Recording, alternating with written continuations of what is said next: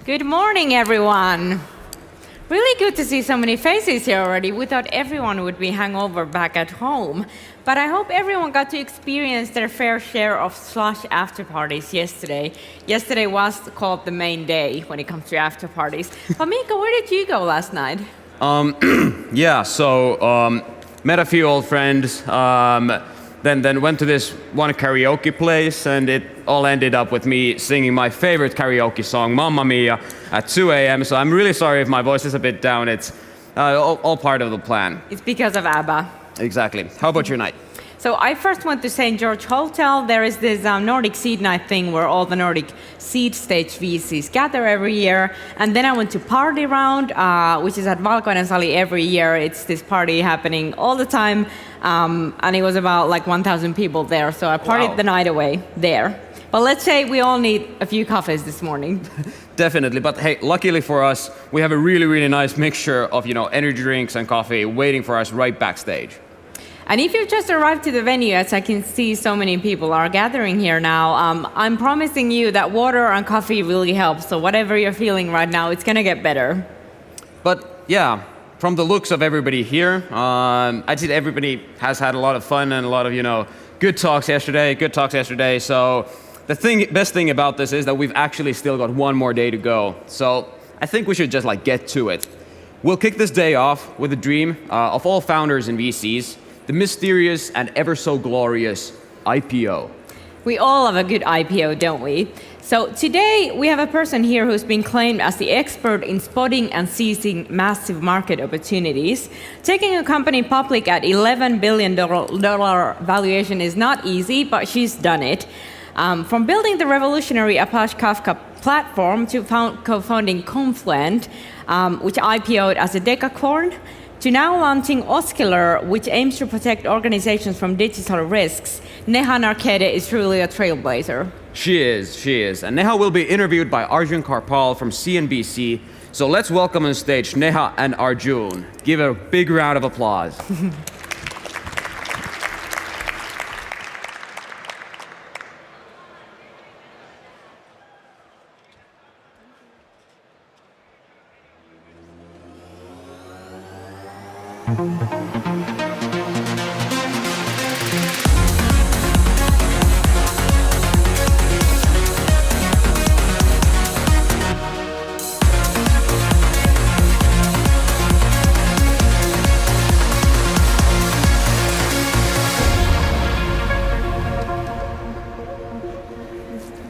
Thank you all so much for joining us this morning. I hope there's not too many sore heads in the audience, but I'm very excited for this chat that is about to happen here. I'm joined by Neha Narkhede, and Neha, you've got such an impressive list of achievements. The original creator of the Apache Kafka, you're an investor, you were a co-founder and board director at Confluent, a company which has gone public, and we're going to talk about that journey as well. You've recently co-founded Ocelar as well. So there's a lot to talk about, and there's a lot of entrepreneurs and investors probably in this audience that want to hear that journey and learn how to build, scale, and eventually IPO a successful business as well. Let's start it out from your days at LinkedIn, where you were developing Apache Kafka. Just quickly, obviously, run us through what it is in case anyone doesn't know. But just want you to talk about that journey. What did you identify at the time that led you to think, hey, this is a good solution? Yeah, so LinkedIn, the experience was really cool. I joined LinkedIn in the hyperscaling years of LinkedIn. And at LinkedIn, I'm sure everyone's used it. We offer 24/7 data-rich experiences. But it turned out when I was there that the back-end data infrastructure did not allow data to be used in real time. And so that was a big problem. So initially, we didn't want to create Apache Kafka at all. We began by looking at external systems, and nothing would scale to hyperscale real-time data. And so we created Kafka with a fundamentally different architecture that allowed it to work at hyperscale in real time. And we thought that it wasn't just LinkedIn's problem. The whole world was trying to move to real-time data products. And so we open sourced it. And in a 3 to 4 year time period, it got used at thousands of companies. And today it's used by more than 80% of the Fortune 500. So it was a very exciting journey after open sourcing it. When you were developing it, you were trying to solve a specific problem at LinkedIn. Was there a moment when you thought, hold on, this could be a big commercial product, a good commercial opportunity? Did you even think it would be used that wide when you open sourced it? Over a period of time, I was recognizing that it was becoming more and more popular in the Silicon Valley tech circles. But I vividly remember a time when I was sitting in a conference room with my co-founder, and we were answering questions, helping a Fortune 500 company with their use of Kafka for a very mission-critical application. So as he was answering one of the questions, I just sort of sat back and thought, okay, we're helping a Fortune 500 company for free. So there is a business opportunity there. And because Kafka is open source, anyone could have started the Kafka company. And so I'm all about regret minimization. And so I thought, okay, if I wasn't the person who started it along with my co-creators, then I'm going to regret it very much years down the line. And so I started it and I proposed it to my co-founders who agreed to do that. They were thinking about it at the same time. We started it in 2014 and it went public in 7 years. So today it continues to be a very exciting journey for me. What about that experience? I mean, at the time when you were developing, LinkedIn wasn't as big as it is now, but it was still a fast-growing organization as well. How do you develop something like this within a large organization like LinkedIn, where there's certain unique challenges and opportunities too? Yeah, so in LinkedIn, at least I was working there during the scaling years, but we are still only 300 employees. And when a company is growing that quickly and that is small at that time, everyone has to do more than what they were doing. So I was initially hired to work on search at LinkedIn, but I noticed that the biggest problem that the company had was data infrastructure. And what was unique about LinkedIn is they encouraged open source software. So they were encouraging us, to support our decision to open source Kafka. And so that was, the reason, and that is the philosophy that I developed is, as long as you work on the biggest problem the hyper-growth company is experiencing, you have a much better chance of making an impact. And so that was, the story of how Kafka was both developed, who grew, as well as became open source because of LinkedIn's culture. Do you think it's possible to create that kind of innovation within large organizations, thousands of employees? That's an interesting question. So, the greatest technologies are created where the company has a culture of encouraging innovation from the bottoms up, and where there is a real problem to be solved. So it's less likely that companies are going to invest in something that is just a fringe technology, right? Solving a small problem. Just practically from the top down, it doesn't make sense. So as long as it's going to solve a big problem for a big organization and it has a bottoms up culture, by the way, very few companies have that kind of culture, it is possible, I think, to create a technology like Kafka. But there's certain, culture that needs to be fostered. Absolutely, absolutely. A developer-driven culture where developers are empowered, have extreme ownership of the problem from the bottoms up, I think it is possible. I just hope there were more companies that encourage that kind of culture in an organization. Neha, you've alluded to it, but Apache Kafka was open source. But with Confluent, you had to figure out an enterprise-grade ready product that you could commercialize in Confluent. How did you go about that? And were there any unique considerations? Yeah, definitely. So at Confluent, one of our core values was customer obsession. And Confluent was very unique because it's an open source technology-based organization. So we both had to keep the users of an open source community happy, as well as develop an enterprise customer base who would be commercially happy about the product. And so we developed a culture where there was a culture of open sourcing features that would help a developer get started with using Kafka, but then develop a proprietary feature set that would help companies become successful with things like security management at scale. So that was really unique about Confluent is we were able to balance both happy community of open source users as well as happy set of commercial customer base. Yeah. We'll get on to a bit more about Confluent and the eventual IPO of that company. But you built Confluent, went public, and now you're working on Ocelar, another company you co-founded as well. Why was now the right time to jump into something like this? And maybe just give us a quick brief about Ocelar. Yeah, so Ocelar is an AI risk decisioning platform to help consumers keep safe and help companies fight financial crime. And the connection is very interesting between Confluent and Ocelar, although they are in different types of technologies or different markets, there's a very strong connection. And I saw at Confluent that one of the biggest use cases of Kafka and Confluent on a dollar basis is in the fraud and risk space. And the big technology, the big trend that was driving it is AI-driven fraud.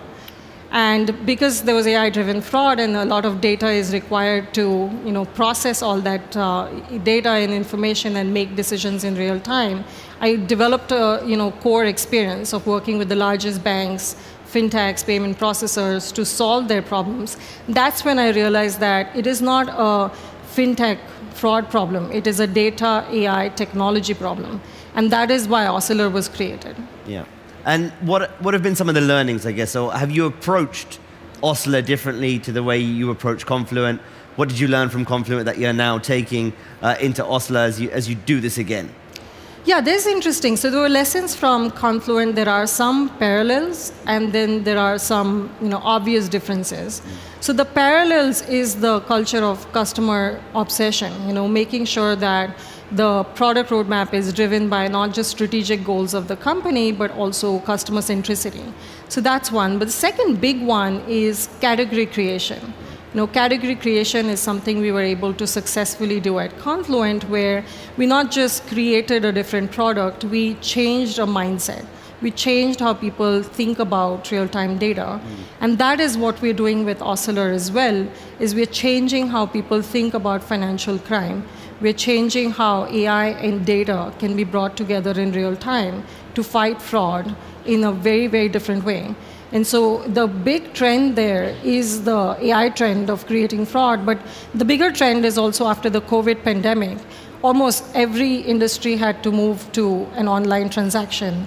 And as long as you have an online transaction, you have a risk problem to be solved. And so the market is very, very big for a company like Ocelar, but the trends were very much AI-driven fraud and the COVID pandemic. Yeah, you mentioned AI and the trend there. Let's pick up on that thread.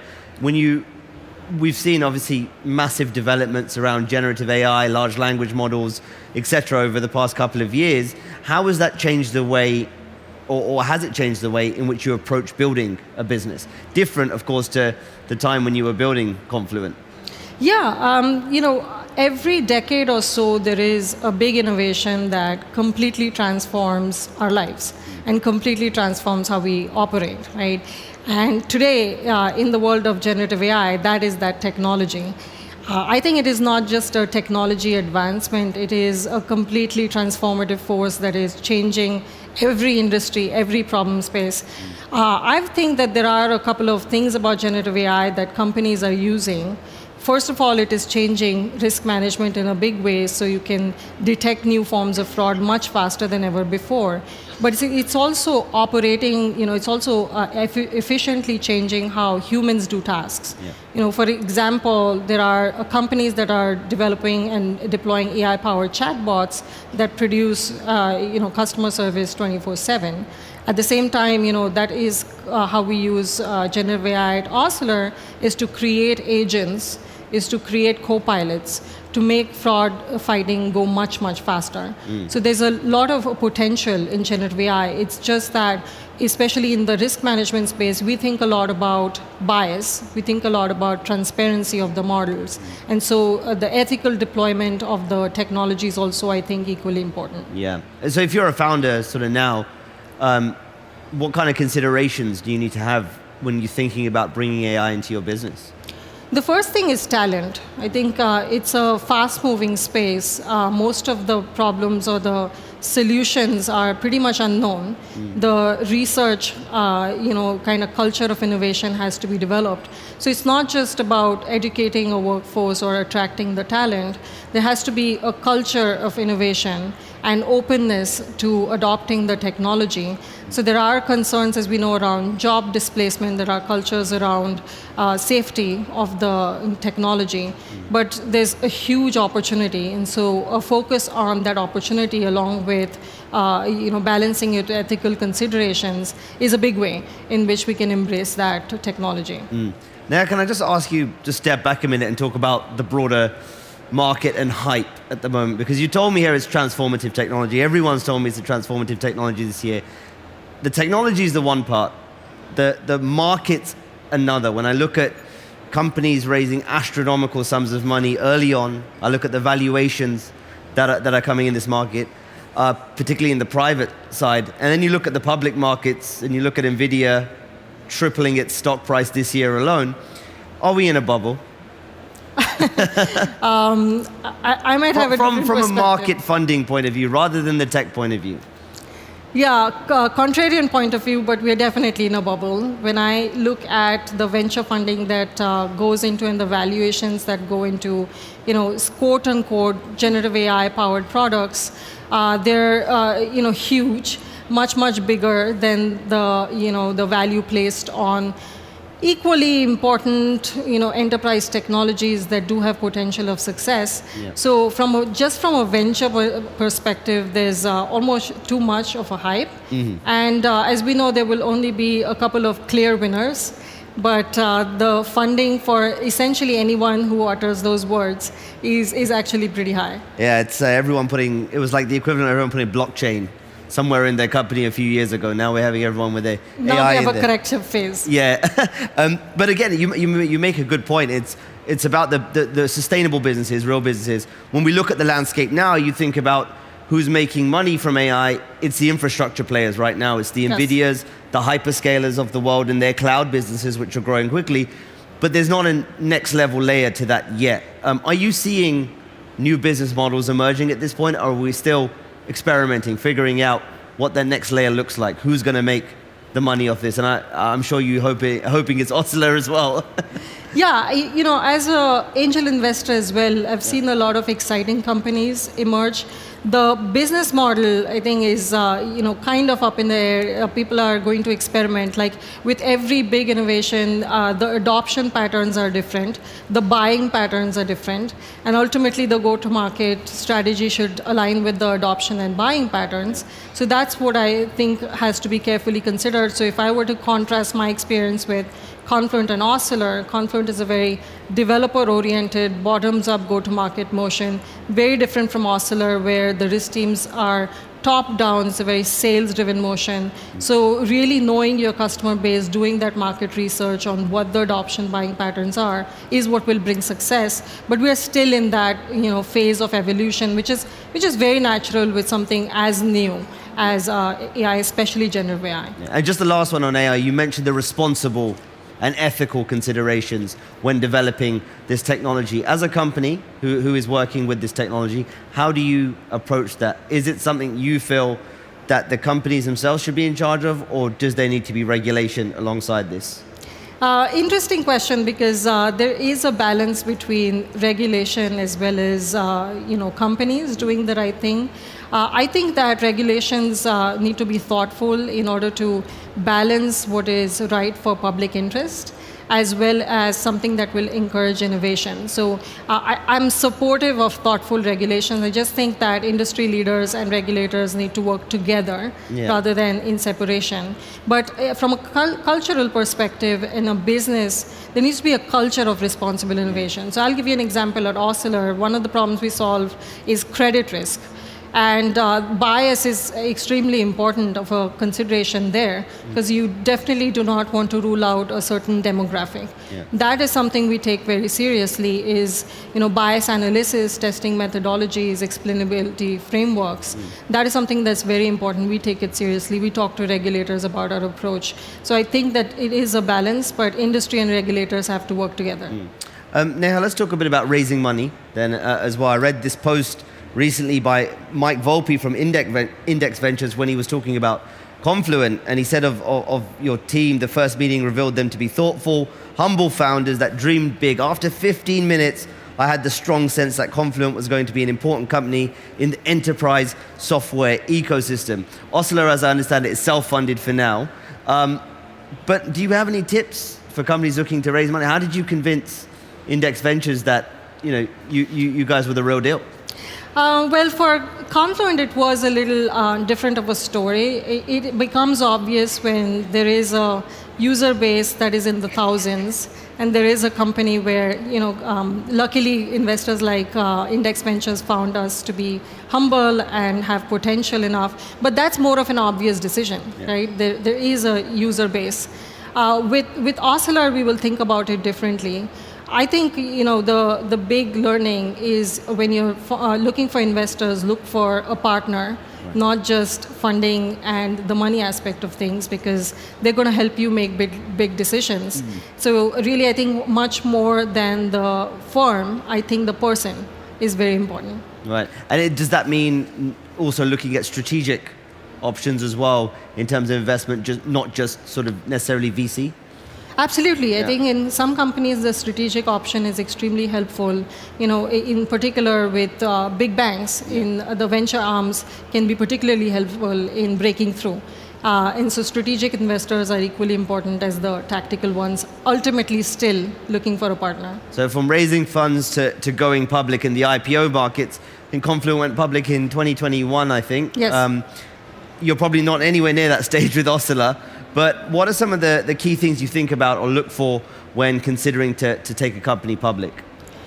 So one thing is market and how big the market is, how big the opportunity is, but also how pressing the problem is. Is there a commercial opportunity there? So proving to yourself, to others, and being able to have repeatability in the company and growing motion is one of the big things. Second thing is, do you have that kind of data points that prove that you're able to grow a sustainable business? So as we all know today, the market really does value sustainability, capital efficiency. I think those are equally important things to balance along with growth. There are a few things, and then timing above everything else. Today we are not quite in a market that is going to encourage, just about okay kind of companies going public. So from an IPO readiness perspective, timing is also just practically one of the important things. Yeah, I was going to ask, have the markets changed? It feels to me, we watch tech stocks every day. Tech investors are a little bit more discerning about the companies they want to invest in. It's no longer these kind of high growth but high cash burning, unprofitable companies. Profitability is now buzzy and sexy.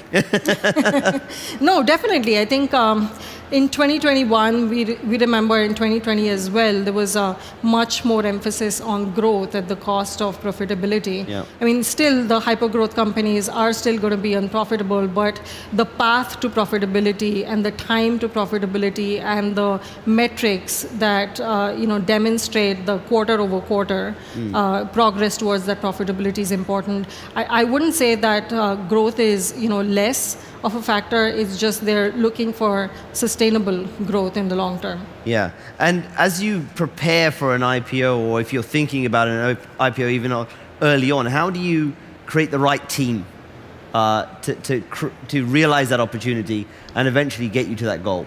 I think, just from a leadership perspective, at that point you're trying to minimize unknowns and trying to get people who mostly have done it before, especially from a financial go-to-market perspective. So that, from a leadership perspective, I think it's a responsible thing for the company to do, is to evolve the leadership to people who have done it before. The second thing is responsible controls.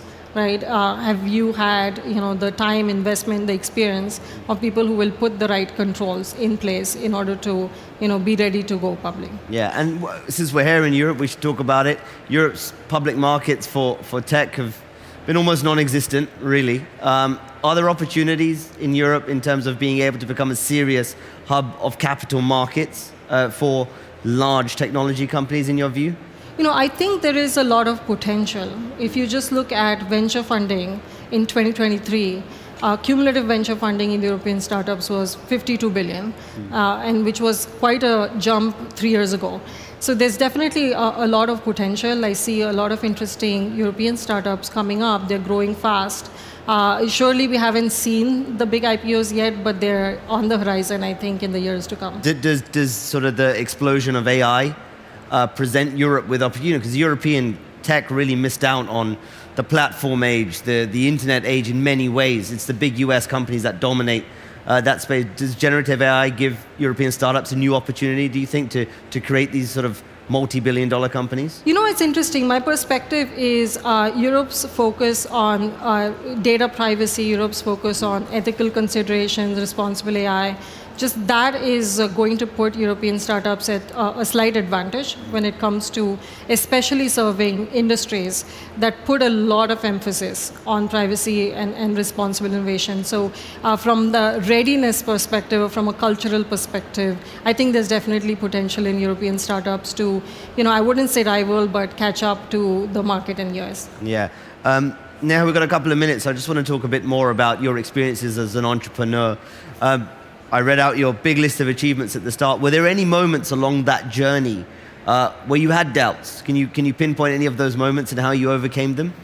Yeah, I think, I would say while growing Confluent, there was a unique situation there, which is the big transition was the move to the public cloud, just happening in the world. Serious, big enterprises were still in that sort of doubtful phase where there was a 5-year plan to go to the public cloud, but not so much a 1-year plan, right? But at the same time, Kafka was everywhere. So if we said that we were only a cloud SaaS-based product, we would have missed out and created competitors. So the timing of creating the cloud product was quite something as a CTO I was concerned or doubtful about, because it's almost like building 2 different products, 2 different businesses within the same company. So, the timing of introducing the public cloud product was one of those moments where we took the right decision, but it was in the first 2 years, I think 1.5 years, which is quite crazy for a startup to do. And Neha, just finally, what are you most excited about in technology over the next 5 years?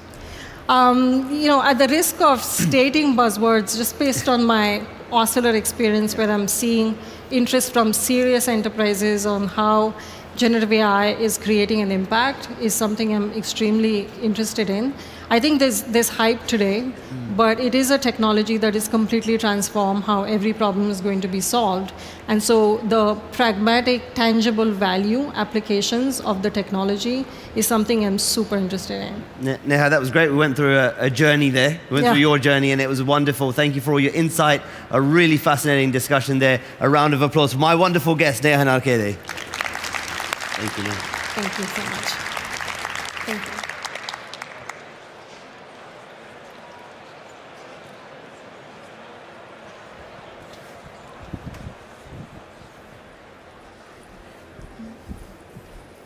I'm seeing a lot more faces here right now. But thank you, Neha and Arjun, for those exceptional insights into scaling to IPO. Hey, let's have a show of hands right here. Who here admits to doing some networking after 9 p.m. yesterday? I see a lot of A few hands. Okay, cool. That's quite a few of us. So, I think everybody here is running on coffee and dreams this morning. But at this point, we actually wanted to let you in on a little secret. So if you want to hear all of these amazing speakers that we have on this stage and the other stages in a bit more intimate setting, we actually have this thing called the mentoring sessions that are still happening today. And you can sign up to those at the Slush platform. So it's a really good chance. And as I said, they're still happening today. So please go there and sign up too. Yes, and this is actually one of my favorite things to do at Slush. Not a lot of people know about this, so please do sign up. It's a really, really good way to actually get to interact with your favorite speakers. Please do it. But speaking of last night, I actually bumped into quite a few gaming founders last evening. Ooh. So this brings us to our next speaker, a legend in the Finnish gaming scene. Yeah, Ilkka, Paananen and Supercell are basically legends here. I mean, their games like Clash of Clans and Heyday, everybody's heard of them, and I feel like half of you already have the game on your phone, or then you're kind of just lying to yourself. But yeah, at least I personally can say that I do have Heyday on my phone, and I've spent way too many, way too many hours in that. And actually one of my fondest memories from school, and this is very, very cheesy, but my fondest memories from school is when I was playing there with my friends. Everybody had Supercell, everybody had Clash of Clans, and we're just like out there. We had a team, and everybody was playing. It was just amazing. That's so cute. So today, Ilkka is sitting down with Professor Jeffrey Rapport from Harvard Business School to discuss something really crucial, which is what happens when a massively successful company stops growing. How do you shake things up without breaking the thing that actually made you special in the first place? And knowing Supercell's famous cell culture, I really can't wait to hear how they're evolving it. So let's welcome on stage Ilkka Paananen and Professor Jeffrey Rapport.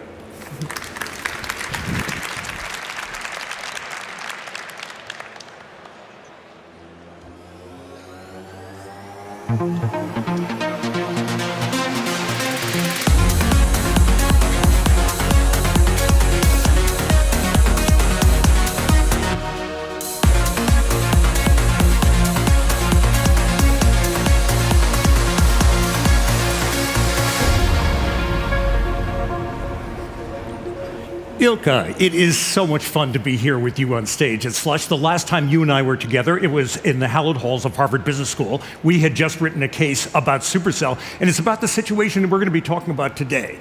So let me jump right into it. I want to ask and put the audience in Ilkka's shoes here. So we're going back to the summer and the fall of 2023, and there was great news at Supercell. $2 billion in revenues on the top line, nearly $1 billion in revenues on the bottom line. Hundreds of millions of people are playing your games every day, every month. But then you've things on your mind in the summer of last year, one of which was Supercell wasn't growing. You'd gone 5 years without a hit game. That meant you were losing share and had even dropped out of the top 10. Now it's September now, 2023, you're headed to an offsite, an all-hands meeting, everyone at Supercell. Is this good news? Is it bad news? What's on your mind? Well, I was actually quite worried about the company at that point because, so we founded Supercell to create these games that like as many people as possible would play for years and games that would be remembered forever. And if you sort of think about the big picture, the fact was that we hadn't actually been growing for a number of years, and at the same time the market was growing. Therefore, we were losing share. And if you sort of, if that kind of trend would have continued for a decade, at some point the fact is that we would sort of fade into being irrelevant, and therefore we wouldn't actually reach our mission, and which of course is a huge problem. And then the more I thought about it, I guess I approach it from this perspective that there's like two options we have. Like either we change the mission, so actually we are not here to create these games that are remembered forever, or we somehow change something about the company in order to get to better results, and therefore we have a better chance at some point reaching our dream. But Ilkka, this is sort of a crazy situation, meaning that as a CEO, it's easy to drive radical change when the company isn't doing well. But by all outward appearances, the company was doing phenomenally. So you get to the offsite. What is it that you actually proposed by way to solve the problem of, on one hand, great financial news, but on the other hand, limited growth? Well, I think, before even I go to the change, I think the first step was just to make sure that everybody in the company is on the same page, so that we actually all understand the context. And we did things like we actually watched a timeline where we were seeing Supercell's position dropping year by year, and finally even out from top 10, and it's of course a very painful thing to watch. Yeah. But I think it's a necessary thing for us to do and really face the truth, and maybe and obviously when you want to change, the change has to it actually has to start from me, and at Supercell we have this sort of a habit of celebrating failures, and especially celebrating the learnings that come from these failures, and we do that by drinking champagne actually. And I had a pretty big bottle, not big enough, but I had a pretty big bottle of champagne on the stage, and I took a sip and just to show people that hey, we all make mistakes. But really, if you can go to the sort of problem and then what was the solution. So the fundamental problem was that, if you think about our mission, for us to be successful in that mission, we need to be really great at two different things. The first one is that we have to be great at creating new games, and then secondly, like once we've created a great new game, we have to make it even better for that game to be remembered forever. And the problem was that we were trying to solve these two very different problems using exactly the same type of approach. But that approach, of course, had made us successful, but it wasn't like, relevant anymore and didn't work out anymore. So therefore, like we kind of decided to split the problem into two different parts. And in the essence, like we start to think new games as their kind of own startups, and we applied kind of what I would call the old Supercell culture to those parts. And then the live games part, we start to think about them as sort of startups which have already like found the product market fit. Therefore, they become scale-ups, and then the question is that okay, we've now created something that it's awesome, but how do we make it even better? And then you get to things like scaling and so on. But you're really describing taking one company and creating two companies, and the new game side, where your originating games looks a lot like Supercell in the early days, and the live games sounds like it's starting to look like something more traditional from the gaming industry, which is not what Supercell has looked like from the beginning. Well, I guess the irony is that now that I look back, we actually like decided to double down on the kind of the fundamental values of Supercell and on the culture, because we founded Supercell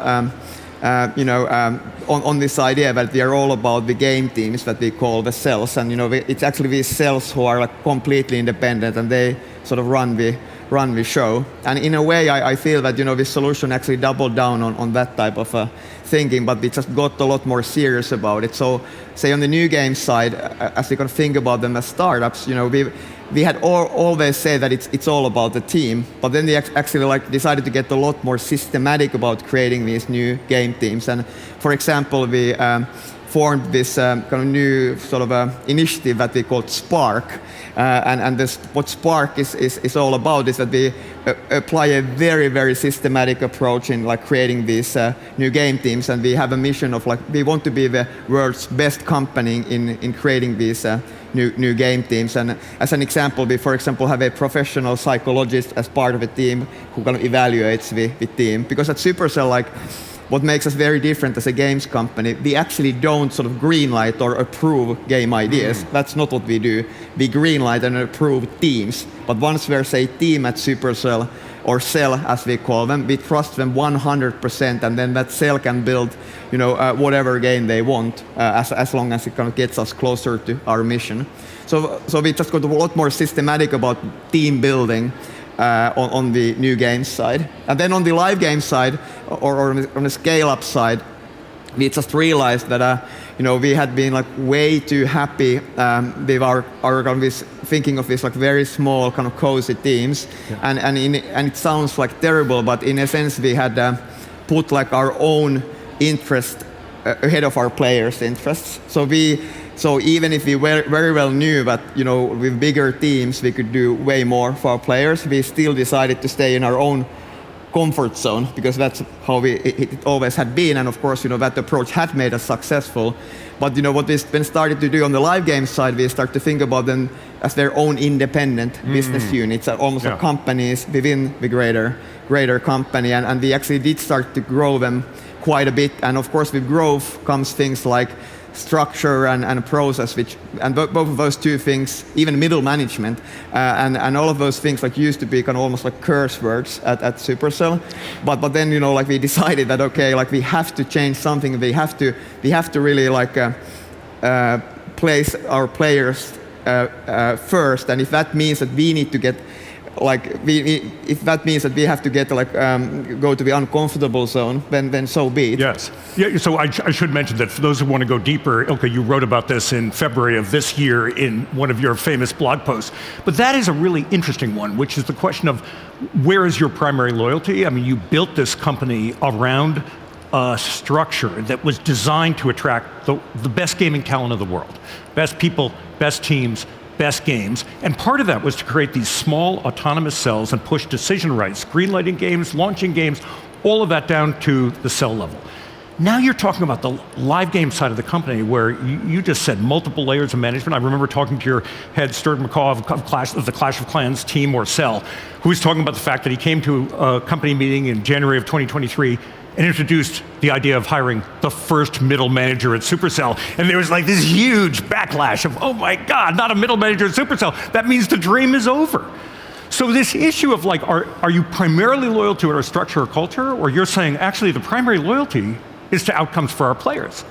Well, obviously, like the obvious answer is that, of course, it ultimately we audit our players, to like figure out a better way of working. But I would say that the fundamental idea of Supercell still lives very, very strongly. So I mean, I oftentimes have I guess called myself the least powerful CEO, and what I mean by that is that in our sort of organization. The more decisions the team makes, the better. And as you said, we want to delegate all of those decisions to the teams. And in an ideal world, the teams would make all the decisions. Therefore, I would make 0 decisions, which would then in turn make me the least powerful CEO.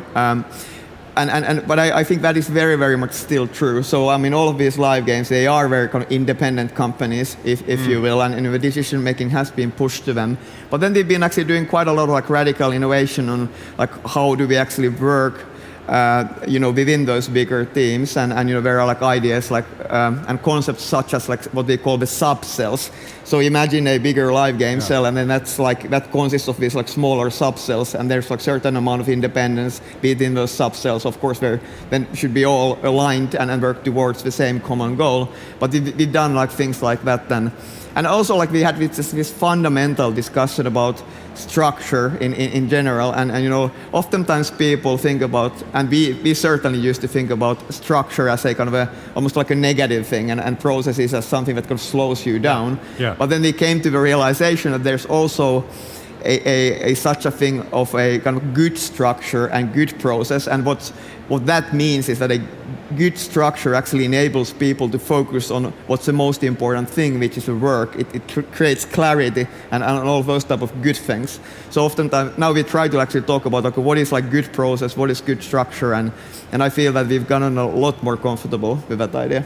So I remember at the beginning of 23, was you were beginning to think about these changes. I mean, just to give folks a sense of the drama of this, the Clash of Clans cell had 17 people on it, and Clash of Clans was doing more than $1 billion in revenues every year. So remarkable to think about this question of your success had in a sense forced the idea of thinking differently about how in fact you ran the organization. But my question is, Ilkka, as long as you and I have known each other, you've talked about things like getting big by thinking small, as you just said, being the least powerful CEO in the world.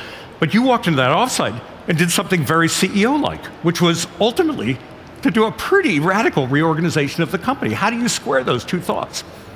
Well, there are these certain moments in time where somebody like me just has to sort of step in and maybe shake the tree a little bit, and I guess one of the learnings for me personally has been that it's one thing to be sort of successful, but the really, really hard thing is actually to repeat success, and success can be a kind of dangerous thing because oftentimes you start to look to the past and what has made you successful, and you can tend to stick to those ideas, and then you don't realize the world around you has changed. Yeah. I guess the irony is that I think it would have been probably even easier to change, and we probably would have done it faster had we been less successful. But yeah, I mean sometimes I guess the leaders just need to step in, and sort of a way I think about Supercell. I mean obviously I haven't. None of our hit games have been my ideas. I don't work on those games. It's all about our amazing people, amazing teams. So I don't tend to focus that much on the product, which many people find surprising. But my product, what I do focus on, is actually the organization. It's the culture, and now we clearly were at this point that had to change. I mean, I think everyone here, at least from Finland, knows that you do release, as a private company, annual financial results, but that doesn't happen for another couple months. On the other hand, I've seen Sensor Tower stats, which suggest that revenues have doubled, installs have doubled, so it seems like this is working. Yeah, obviously I can't comment on the figures, but I can say that yes, it definitely is working. You know, all of our live games have grown this year. It's been a fantastic year so far, and also I want to make this like super clear, like all the credit like really goes to our like amazing people, amazing teams, you know, and I'm just so grateful like for the teams and people who actually jumped on this change and you know we talked about this idea that we actually have to get comfortable feeling uncomfortable, and I have a greatest amount of respect for our people who like really like decided to make that bold change, like despite all the success that they've had. So, but yeah, very very happy about so far. But on the other hand, I feel it's just so early days for us. Like, you know, our like ultimate dream is that we want to like you know, create these games and this company that, you know, would last essentially forever, and that we remembered forever, which will have a big impact on people around the world. And we'd love to be like seen as an iconic company. Like, you know, we look up to companies like say Lego or Nintendo and those type of companies. And you know, Nintendo is more than 100 years old by now, and they, you know, for decades and decades they released amazing games that you know, people all around the globe love and play. And you know, if you think about us from through that lens, we have a long way to go still, and I feel that these changes are just the beginning, and you know, we are still really trying to learn like every day, like how do we actually work better in this new setup and with more people that we have, but super excited, and what all of these changes and these bigger teams on the live game side enable us to do is basically we can do just more for our players, and we can do better for our players. I love the fact that you talked about, I mean, it's a challenge in the entertainment industry, the creative industry, obviously the gaming industry. There are many companies that can generate one hit game. Supercell has been extraordinary to create a string of hit games. But I come back to that notion that it would be very challenging for anyone coming into like your all hands in September of that issue of, you know, one version of this is to take that mission, that grand mission about creating games that are remembered forever and change the mission. And the other version of it is actually change the company to now deliver on the mission. When you're standing at that offside, you mentioned at the beginning, Supercell's tradition of celebrating failure with these champagne receptions, which everyone who knows about Supercell knows that and loves that. But it's not, of course, about taking wonderful champagne and toasting failure. It's about toasting the learnings that you can extract from failure. So here you are, Ilkka, standing in front of the entire company with, as you said, this very large bottle of champagne, having a champagne toast, essentially saying that the failure was not at the game level, it was at the company level. So what were the learnings that you were extracting from the last few years? And what are the learnings that you shared with the company at that time? Yeah. Well, of course, I want to like start from the obvious. Like, of course, like all of this. Well, ultimately, it was my fault because I should be ultimately I'm responsible for like how the organization works and especially the organizational design and the culture. So you know, it definitely all my fault. So I think there's there's few learnings in here. Like the first one is what I just referred to is that, you know, like it is dangerous like when you get a lot of success, and of course, you know, Supercell, we've been like super lucky in our lives, and you know, being lucky to have put out like, you know, number of these massive hit games. But you know, sometimes that can be, the success can be also a dangerous thing, and you know, people like tend to like focus too much like what has made you successful, rather than okay, what should we do at this very moment of time, and you know, rather than looking to the future. Maybe the other learning is that, you know, oftentimes when people talk about culture, they talk about how the culture is changing. Oftentimes that is like perceived in a negative light. So I say that, okay, you know, our culture has changed. You might think that, oh, like it must have like changed for the worse. And I think the really big learning, at least for us, is that, you know, actually the culture should evolve and it should change all the time, but it should change, of course, for the better. Yeah. But it just makes sense that, you know, like as the company grows, you learn more as years go by. I mean, all of those learnings should be applied to the culture. And as our games need to get better, like every single week, so does our culture. So it's just so interesting to me that most people I know in corporate life, whether startups or large-scale enterprise, they think about culture as something just happens. It's sort of like something like the weather. Like the weather here in Helsinki is very surprising, and cultural change very surprising. You're talking about a really different way of thinking about it, which is culture is an input, not an output, something that you're actually using to craft this thing that you're primarily focused on, which is not at the game level, but at the company level. Yeah, like the results, how I think about results, including the financial results, they're just an outcome. But you maybe like sometimes it's better like not to focus so much on the outcome, like focus on what actually goes in, focus on the inputs and focus on the things that you can control. And I absolutely believe that you can control like the type of people you have in the organization, you can control like what type of teams you're building, you can certainly control the culture. And that's also like how we kind of spoke about it. So like, let's focus on the things that we can control. And also maybe the other thing is that, whenever you change something, I mean, there's always like a million things that could go wrong. And some people have a tendency to focus on all of those like things that can go wrong. But then they had this very honest discussion that, hey, I mean, of course there are things that can go wrong, but let's not focus on them.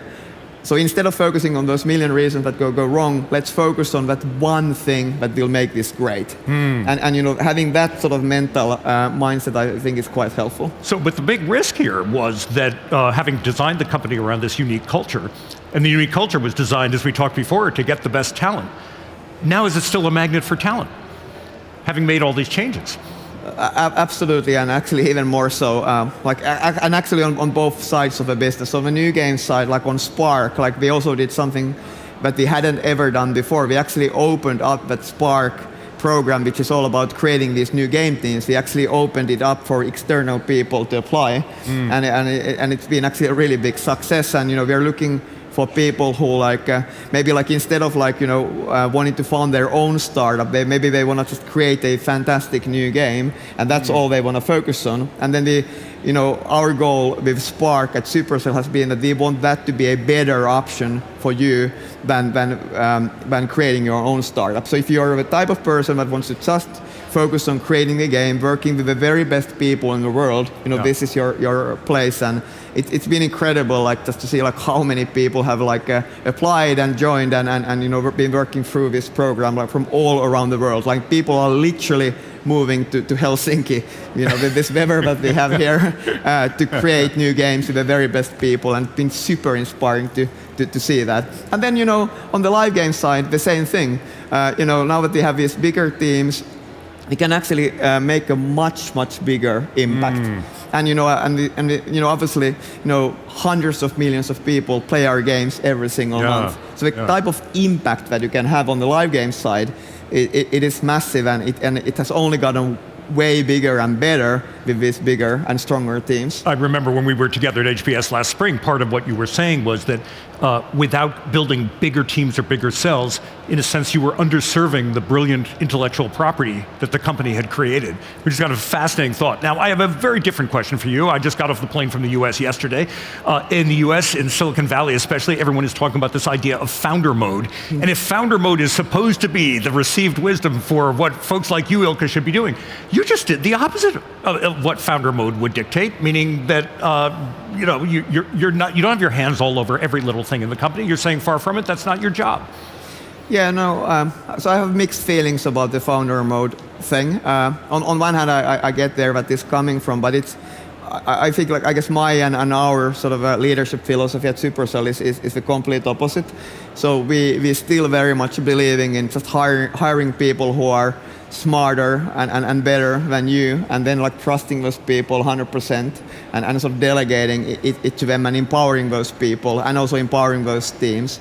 And that's also what we did, even starting from my own team, which is the leadership team. So we've actually hired a lot of people with experience from bigger scale organizations, and I find it, I feel that for me, it's been a great change. Also, I feel that these days I again learn something new from these very smart people every single day, and of course hopefully also making me better. But at the same, more importantly, making the company better. What I find fascinating about it is that, in a sense, the rationale for founder mode is that on day one, the CEO or founder is the product visionary, and so that person, she or he, needs to swoop in later to keep people faithful to the product vision.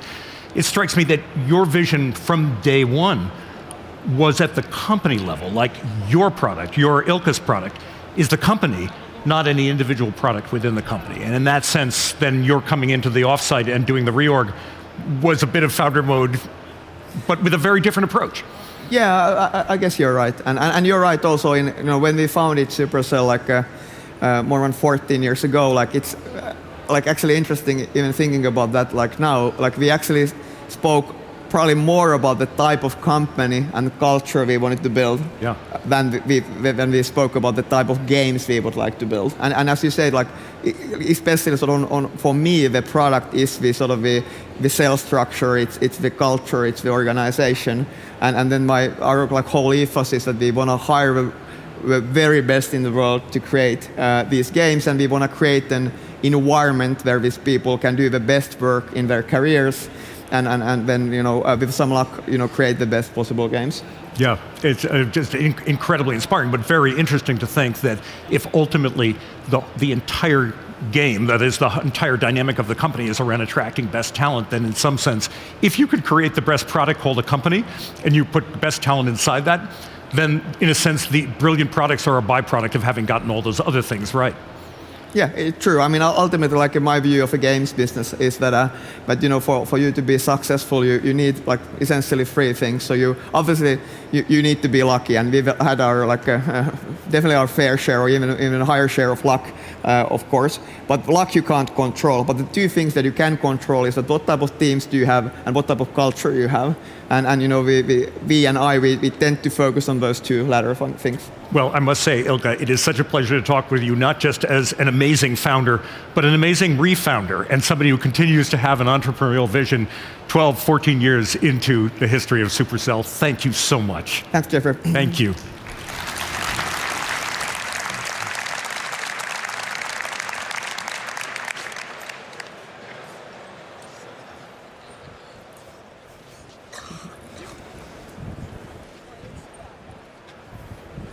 Thank you, Ilkka and Jeffrey.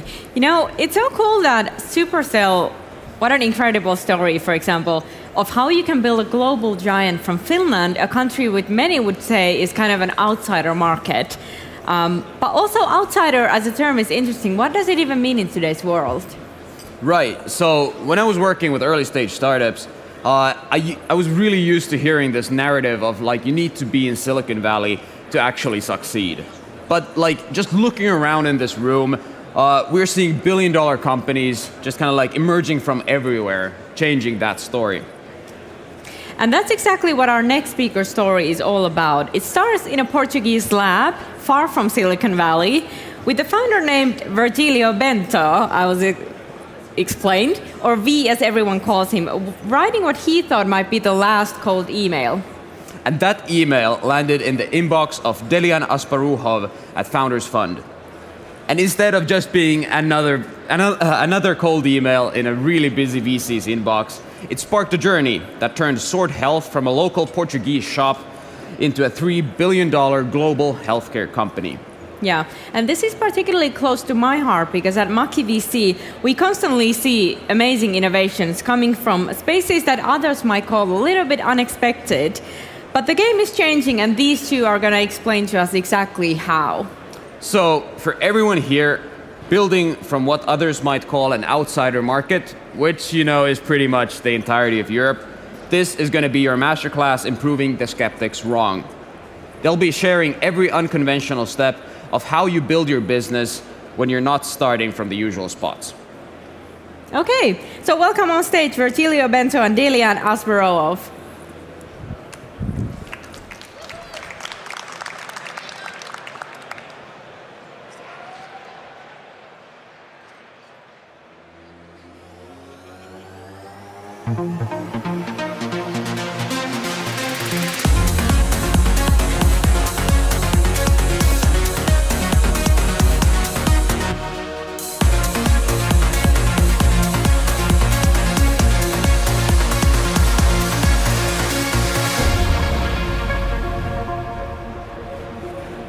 All right.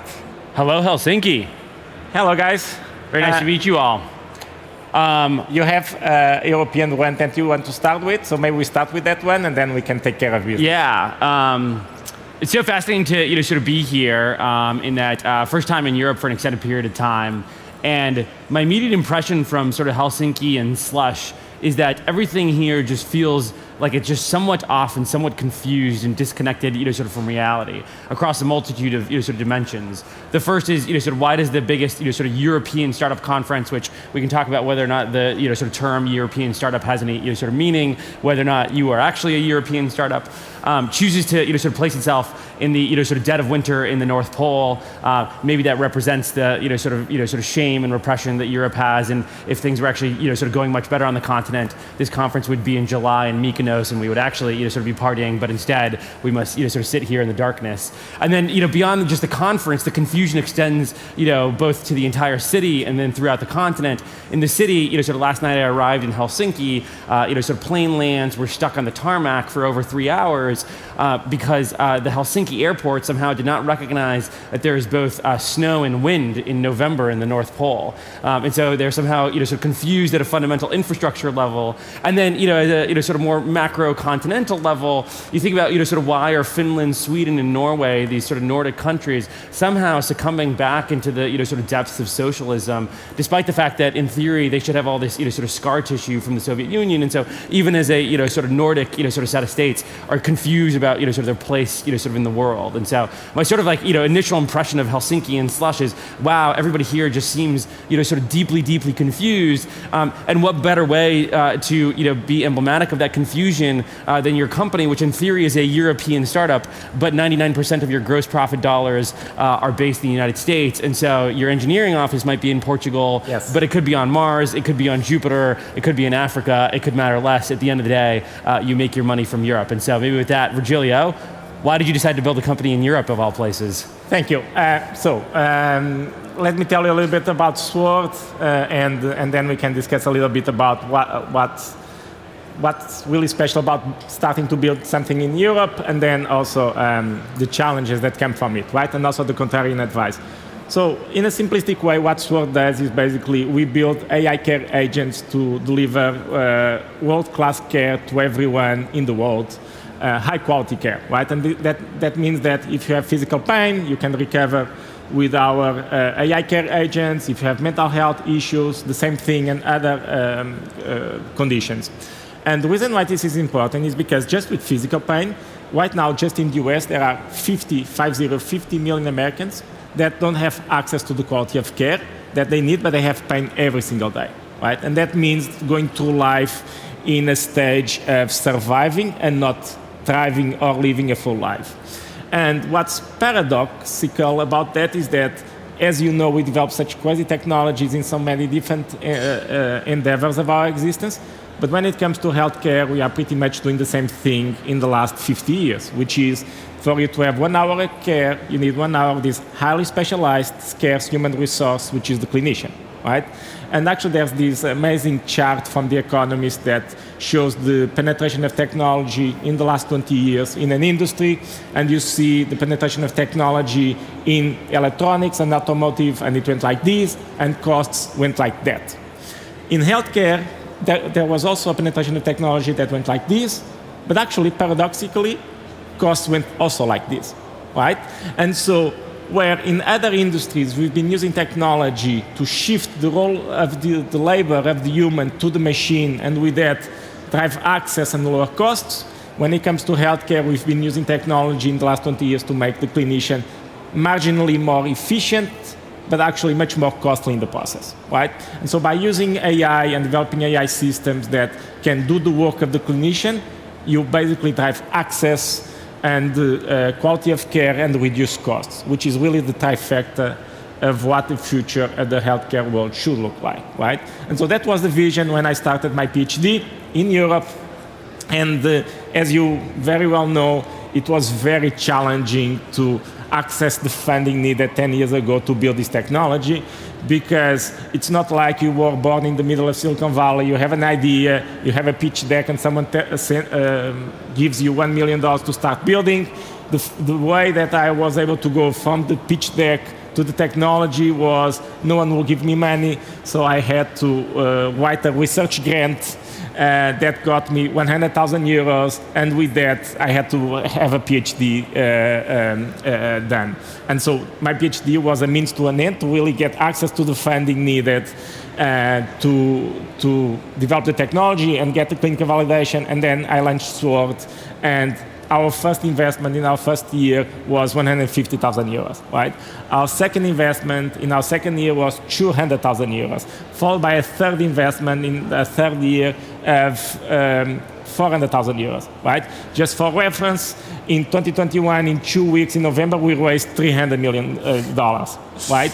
And so we know what it's like to really born in the middle of a desert of funding.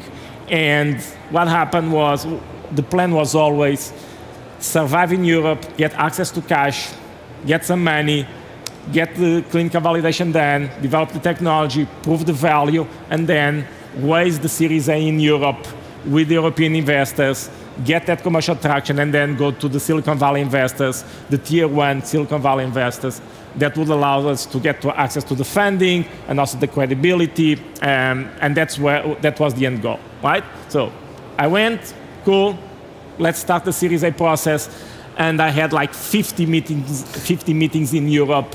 Why do you think the European, sort of Series A process just like didn't work? Like, what do you feel like, sort of people missed about, sort of Sword? Because like obviously you've turned into a massive company now. You're one of the continent's best successes, and yet somehow all of the continent's, sort of capital was, deeply disinterested in anything beyond a couple. I think it comes down to the meritocratic culture of Silicon Valley. And what I mean by that is that, like, I was a guy from Portugal with a PhD from a university in Portugal, right?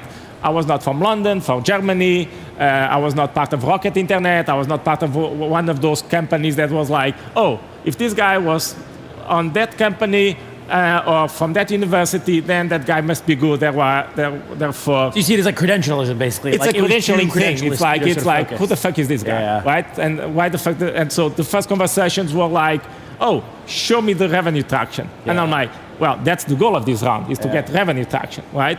And so I had 50 meetings. And by the way, as you know, it's not just 50 meetings. It's not going past the first meeting, right? We were like, first meeting, that's cool. We are not moving forward. And then after 6 months, getting nowhere in Europe, without money in the bank, I'm like, at 11 p.m. one night, without knowing everyone in the US, I followed you on Twitter, and I'm like, look, these guys, Dillian and Kozla Ventures, they are contrarian. They are really all about the technology and the science. So if there's anyone that's going to reply to a cold email from a random guy in Portugal, it's either this or not, but probably 99% of chances I will get no reply. Which, by the way, I will be exactly in the same situation as I was before. Again, the cost opportunity was very high in that regard. Well, it's interesting because like the classic advice is always like reach out to the general partner, the most senior person at the firm, make sure you get a sort of very warm connection. You actually effectively did the opposite. At the time, I was like the junior most person at Coastal Ventures. You did a sort of pure cold email. And so when you talk to, let's say, sort of seed stage founders today, how do you like describe that and say, look, like sometimes there are exceptions to the like consensus rules of fundraising? It's like, don't be boxed by dogma. In terms of, till that moment in time, everyone told me, like, don't spend time with junior VCs. They cannot drive the deal forward. Just talk to partners, right? And also, don't cold email anyone. Get a warm introduction. No one's going to reply to your cold email. Now, I knew no one that could introduce me to Silicon Valley folks. And I was certain that if someone would reply a cold email, would definitely not be a partner that gets like 100 different Wouldn't emails. be Vinod Khosla, who gets 1,000 emails a day. Like. Exactly. And so, like, it's honestly out of desperation and realization that I have no other way of doing this. And so I sent one email to Dillian, a very well-crafted email, I should say, and then you reply like after 1 hour saying, I'm very interested in this. Let's schedule a call. And we schedule a call for the next day. And I actually vividly remember that you scheduled the call for like 2 a.m. my time, right? And I'm not sure if you did that on purpose. A bit of a shit test. Like to test, like, is this guy really committed or not? But like my immediate reply after 1 minute is, yeah, sure, I do the call at 2 a.m. Like obviously. So, right? So I was trying to not fall asleep till 2 a.m. to do the call. You call me. And like that was the first time. By then I had like 50 meetings. That was the first time that like someone read our clinical papers and wanted to discuss the clinical stuff and the technology behind it, right? So that was like very refreshing, right? And then after 2 days, you come back and tell me, look, I want to schedule a call with Vinod. And for us, Vinod was like this godlike figure, like, are we meeting Vinod? Cool. So we meet with Vinod. We were super nervous. We have like this pitch deck, very well prepared. And like first slide, Vinod says, yeah, I don't care if any of that. Like, and he starts like asking questions back to back to back to back. And it was like, okay, let's go at it.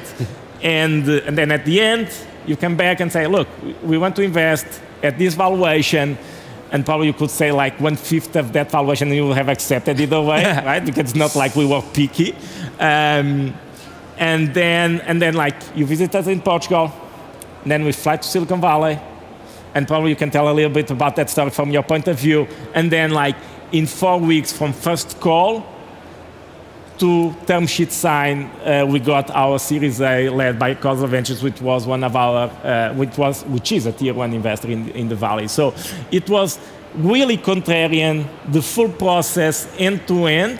And look, in the end, we did it that way, not because we were smart and we thought, oh, this doesn't make sense, we're going to do it this way from a first principles approach. It was really because we were desperate and we had to like do it the only way we could do it, which was cold email and go after the junior partner to grab his attention to look at this. Totally, and I always tell the junior investors, you have to like look and do things that other people aren't willing to do, right? Sort of flew to Portugal on a dime to actually go, sort of meet the, sort of founder in person. Not something that a general partner is able to do. They have a booked out schedule for 3 months. They've got family, et cetera. But when you're, sort of 24, you got to get on that plane and, sort of take the red eye. Let's talk, a little bit about, sort of building on the European continent. Obviously, sort of when we met, 80% of your profit dollars were actually, sort of based in Europe and Australia. Now, obviously, sort of 5.5 years later, companies, maybe 1,000x in size, and obviously 99% of your profit dollars are, sort of based in the United States. Talk about what it means to like, build a company in Europe, but also recognize that the United States is the biggest, sort of capital market and ultimately biggest, sort of market for your clients. So yeah, so Sword is, we are a US company. We are roughly 900 folks, more than 600 are in the US.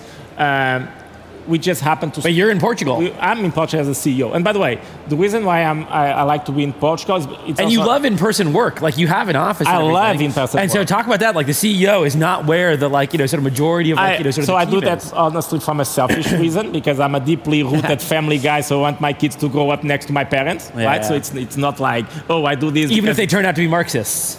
Well, they won't. Actually, that would be an interesting turn of events. But the reason also why it's important is because you are building outside of the bubble, right? And I think it's very, very important for, like, there are amazing things in the US, and I'm a big fan of like the acceptance of risk, the audacity, the meritocracy, but it's also, especially Silicon Valley, is also an echo chamber, right? Where you have, and that's why one example of the importance of being outside of that echo chamber, outside of that bubble. In 2021, look, we raised our Series B, our Series C, and our Series D in 1 single year, right? We got like flushed with cash. We didn't start hiring like crazy, right? And so I saw all the other companies like doubling the headcount, hiring like crazy, and then when the market turned, like doing massive layoffs. We never did a layoff, and so we really like to have the combination of like the best of Europe. What do you think is the best of Europe? Like, talk about, what do you feel like you pull from the continent? I think my view on Europe is we have really, really good talent in all disciplines: engineering, product, design, clinical, operations. We don't know how to sell ourselves like the guys in the US do. Yep. So marketing and sales, we have that in the US. But in terms of building stuff, we are really, really good builders, right? What I think we are missing here in Europe, and I think, honestly, I think that's what we do well, is really about managing this talent, right? Exponentiating the quality and the output of this talent. And so when you are able to combine that US-like management of like, not go for a 10, go for a 12, don't go for a 7, get the 12, and that like move fast and really driving your team forward, and you combine that, which is a US-like, a quite US thing, and you combine that with the really good talent that you have in Europe, and you are able to drive that talent, it's really a powerful combination. And basically, in a nutshell, that's the story of Sword. I want to talk a little bit about how I think you guys sort of approach the healthcare sort of market in a way where you focus on the sort of clinical outcome and the patients, and then layered on more and more sort of technology over time. Whereas I think sort of today there may be a variety of people in the audience that are sort of succumbing to the sort of thinking, sort of bubble, the consensus view of AI is really hot. Let me go build something around AI and start with the tool rather than start with the, sort of end, sort of use case. And you guys also built up a phenomenal distribution engine, right? Like you have, sort of huge, sort of client base where now you can use AI as a tool to enable your business rather than being a like AI healthcare company, sort of from the, sort of from the get-go, which at least at Founders Fund, our thesis has been, the best and most interesting AI companies are very rarely going to be a quote unquote AI company. Yeah. It's going to be a company that, sort of builds out a phenomenal distribution engine and then happens to sort of layer on AI. And so talk about how you've watched, I'm sure, a variety of companies come into the space being like we're the AI healthcare company, yeah. And you're like, what the fuck, I've got 10,000 patients and we're layering on some AI now, but we've distributed AI way more than anyone else. Yes, so in terms of numbers, we delivered 5 million AI sessions and 50 million minutes of AI care. So we are really, actually, we are the company I think that is doing this most at scale. What's special, to your point, what's special in that regard on Sword is like we bring that AI Silicon Valley product and innovation magic, but we also deeply understand healthcare, right? And deeply and understanding healthcare is really understanding the incentives that define healthcare and the behavior of healthcare. So I see lots of founders building these AI health companies where AI is doing all the job without a clinician in the loop, right? And they say, I don't need the clinician in the loop from a product perspective. My AI is good, is independent from the clinician. I can do everything just with the AI. And even if it's that too, the market will never accept, right? Because the market is risk averse. So by saying that you have the clinician in the loop, even if it's not necessary, it's very important from a perception perspective from clients saying, okay, this is not that risky, there's always a clinician in the loop, I will accept that. And the problem with founders sometimes is that they are very utopian and idealistic on how things in healthcare should be. They fail to realize that there are behaviors, intrinsic behaviors in healthcare, and also incentives that define the way things are done.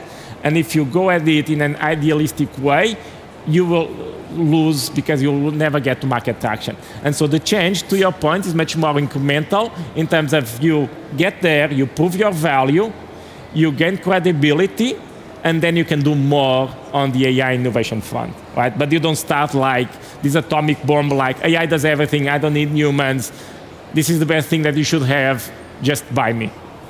Okay, so imagine somebody out in the audience is like the sort of 10-year younger sort of version of you. Do you tell them that they can actually sort of build something like Sword today in sort of Europe? Has it fallen too much to sort of socialism at this point, and they should just pack up their bag and figure out how to get a visa to the United States and actually build something big there? What do you think the future of sort of building on the continent looks like? Look, I think there are many examples of folks like me, like one of our investors is Daniel Ek, the CEO of Spotify. He's based in Stockholm right now. Yep. Right. So there's lots of founders and CEOs of global companies that are based in Europe. And look, in the end, you can build a great company from Europe, but I think the secret is to look from the get-go at the global market as your market. Yep. Right? If I was still focused on the European market as my target market, we would be dead by now. We have dozens of Fortune 500 companies as clients, dozens of Fortune 50 companies as clients, biggest health plans in the US as clients. 2024, the National Health Service in Portugal is still asking us to do a pilot, right? Like, I think that's like that's the simple story that showcases the risk aversion, where when a fucking company that is one of the most well-known startups, well, the most well-known startup in the country, really successful in the US with the really biggest companies in the world, and then you have these like bureaucrats in the National Health Service saying, yeah, sure, but maybe we should do a pilot, right? And we are like, yeah, whatever, right? Like we have such a big pull from the US that we don't care about it. Luckily, we are blessed that it doesn't matter. But it's just crazy, the risk aversion that European has in terms of accepting solutions. So I think like building your solution, building a deep tech solution, really something that's really complex. You do that in Europe because you have amazing talent, if you are able to drive that talent. But then like when it comes time to get to the market, think global, and I think that's key. So you obviously have a sort of team all over the world, which I think by default most people think I'm just going to build this thing sort of fully remotely distributed, no offices, etc. You've taken a pretty opposite approach. You have explicit offices in a variety of cities, but if people are expected to go in, you do these sort of in-person offsites with your entire team sort of once a year. Talk about how you sort of bucked against the trend of sort of the sort of COVID era, sort of Zoom, sort of relaxed, sort of fake jobs, and instead sort of leaned hard into gathering your team on a regular basis in person. Why'd you decide to do that? What do you think it's had in terms of impact on your culture? So I think you need to be pragmatic. Like, I would love to have everyone in the Porto office, like the 900 folks in the Porto office, right? Of course, being a global company, that's not reasonable, right? So we have offices in Porto, in Lisbon, in New York, in Salt Lake City, in Chicago, and we are expanding to other offices, right? I do still believe that talent is king. So if I have the best guy in San Francisco, even if I don't have an office in San Francisco, I'm going to hire the best guy, right? But I really think that in-person exposure is very, very, very important, right? But I also know that I prefer to have an A in San Francisco than a B in New York, even if it's in person, right? So that's how I look at that. And honestly, then, when we have a proper company operating system that is really able to measure what people are doing and the output, then I think it's not that important to be in person. But in terms, especially in the early stages, we wouldn't be able to build the company that we are and solve the technical problems if everyone was not in person. And that I deeply believe. Now, at our scale as a global company, it's not even feasible.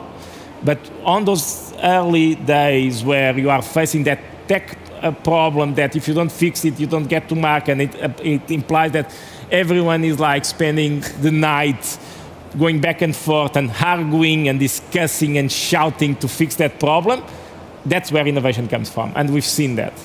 And maybe one of the other things you've done that's sort of relatively contrarian is you guys recently sort of tweeted about the fact that you had your first free cash flow sort of positive quarter. For sort of a pre-IPO company, sort of the consensus advice has always been if you're free cash flow positive, it means you can't figure out sort of where to be sort of investing your investors' capital for the highest ROI. Why did you guys decide to have such a sort of focus on efficiency when, especially in 2021, obviously the insane focus was on gather as much capital and spend it as quickly as possible. But even today, that's sort of like the default sort of investor pushes. People want you to be sort of spending as much as possible. Why did you guys decide to actually like focus on efficiency, unlike almost everybody else in the market? So this is actually something that I learned from Kozla Ventures, and I think it's Keith that has this amazing analogy, which is like a company is like cement, right? When you are starting in the early days, it's moldable, you can change it. If you try to change it later on, you only need to break it apart. So the problem is that I see with companies, like they are very, very wasteful, and then like, oh, we need to converge those profitability, let's be efficient, right? And then like it's a shit show of change internally because it's a company that is not used to be efficient, right? We are, because of our funding story, we always been efficient from the day we started, right? And so and we are showcasing that it's not one or the other. You can converge those profitability and still growing very, very fast. What you need is to be creative and to be smart in terms of how to do things, right? So, as an example, we don't hire agencies. We do everything internally, right? Our boots are done internally by our team, right? Everything that we build internally, and we have that acquired knowledge. How we launch new plays, we develop them in a startup-like fashion, which is we hire a GM, we give them an idea, and we give that person $1 million. And that person has 12 months to get to product market fit. And if they don't, We cut the funding. If they get to product market fit, you get another $5 million, and that's your Series A. And they are doing that in a self-sufficient way. So I think there is this contrarian advice that's like, if you need to invest to grow and waste money to grow, and I think you can do both at the same time. And our growth showcases that. We are doubling each year and conversion to profitability at the same time while expanding to other markets. But it's harder because you need to do it in a smart way, which is be creative and be smart.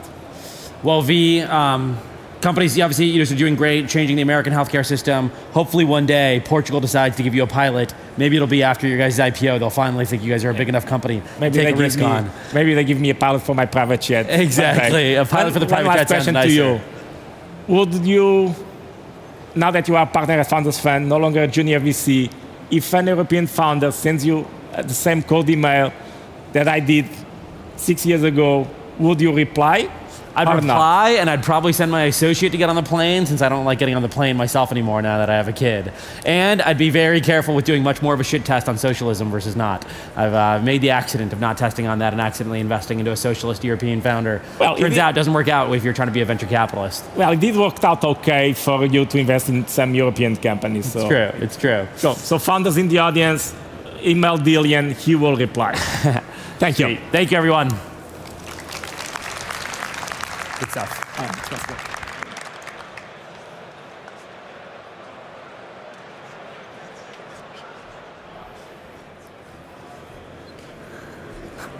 Come on, you get to do this once a year. Of course I'm going to take a video of it. Hey, thank you, Vi and Delian, for showing us how to build global from anywhere. You know, speaking of building something incredible, take a look around this menu for a moment. There's a lot of people with some Slush swag, like the white t-shirt. Those are our beloved volunteers. And there's actually over 1,600 of them. And these people are like absolutely incredible. I know. So as we speak, they are driving around Helsinki with Slush cars. They are making sure everyone backstage has water. They are making sure we have a good waste management here. And guiding thousands of visitors, printing those tickets that you have, and just making sure we all have the best possible experience here. Exactly. So these volunteers, who are basically mostly students, are taking their very first steps into the startup world right now. So from incredible student organizations like Alto Yes to my own start as a speaker buddy coordinator, this is actually exactly where so many startup journeys begin. And trust me, in a few years, some of these, or maybe even most of these volunteers will be pitching their own startups on these very stages. Yeah, it's happened many times. So speaking of how ecosystems grow, that's exactly what our next conversation will be about. We have Harry Nellis, who's been backing European founders at Axel for over 25 years, which is before many of our volunteers were actually born. Exactly. And joining him is Julius Kohler from Sender, who's seen firsthand how the European tech ecosystem has evolved over the last decade. So these people will be walking us through the journey from when European tech was just starting out to today, where we have this incredible community built on the shoulder of thousands and thousands of passionate volunteers and student organizations. So please welcome to the stage Harry Nellis and Julius Kohler.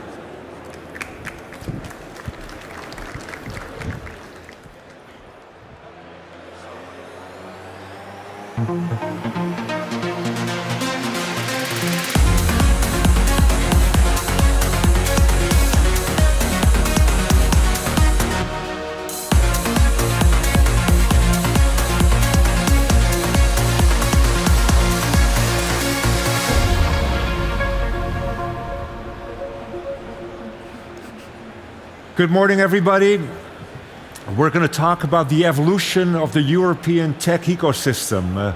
With us today is Julius Kohler, co-founder of Sender, Europe's largest digital freight forwarder. Julius, can you say a few things about yourself? Yeah, absolutely. So my name is Julius. I come from Stuttgart in southern Germany originally. That's where I grew up, spent my youth or my teenage years in the US. Before then, actually coming to Berlin almost 10 years ago. That's where I founded, along with two friends, and now actually also a family member, the company Sender, a digital road freight forwarder, today the largest digital road freight forwarder in all of Europe, where basically we serve two customers to a type of marketplace with large-scale shippers, the likes of Coca-Cola, Unilever, etc. on the one side, as well as small-scale carrier companies, mostly family-owned trucking companies on the other side, and through the marketplace basically match up the two sides. So that, in a nutshell, is a quick introduction to me and quickly to Sender. But how about you? So I've been with Excel for the last 20 years now, and as such have gained like a really interesting perspective on the European startup ecosystem. So Excel itself is a multi-stage global venture capital firm. We got started 43 years ago in Palo Alto, California, and then decided to open up an office in London back in 2000, so almost 25 years ago. So next year we're gearing up for our 25th anniversary here in Europe. Then, because we were convinced that venture capital is essentially a global business.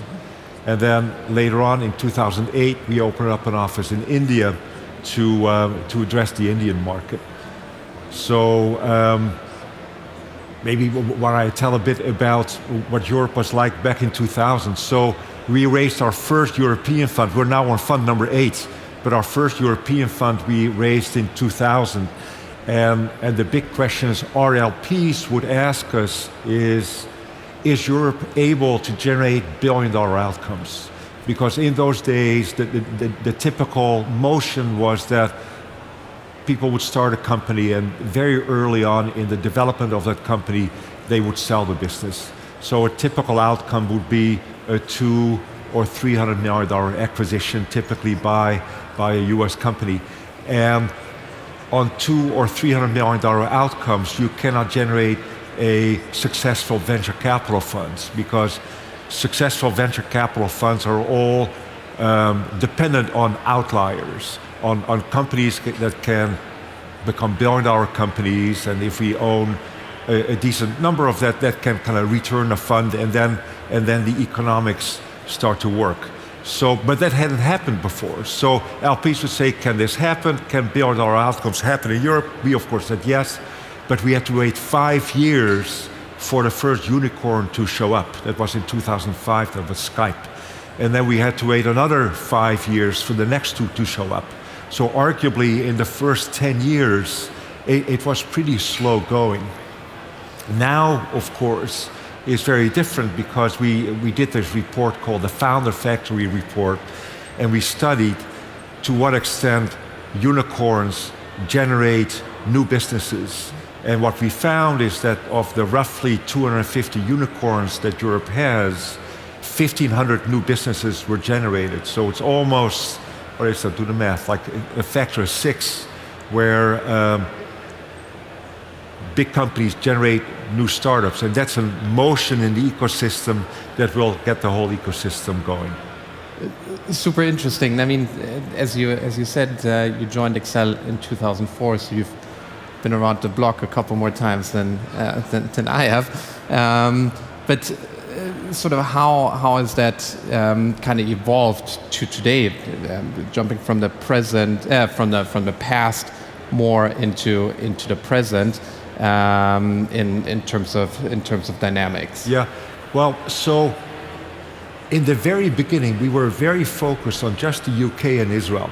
So those were the key startup markets, and then little by little, we made our first investment in France. We made our first investment in Germany, and many of these markets were very undeveloped. So, for example, the whole concept of preferred shares in Germany doesn't really exist. So we kind of had to invent it contractually, because it's a detail in the US.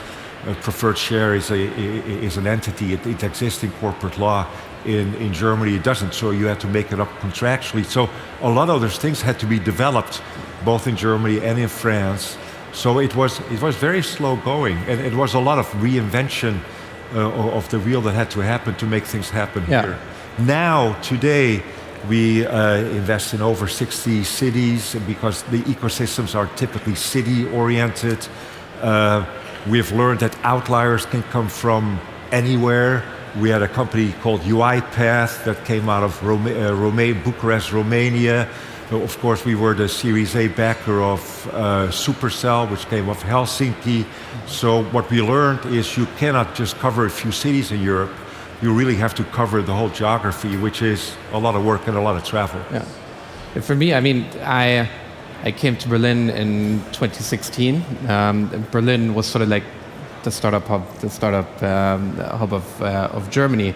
I originally met my two co-founders back in 2010 during an internship, and then sort of step by step kicked off the fundraising and the company building process. In the beginning was slightly difficult. David, one of my two co-founders, founded the business originally, failed with the first business model, and then Nico, my second co-founder, and I came on board, all together, then rebuilt the business model, and then step by step went into the fundraising journey. And at the time, for us, which was then early 2017, a lot of companies sort of arose having a similar kind of business model to that of ours, and it made it super competitive in regards to a fundraising environment. And we spoke to a couple of early stage players.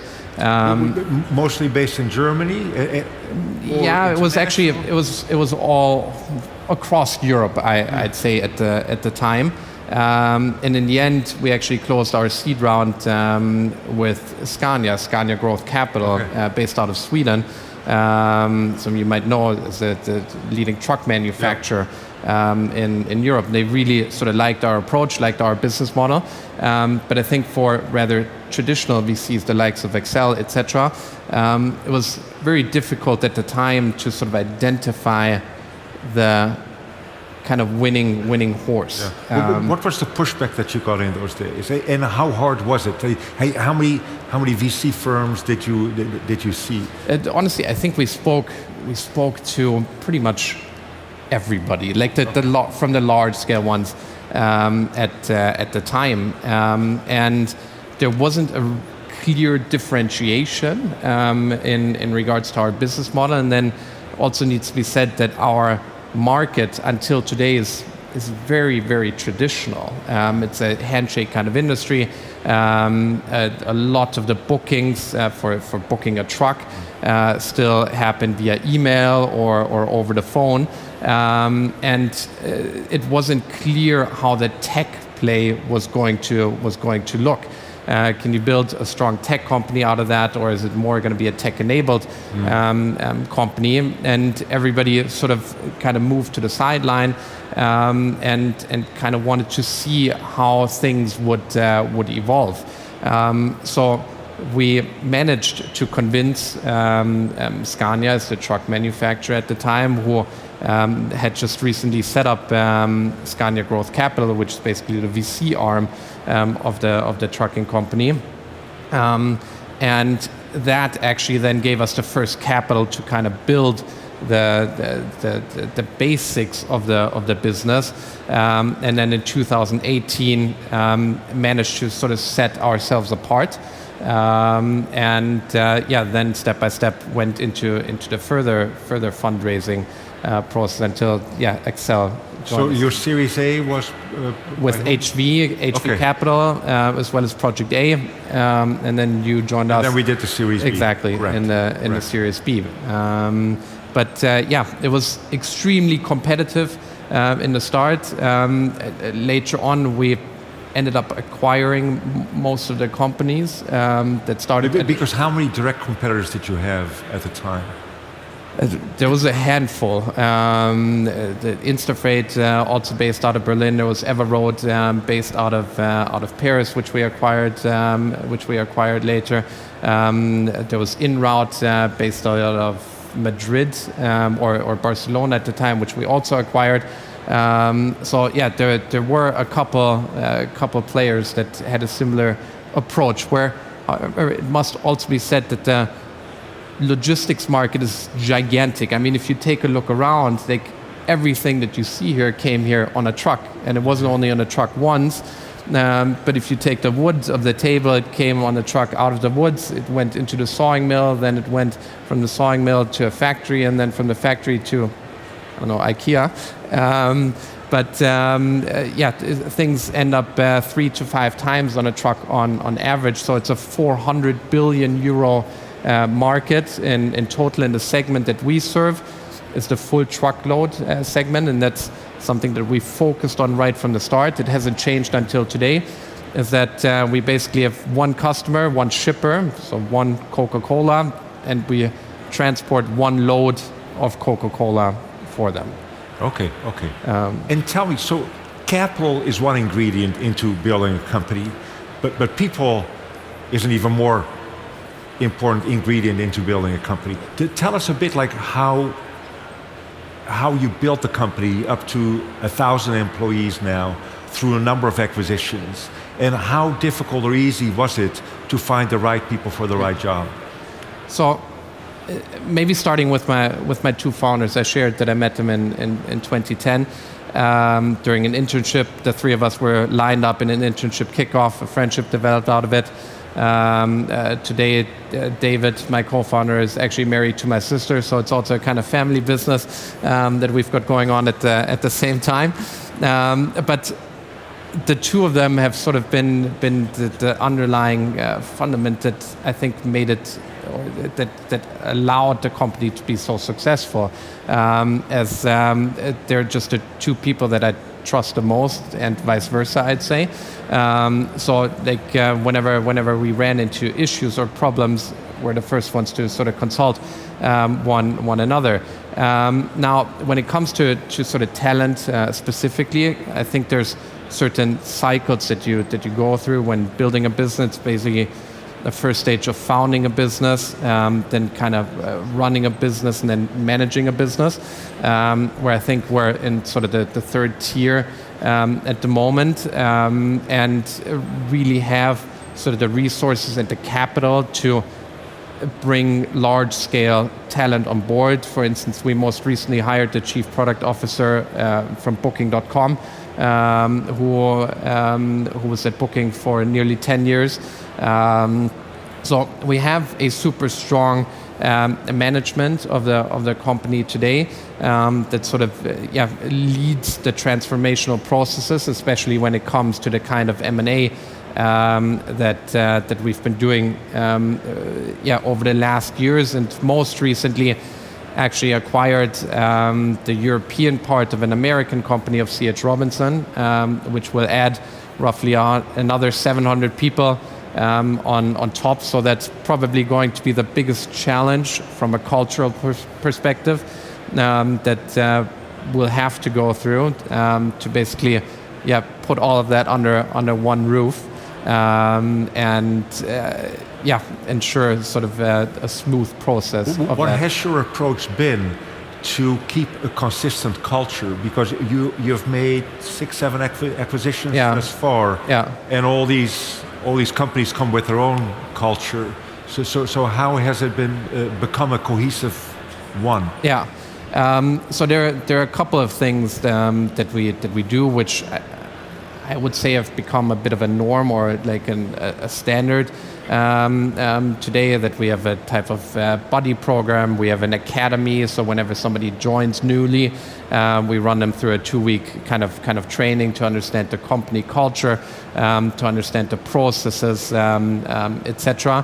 And then I think sort of the pinnacle of defining company culture happens every year when we have the Sender Summer Camp, which is an event in Italy where everybody comes in, and we spend, depending on where you sit in the company, between 4 days and an entire week, where we then do sort of strategy planning, team building exercises, and have a bit of fun on the side as well. But that's sort of like a couple of things that we do or use to foster company culture and kind of build that. Is there, like, I mean, for you, you're super involved with Celonis, with Check24, with Personio, etc. Sort of looking at their perspective and also going through M&A. Is there anything, I don't know, that you saw worth? Well, one of the things that we are frequently involved with is enterprise software companies that get started in Europe and that want to become global businesses. And if you want to become a global leader, you got to be number one in the US. And if you want to be number one in the US, you really got to have a significant presence there. So, analogous to your challenge of having a consistent culture, in order to have a consistent culture, in that way, you've got to have one of the founders or the founder go to the US, typically to establish commercial headquarters. So the typical model is you keep R&D here, product and R&D here in Europe, but the commercial headquarters would be in the US. And that typically involves a founder going to the US, hiring the first VP marketing, VP sales, building an office there, and again, trying to keep a consistent culture so that the US part of the business and the European part of the business really is one. Yeah, I mean, what proved to be super helpful through this entire journey for me was having a mentor. And as part of our Series A, the Flixbus founders invested into Sender. Okay. And Daniel, one of the three founders, has sort of become my mentor. I'd say that Flixbus always sort of like, 2 steps ahead of us in regards to company development. And whenever I sort of have questions, whether it's, regarding company structure, culture, topics with my co-founders, etc., he's sort of like the go-to person for me. And that's also something that I think we then try to give back into the type of startup community, and it'd also be interesting to sort of hear your perspective in a second, as angel investors and as mentors, to really sort of help founders in building the company and shaping the company. Is that, I know, something that existed 20 years ago? To some extent, but not to the extent that happens today. But in that context, you guys started a fund called Boom, right? Tell us a bit more about that. Yeah. My two co-founders, as well as Felix, we started a Boom, we started Boom. It's a fund to really support early stage companies, early stage founders. It is being operated as a solo GP by Felix, and then David, Nico, and myself. We really act as mentors and sparring partners to founders, and really assist them with whatever topics they might have, whether it's a salary negotiation with the board, to setting up a VOP structure that helps them sort of recruit talent. That in a nutshell is sort of Boom, and the engagement that we have with the startup ecosystem as mentors. If you look back on the almost 10 years now at Sender, what are a few lessons that you've learned that you wish you had known before? Yeah, I mean, we've come a long way, and I think that the basics that you always hear is sort of the hire slow and fire fast, etc. These aren't myths, like they do apply, and I think especially when it comes to that, we may have made wrong decisions, sort of keeping talent on board for too long. But on the other side, when it comes to our business model, what I would say really helped us is sort of the continuity, is that our business model hasn't changed since day one. We said we would focus on full truckloads. We would do that in Europe only, so we don't operate on any other continents. We would have sort of a minimum distance of 300 kilometers. And I think these kind of pillars that we built the company on have been super vital to the success, and I think sort of helped us in growing the company and also setting us apart from our competitors. So I think that is sort of probably the biggest learning, that after pivoting once, which happened in the early days, to really sort of define a business model and then sort of pulling through with that. If I look back on the 25 years, what we have learned in the venture business, I think can be boiled down to kind of 3 points. One is, it's all about the entrepreneur. 2 is, it's all about the outliers. So it's all about the really big companies that can determine a really big outcome for a venture fund. And what's required for really big outcomes is really big businesses. So for people to, if you've got something good going, to just try and keep growing the business and build it into a really large and valuable company, and to just keep going is one of the key things. And then the last thing that we kind of learned was, great companies can come from anywhere. Whether it's Berlin for Sender, whether it's like UiPath in Bucharest, like a Supercell in Helsinki, or a Salonis in Munich, these aren't the obvious places to come from. So we got to cover a big geo. So if we now look at the future of the European tech ecosystem, what would you wish for? What do you think is important in making sure that this ecosystem keeps growing and becomes, it's now 1/3 of the US ecosystem, but it keeps growing? Yeah. So I think that the ecosystem has evolved super strongly over the last couple of years, and I see it in Germany, for example. Now, Berlin was sort of the startup hub of Germany, and now Munich is sort of becoming the second kind of base, and there are no borders anymore. Just like you said with your iPath coming from Bucharest. So I think that's something that we just need to continue to sort of follow over the next couple of years.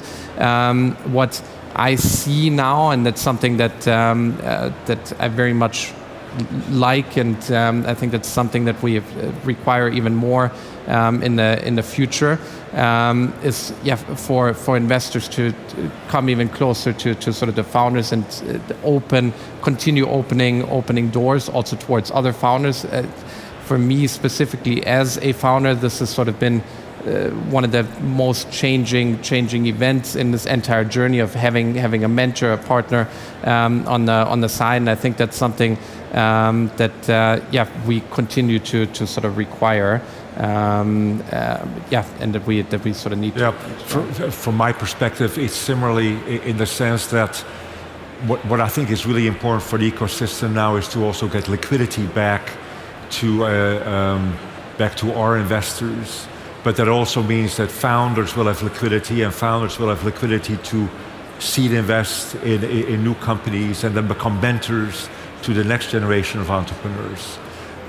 Julius, it was wonderful to chat. I hope this was helpful, with a helpful perspective on what has happened in Europe and what we hope will happen in Europe when it comes to the tech ecosystem. So thank you very much. Thank you.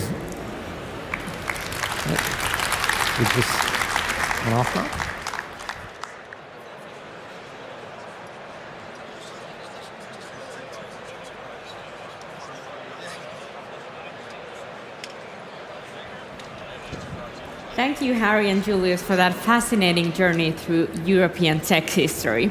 You know, speaking of evolution, I've seen firsthand throughout my journey at Maki VC how companies grow from these single solutions to becoming these incredible platforms that transform entire industries. That's exactly right. And as somebody who's currently in the trenches building a solution myself, I know the challenge of trying to stay focused on that one little thing while seeing all the possibilities of what you could actually be building. And I actually once heard one of my product managers state that he actually hates and loves, of course, his developers, because they can't just stop developing even the unnecessary stuff. So our next speaker has mastered this balance perfectly. Umesh as dev started Unifor with a laser focus on customer service, and now they're valued at over $2 billion with the full suite of AI products. What's fascinating is how they managed to expand without losing their soul, which is something that I know every founder here dreams of achieving. And joining Umesh is Scott Sandel from NEA, who's guided some of tech's biggest names through similar transformations. And I can tell you, this is exactly the kind of wisdom all of us here need. So let's unpack how you go from solving one problem really well to building a platform that changes an industry. So please welcome to the stage Umesh Sachdev and Scott Sandel.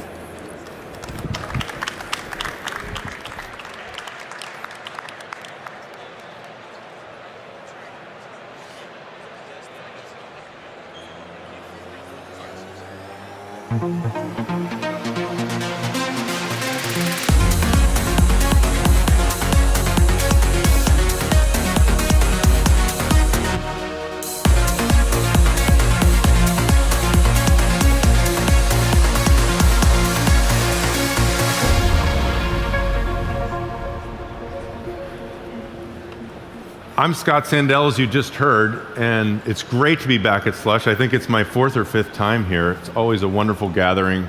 I love the vibe here. I love the community feeling in Europe and the venture community. We used to have that in the US. I don't know if it's still there. But you know, I've been involved in some really successful companies and an awful lot of companies that didn't work out so well. And I learned a lot from both of them. But what I see with Unifor is that this is a company that's on track to be one of the great generational enterprise software companies. We were fortunate enough to get involved in Unifor about 3 years ago, and I joined the board recently as part of the most current funding round. But I've been working with Umesh very closely ever since we met about 4 years ago. And one of the most remarkable things to me about Umesh is its ability to build relationships. He asked me when we first met, he said, Scott, I'd like to meet with you, even though you're not on the board, I'd like to meet with you every quarter. And I said, okay, but I live in Florida and he lives in California, how is that going to work? And he said, don't worry, I will come to you wherever you are. And at the time I wasn't really sure whether he would do that or not, but he's done it every single quarter since that time. And we've had incredible conversations. You know, one of the things I look for in entrepreneurs is people who understand what they're good at, understand what they still need to learn, and are open to coaching. Umesh is definitely one of those. We have, you know, one of the greats of Silicon Valley, John Chambers, on the board. He's also a great mentor to Umesh. And before I invested, John's the one who introduced me to the company. And so that was one of the things he said about Umesh. He said, Umesh has that potential to be one of the great ones. And a key reason for that is he's really coachable. So think about that if you're an entrepreneur. That's what venture capitalists are really looking for. But we're here today to talk about an incredible transformation of this company, even since we met the company 4 years ago. But I want to just go back to the beginning of this company, because as you all know, you know, there's no such thing as an overnight success. And this is, of course, one of the hottest enterprise AI companies on the planet. So when do you think it started? It started in 2008 with a $100,000 grant in an IIT Madras Innovation Lab. I've seen a video of this whole origin story. It's quite incredible. And in 2019, Umesh and his co-founder Ravi moved the company to Silicon Valley in order to start expanding in the US market. They have 1,800 enterprise customers around the world, and they were focused on call centers. But since that time, that's a plenty big enough market. But what's happened since that time is that Umesh and Ravi are transforming this company into a company which can serve the entire enterprise with AI-based applications. And that's what we want to talk to you today about. How do you go from starting with a very focused enterprise software company and moving to an enterprise platform company? There are very few companies that have done that well. Umesh is very well on track to do it. So Umesh, I'm curious, you know, we have this saying at NEA, the only advantage of the startup is focus. And you and Ravi stayed really focused for a long time, even though you were evolving. Can you tell us a little bit about that early journey for the company? Well, Scott, thank you for that introduction. It's great to be with you all here, my first time at Slush, and it's an honor to be with Scott Sandell on stage. In the introduction, Scott said a few things, one of which is truly important to me, building relationships. What you're all going to observe today is also an important relationship, one between a board member and a CEO. And for all young founders and CEOs, this is a very important relationship to harness. So you're going to see us disagree a few times. You're going to see us, finish each other's sentences and show chemistry, etc. But if what Scott and I say here today in the next 20 minutes, everyone agrees with us, we wouldn't have done our job. We want to share ideas, we want to share stories, what has worked for us, mistakes made along the way, and there's a long road ahead. So, Scott, to your point, Uniphore is in a very fascinating place today. Relative to when I started this company 16 years ago, today we are an end-to-end AI company, and we became the first to deliver an enterprise AI cloud to thousands of enterprise customers around the world, the biggest telecom companies, the biggest banks, etc. And if I think back in the journey of how that has happened, how these large enterprises have given us the license to do business with them, to deploy our product and technology in their businesses, a big part of it is that we've stayed maniacally focused on what's important to our customers.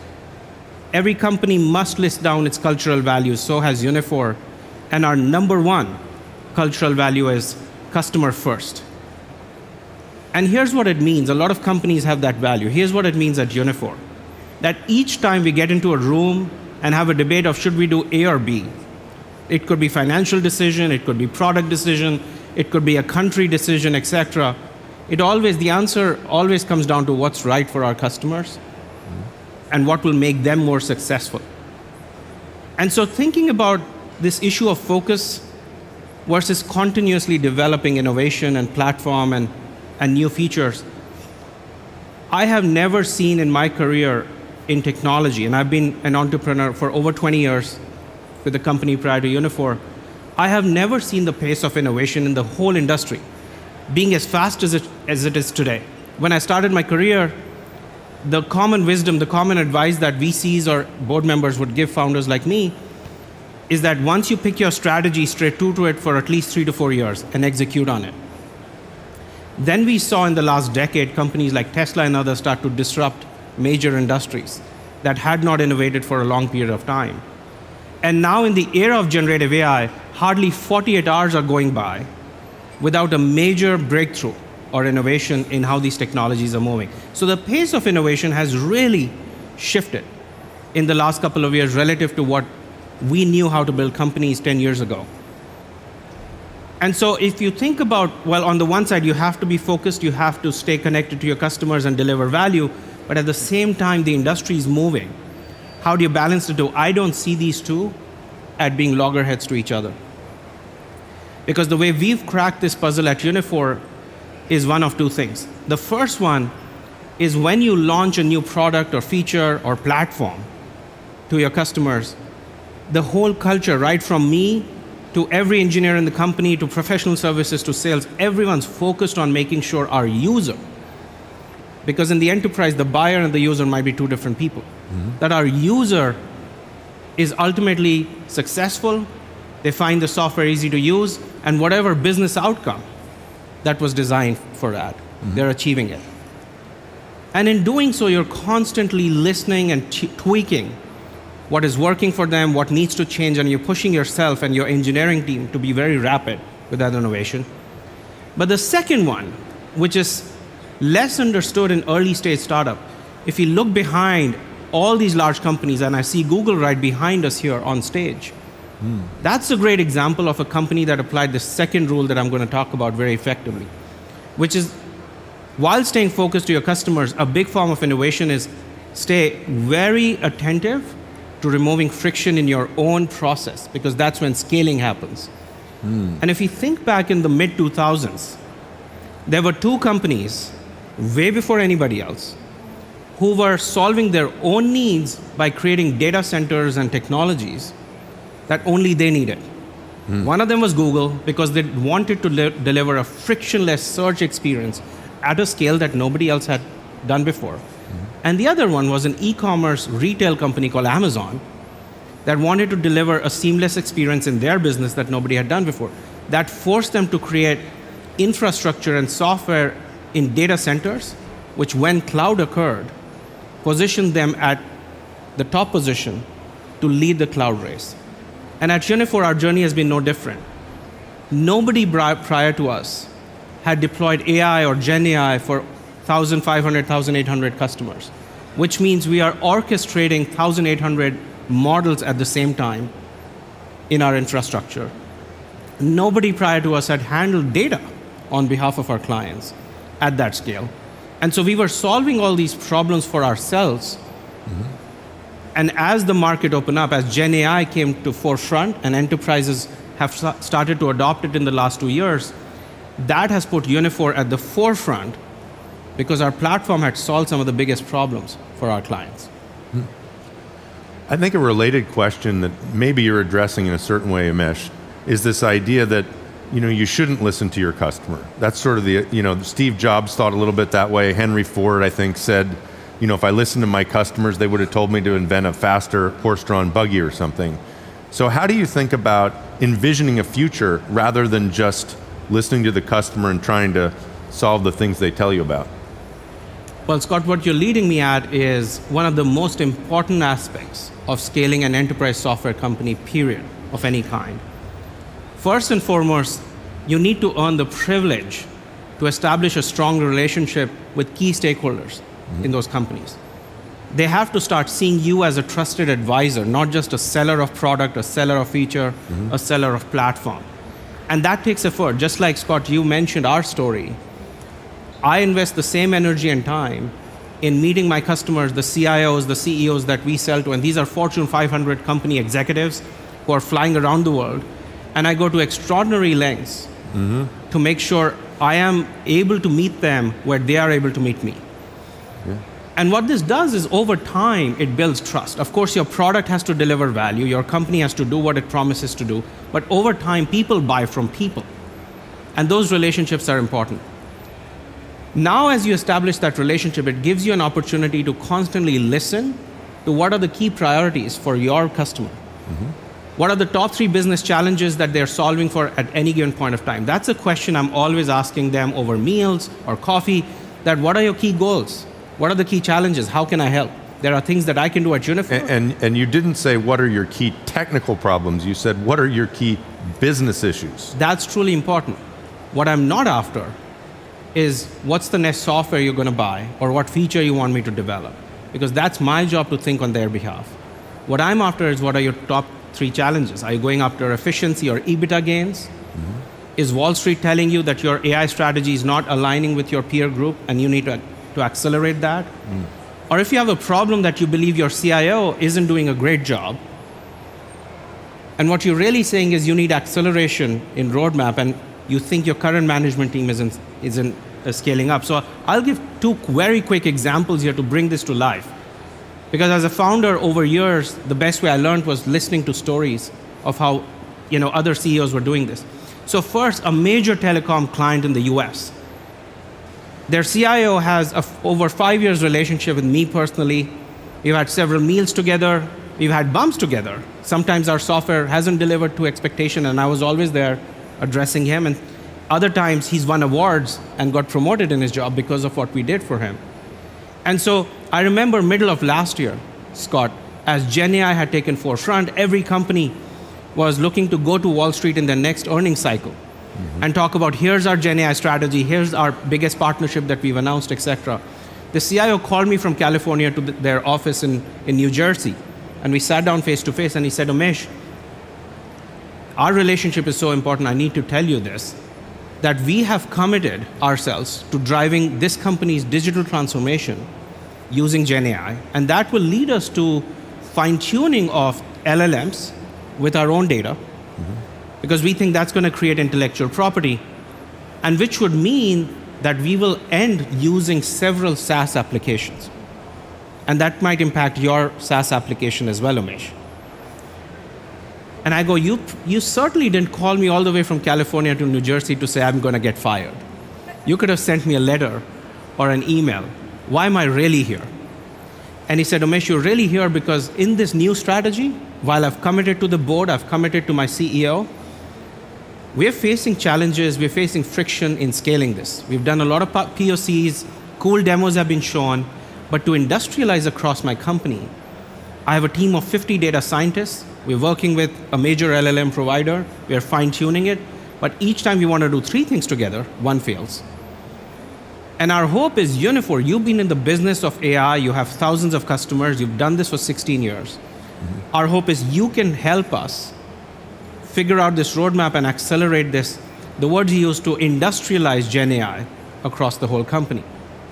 What he wasn't saying is build me the next cool feature on your SaaS app. He was really telling me his business problem. And I had that privilege because it was a 5-year deep relationship. Imagine if Uniphore wasn't even in this account, I would have never known the shift that they're going from SaaS to in-house LLM. Obviously, since then, what we've done is delivered a 4-layered cake architecture, which is a combination of data lake, knowledge lake, model lake, and agentic AI on top. And this is an architecture that they've rolled out across their entire organization. As an example, you listen to the problem of the customer, you don't listen for advice on what next to build. And I'll give a second example, which is completely different. A major chairman CEO of one of the biggest retail consumer companies in the US saw me speak at a similar conference in New York City. He was in the audience. He sent me a mail that evening, and he said, I couldn't shake your hand before you left, but a lot of examples you gave on stage, Umesh, are truly important to me. Can we get on a call? We had no relationship with his business prior. I saw his title. I said, of course, I'm getting on a call with you. Are you available tomorrow? So we exchanged cell numbers. I get on the call, and he says to me, Umesh, you gave me examples of your telecom client and your banking client and your insurance client. I started my business in the .com era, and we disrupted a physical infrastructure company. I am paranoid that somebody is disrupting me right now with AI, and I'm not moving fast enough. So we have identified 30 major initiatives to convert our business to AI. But I think I need a different role. My CIO is only stuck on the first one for the last 6 months. So I'm thinking of creating a different persona. Once again, what was he telling me?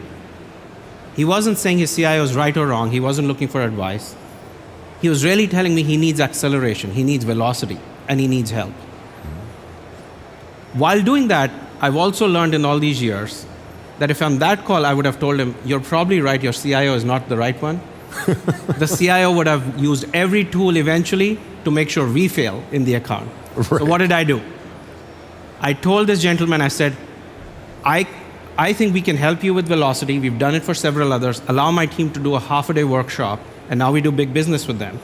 But I also said, can you hold on to this decision of CIO versus Chief AI Officer up until we finish our workshop? I think that you will have a better answer emerging. It may not be a person issue, it may be a platform issue that you're going after. So going back to the point, how do you listen intently to what your customers are trying to tell you? First, earn the right that they open up. Yeah. And once they do open up, how do you become their trusted advisor? How do you really solve their deep problems? And over time, that's how that leads to big business in these enterprises. So let's turn our attention for a second, Umesh. We don't have that much time left, but there's one really important thing you've done that I haven't seen too many people do before, and that's M&A. You know, things have been changing so rapidly for Uniphore in the last 4 years that you haven't built all of the components of this architecture and this solution that you just described. Can you just tell us how you got to the point, first of all, where you thought that was the right answer? What did you do to make that work? And what would you recommend to entrepreneurs who are thinking about that? Well, on this one, Scott, I'll say that there are 2 major themes where Uniphore has been unconventional relative to common wisdom of building startups from Series A to now we are Series F. We are late stage. The first conventional wisdom that exists in Silicon Valley, and you know what I'm talking about, Scott, is advice to young founders is when you launch something new, do not go and sell it to the large Fortune 500. That might be the kiss of death. Go sell it to a high-tech adopter of cool technology closer to your to your hometown or business and learn with them. Uniphore has been the reverse. Each time we launch something new, we go to our largest clients and ask them to almost be a co-development partner and join us in an advisory board capacity and help us fine-tune that product. What that has done is given us the belief that if we solve a problem for the largest bank in the US or the largest telecom company or the largest insurer, we're probably building a wide enough platform that will have implication for a much broader market. And with that mindset, in the last 4 years, we've really flipped a switch in our head. Like I mentioned earlier, we've seen this pace of innovation, the pace of decision making accelerate in these companies, unlike anything I've seen in my career. The same CIO who 1 month ago would tell me, we're going to use one major LLM, and we're going to fine tune all our data and make that LLM as the brain of the enterprise. A month later called me and said, I've changed my mind. We're changing from a large language model to several small language models. And this shift of strategy, this shift of pace, has forced us to think that there is a massive window of opportunity. If we want to be the defining enterprise AI cloud for all enterprises across the world, we understand this vision. We understand what these enterprises are looking for. They're looking for a toolkit that can scale things very fast, that can take the complexity of dealing with multiple LLMs or SLMs behind the scenes so that they don't need an army of data scientists. There's a platform that's taking care of that complexity. And they also need help in managing a lot of unstructured data. So the vision that we painted is very vast, but we also realize that the window of opportunity will not stay open forever. And that has forced us in the last 4 years to shift our strategy. For the first 10 years of Uniphore, like any other good engineering-led, product-led software company, we had a lot of pride of ownership. If it wasn't built at Uniphore, we weren't proud of selling it. In the last 4 years, we've had to train ourselves to think differently. That what's right for our customers is we deliver our entire vision at the shortest amount of time as possible and deliver value. And that has forced us to look at partnerships and M&A much earlier than traditional companies. Typically, Silicon Valley tells its companies, M&A is a tool that public companies or much larger companies have utilized. I think we were Series C when we did our first acquisition. To date, we've done 5. And the playbook we've adopted, it helps to have people like John Chambers on the board, who at Cisco had done 180 acquisitions, a lot of them majorly successful. But the playbooks that we've adopted is that acquisitions or finding the right companies requires a certain discipline. You're looking for products that match the architecture of your platform, because if that doesn't match, then you're going to accumulate a lot of tech debt. You're looking for companies that have a go-to-market that matches yours. If you're selling to the enterprise and the company you're acquiring is selling to mid-market, that won't work either. And finally, looking for compatibility of company culture. It doesn't matter what your culture is. There is no right or wrong. But Oracle, Netflix, Cisco, each company had a very unique culture. And if the company that you're looking to acquire doesn't match that culture, there's going to be a problem. So it requires the discipline to make sure never fall in love with the target, make sure you're disciplined. But that's probably the easier part. The harder part is integrating those businesses to drive the ROI that you believe that the two companies are going to drive. And so we decided early on that the person who heads corporate development or acquisitions is not going to be the one who heads integration. We have a completely different person reporting right up to me who owns integrations. For each acquisition, we lay down and we tell the board before we do the acquisition what our key goals are. And then every month and every quarter, we track all those key goals on how do we integrate go-to-market. We get one sales team very quickly. How do we integrate platform? The engineering teams get 6 months to get platforms integrated.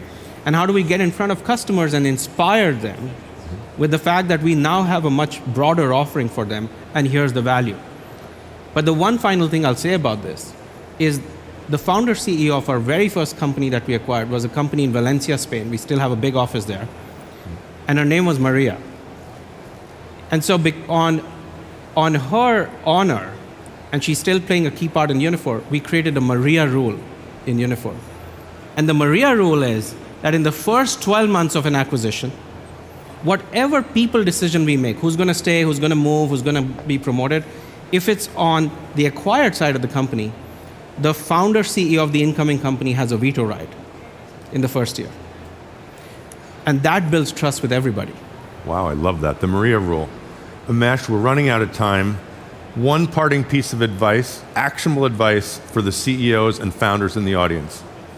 Well, I'll be very quick, and then I want to quickly open this up for you as well, because Scott, you have seen companies way beyond Juniper.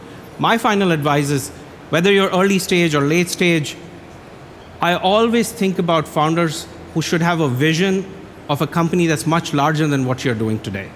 You should have a vision of having a standalone public company, which is a large cap company. You might have an M&A outcome in the middle, but building companies with that vision is truly important. But Scott, very quickly, back to you. Well, I love that idea. That's what we look for, by the way, when we find looking for new entrepreneurs, new portfolio companies. I just want to remind you the three things we talked about. We talked about focus. Focus is the only advantage of the startup, especially early on. We talked about listening to your customer. Let your customer tell you what their problems are, develop a trusting relationship with them so they really tell you what their problems are, business problems as well as technical problems. But don't look to your customer to tell you how to solve those solutions. It's your job to come up with the technology roadmap to do it. And thirdly, in this day and age where there's so much change, don't expect that you will necessarily build all the code or all the product you need to build out that vision. Look to M&A. I think it's a unique time in history. There's a lot of stuff available and it can be done even as a private company. So thank you so much, Umesh, for being with us. He flew all the way from California to be here today. Big round of applause. Thank you all for being here as well.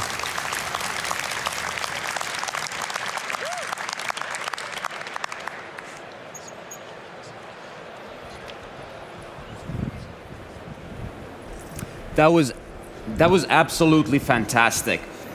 You know, speaking of building products people love, our next speaker took that thing to the extreme. He literally became his own first experiment by streaming his entire life 24/7 online. And by the way, if you think that's amazing, I heard some rumors at the backstage that there might be a chance of you hearing this world-class DJ playing at the after party tonight.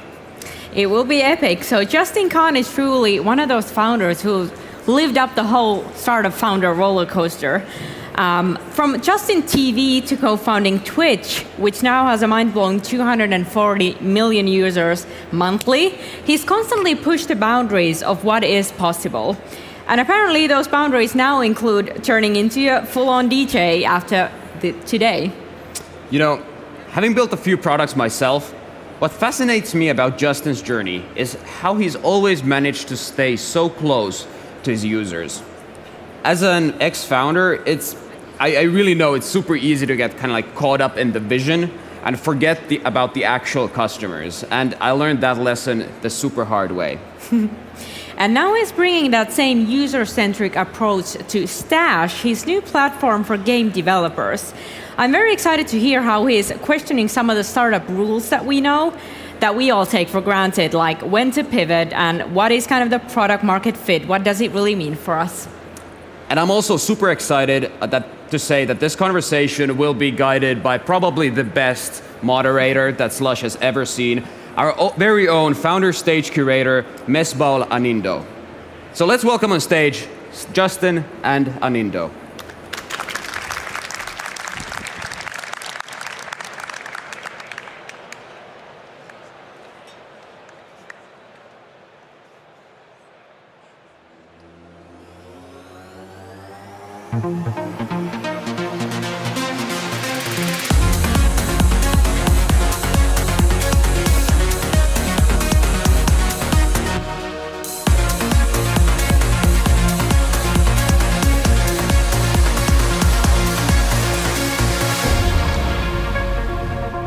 Hello, everyone. Excellent to see so many of you in the audience today. I'm Anindo, program curator at Slush, and it's my absolute pleasure to be joined here with Justin on stage. So thanks so much for being here. Yeah, that was awesome. I love that I came out to lasers. Yeah, all right, you can give yourselves a round of applause for being here. Thank you. Perfect. All right, so Justin, most people know you as the co-founder of Twitch, also the co-founder Stash. Maybe you could start off by telling us something that people might not know about you the first time. Well, I think they announced it beforehand, but I'm also an amateur DJ. And in exchange for doing this speaking slot, I made them give me a DJ slot. So please come tonight. Well, that sounds a little desperate, but it's going to be great. I'm great. Justin's underplaying himself. He has a chart-topping hit. So, but let's get to the entrepreneurial side of things, Justin. Maybe you could just kick us off by telling us when you started building your first company and how many companies you've built so far.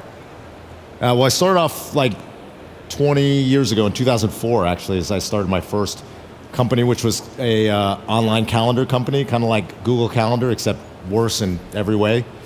And we started off when we were college kids in 2024. I was still a senior in undergrad. And then the only good part about that company was I got admitted into Y Combinator, and that's kind of how I started my entrepreneurial journey 20 years ago. And then since then I actually have lost count, but I think probably over 10 companies. Some of them were like successful and some were fiery holes in the ground. Well, that's I guess a part of the experience, and given this sort of vast amount of experience over a decade plus of founding companies, is there like one piece of advice you would have for all the early stage founders in the audience today? I mean, it's kind of trite, but I think they need to like focus on their customers, right? If you're an early stage founder, you should focus on talking to your customers, learning from your customers, and probably doing more of that and less of like attending conferences. Well, we have exits to many directions, so you can find your way out. But there's no early stage founders in the crowd. Yeah. Well, maybe in a more maybe in a serious note then. But was it just to elaborate on that? Was it clear to you early on, let's say when you're starting Twitch, that you needed to focus on customers, or was it more so like something you had to learn slowly but surely? I mean, it sounds like something we should have known, but like, no, we actually had to learn that. Like when we started Twitch, the company was actually this company called Justin TV, and it kind of came from this idea of like streaming my life to the internet 24/7. This was before there was Instagram Live or anything like that, so there wasn't really social media at the time. This is like kind of right when social media was being invented. Mm-hmm. And so we had this idea, I would say it was like more of an idea than a business, and we, I think, accidentally tapped into something that people wanted, which was tapping into my own desire at the time to be famous and like put myself out there on the internet. But then we like never really talked to any customers. So we launched this as a we launched MyStream, turned out to be we opened it up as a platform for anyone to broadcast anything that they wanted. And so it kind of became like YouTube Live. But then we stopped talking to anybody who was our actual user for several years, and instead built a bunch of features that nobody wanted and kind of stagnated a little bit. And then eventually we relearned the lesson of talking to our customers because, after quite a while of stagnation, we were like, hey, we need to do something different. And my co-founder, Emmett, was like, hey, let's focus on the gaming streams. There was like nascent numbers of users who were streaming video game content to the site. This was back in like 2010. And so we decided to focus on what they wanted, and that kind of, we started talking to them again and understanding what they wanted out of a streaming platform. And it turns out they wanted a couple things. They wanted to make money. They wanted more fans, basically more love, and they wanted to be able to make money doing what they loved. And so when we started focusing on those, providing them those things, that's when it really started taking off. I see. And there's so much there. I just want to double down on a couple of things. Firstly, you said that you spent many years sort of finding your customer, right? And there's this mantra in the startup space, like, okay, if you don't have this crazy traction within 6 months, within a year, maybe it's time to pivot. Like, where do you stand on that? How should founders think about whether to pivot or to go all ahead into kind of like keeping at the same thing and discovering it further? Well, I think people pivot when they run out of ideas on like what to do to make their company grow. Mm-hmm. And so often it's best if you have a strong vision in your mind of what the customers need, probably because you, one, talk to customers, but number two is like maybe you were your own customer, and so I think it's often, like in the beginning with Twitch, at the very least, Emmett was like a big consumer of the gaming stream, so was I, and so we had some ideas of like what that might look like, and so that helped us in that beginning. So I think it's, that's why like oftentimes it's best if you are building something from your own experience, I think a lot of people get into trouble when they want to build a company, but they just want to build any idea. They're not really building an idea from their own need or their own experience of someone having that need, mm-hmm. and then they just build something that they think will make money or be successful, but maybe it turns out it's like they don't really have the depth of knowledge of what exactly is needed in that market. I see. So you were a streamer, and you sort of used that experience to initially found your customers. It was the streamer, and you built a product they loved, right? But I just want to talk about like the product market fit side of things, right? Was it a moment when you realized this is what streamers want, we're going to build this product, and it sort of took off? Or was it more so of like a kind of an iterative process by which maybe you found product market fit, but then you needed to refine it? Maybe you lost it a little bit at times. So was it sort of a moment versus sort of a gradient of time? Yeah, it was more of a gradient versus like a light switch or something that you just turn on and off, right? Like for us, we had this very nascent, when we started working on Twitch, we had this very nascent set of people who were streaming live, video games and people who were watching them. It was only like 3% of the traffic on the site at the time. And so, there's hundreds of thousands of people who are watching in the audience, right? So it's pretty small compared to Twitch today, which is, hundreds of millions of audience, people in the audience. And so we had this kind of nascent feeling that people wanted this, but it wasn't like it was exploding or anything. And then when we started understanding what are the features that those people want, how do we deliver them those features, like as we rolled more and more of those things out, the growth got better. And it wasn't ever like a clean, monotonically increasing thing. It was like there'd be an event and then people would come for that and then, go down again, and then there'd be another like event on another weekend and it would go up, and then, it kind of went up and down in like a fits and spurts. All right, so you had the ups and downs, but overall it was an up. But on the growth point, as far as I understand, you're not the first mover in the market, right? You had a competitor to a certain extent. And how did you kind of beat out the competition? And what kind of advice would you have for founders in the audience who are also not the first movers in the market, second or third movers? Like, how should they go about being the best and winning the category? Yeah, so first when we started the company, there were other streaming companies like Ustream and Livestream that were offering general streaming. And then there was also someone who was like focused really on gaming streaming called Own3D. And then eventually later there was like Google and Facebook, had gaming streaming on there. They were really focused on gaming streaming. And I think they poured like almost $1 billion into paying streamers to join their platforms. So, there's quite a lot of competition throughout the history of the company. And I think what we did best was we just really focused on delivering, well, first of all, we identified who our customer was. And so we said in the very beginning, and this all goes to my co-founder, Emmett, who gets all the credit, he was like, the customer is the gaming streamer. So if we just make a really good platform for streamers, then everybody else will follow. And so like the audience members will come. Like they'll come to whatever platform, even if it's like kind of a shittier platform for the audience, it'll be like they'll come to watch the content. The content's a differentiator. And so we decided to focus on the streamer, and we just, like I was saying, we focused on like what are those things that they want and how do we deliver them a better and better experience. And we focused on being like really authentic with them. So like other people would come in and say, oh, we'll pay you, something that we knew was unsustainable and they wouldn't really be able to deliver on the long term. And we would always be like honest about like, here's what we can pay, but we're like going to try to make it really good for streamers. And if we just kind of built a consistent reputation of being like really there for the customer, and I think that really worked and helped us in the long term, reputationally with the content creators. I see. So it's sort of like just never putting your customer in the second spot, right? Yeah, just like relentlessly focusing on delivering for the customer. And I think, you want to pay attention to what your competition is doing just to understand what they're delivering for the customer. But I think if you get, you can't get too caught up in like the competition. There's going to be competition in every market. Like you're going to win if you're going to build something great if you deliver for your customer. I see. So you guys clearly did that, right? Yeah. So you guys did that, scaled it, had an incredible exit. Life is good, right?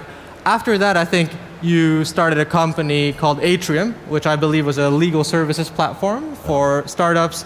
Initially had a lot of traction, 70 million plus raised in funding, but then you got into some sort of troubles there, right? Maybe you could just talk the audience through what were some like key learnings in that experience for you. Well, that's an example of like one of the ones that was a fiery hole in the ground. So I started this company. It was a legal technology company. I thought it was a good business, and it wasn't really a passion of mine. It was more like, I think this is a good business. At the time, I was really caught up in like, let me just build something that I think is going to be successful and make a lot of money. And I don't think, that's kind of what I'm saying, like I don't think choosing things based on like a mercenary perspective is particularly useful. And so, at the time we built this company, but at the end of the day, we were like not focused enough on like delivering, I think, value for a specific customer. And that would be an example of like not where we didn't figure it out, you know, and because we weren't focused relentlessly on delivering value for one specific customer base. I think we went way too broad with the customer segment we were targeting. And so, you know, those are probably the main lessons that I would draw from it, you know. Like you should do something you give a shit about, and you should focus on delivering for your customer. I see. So the equation has now two parts, right? Oh. And that was sort of your key learning in your second time around, right? Yeah, I guess I unlearned it from the first time. I see. So it was again sort of now that you're building Stash. Yeah. What's different this time around? So you had that experience. You had obviously Twitch. What's different now? Yeah. So I have a new company. It's called Stash. We're a platform for gaming studios. So you know, gaming studios now, especially for mobile games, they monetize their customers by selling them things, in-game purchases. But if you sell them inside of the you know, your apps in like Google Play Store or the Apple App Store, you end up paying a pretty large percentage of revenue to those platforms. And so a lot of times these game companies want to directly connect with their player bases through their own website where they can monetize them directly, but then they can also provide them all these different services and, you know, value-added services on top of that. So things like leaderboards and matchmaking and loyalty programs, you know, other content. And so we're kind of like the website builder for these experiences for game studios to build a completely custom website for their player base. We also have a launcher that enables them to like help their customers directly launch the games. So this time, you know, we went back to that Twitch formula, and it's like, who's our customer? Here are the customers, the game studio, and we're like, how do we relentlessly deliver for the customer? How do we obsessively focus on the customer, what their needs are, what they want, and how do we figure out how to give them that and just create that iterative loop where we're just like focused on the customer. And so that's what we've been doing. I see.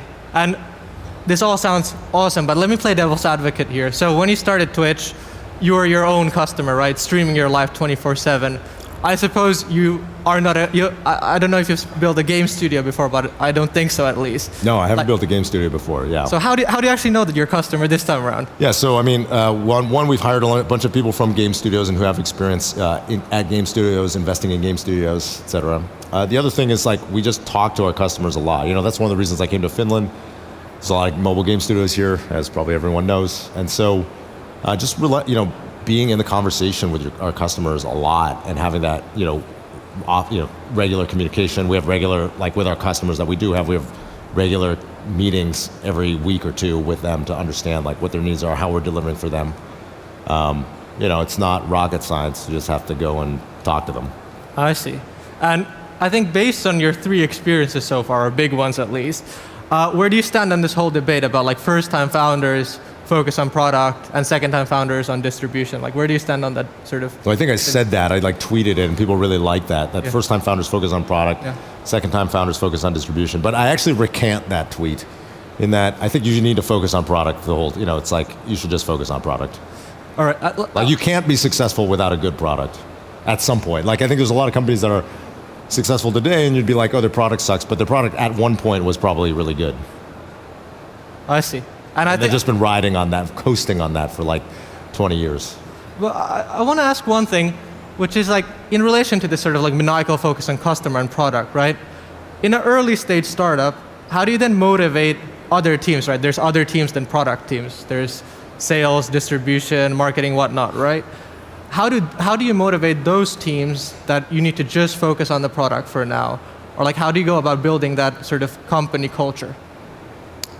Well, I mean, I think you need to, I mean, it's hard where like you have a bunch of different departments, like there's probably some things that are more relatively important than others. I think you have to communicate like an overall vision for the company and what you're trying to deliver for your customer.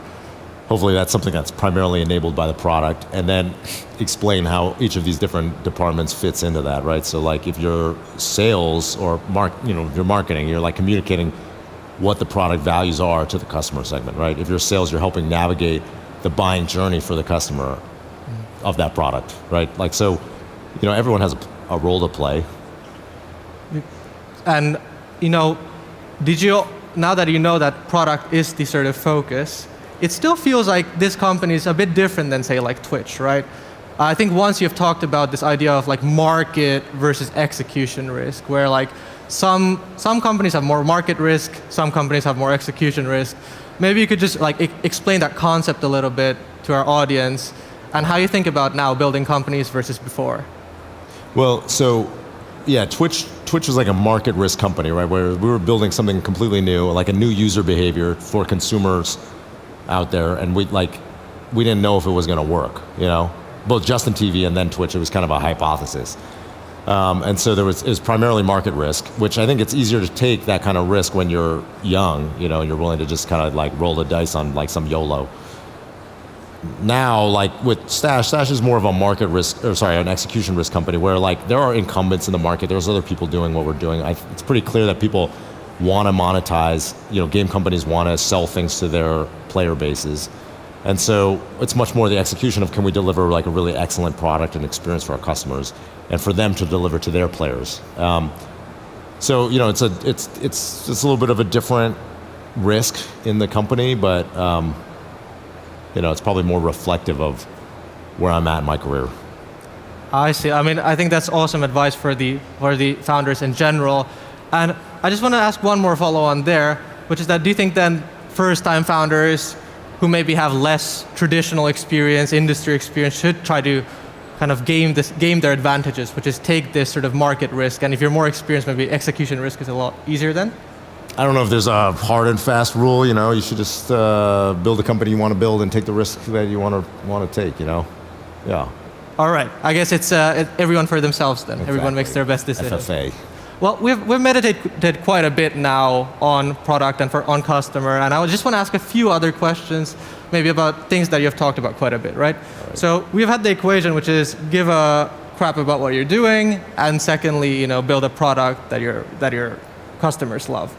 I just want to focus on that first point a little bit more, which is that how important do you think is it to actually love what you do as a founder, and how easy is it to kind of get lost in that idea that I actually like what I do, but maybe they actually don't, you know? Well, when people ask me about that, like, you know, passion or loving what they do, oftentimes I think they're thinking about like the space they're working in, you know, so they have like when they say they want to work on something they're passionate about, they'll say like, I want to work on video games or something like that because they like video games, or healthcare because they want to change healthcare or change the world, or, you know, but I really think about it now as like, what are the actions every day that you like doing, you know? So as an example, I like storytelling. I love telling people about some new idea, and I like coaching. I love like mentoring people, and so for me, it's like if I can do those activities in my day today, then like I feel like I've had a great day, no matter what the result of that was. Like if I worked on those things and then like everything I worked on was irrelevant, like tomorrow, like all these companies went out of business or something, would I feel like I wasted my time? And you know, if I did the things I love doing, then I feel like the answer is no. And so for me, it's like storytelling, and that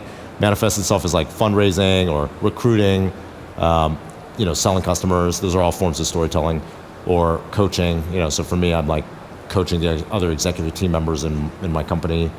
Those are things that I really love to do. And so I just try to spend every day doing things that I love to do, and work with people who compliment me on like they're really good at and love doing the parts that I'm maybe not as strong at. I see. Well, I just want to also ask if founders have this sort of holistic interest, right?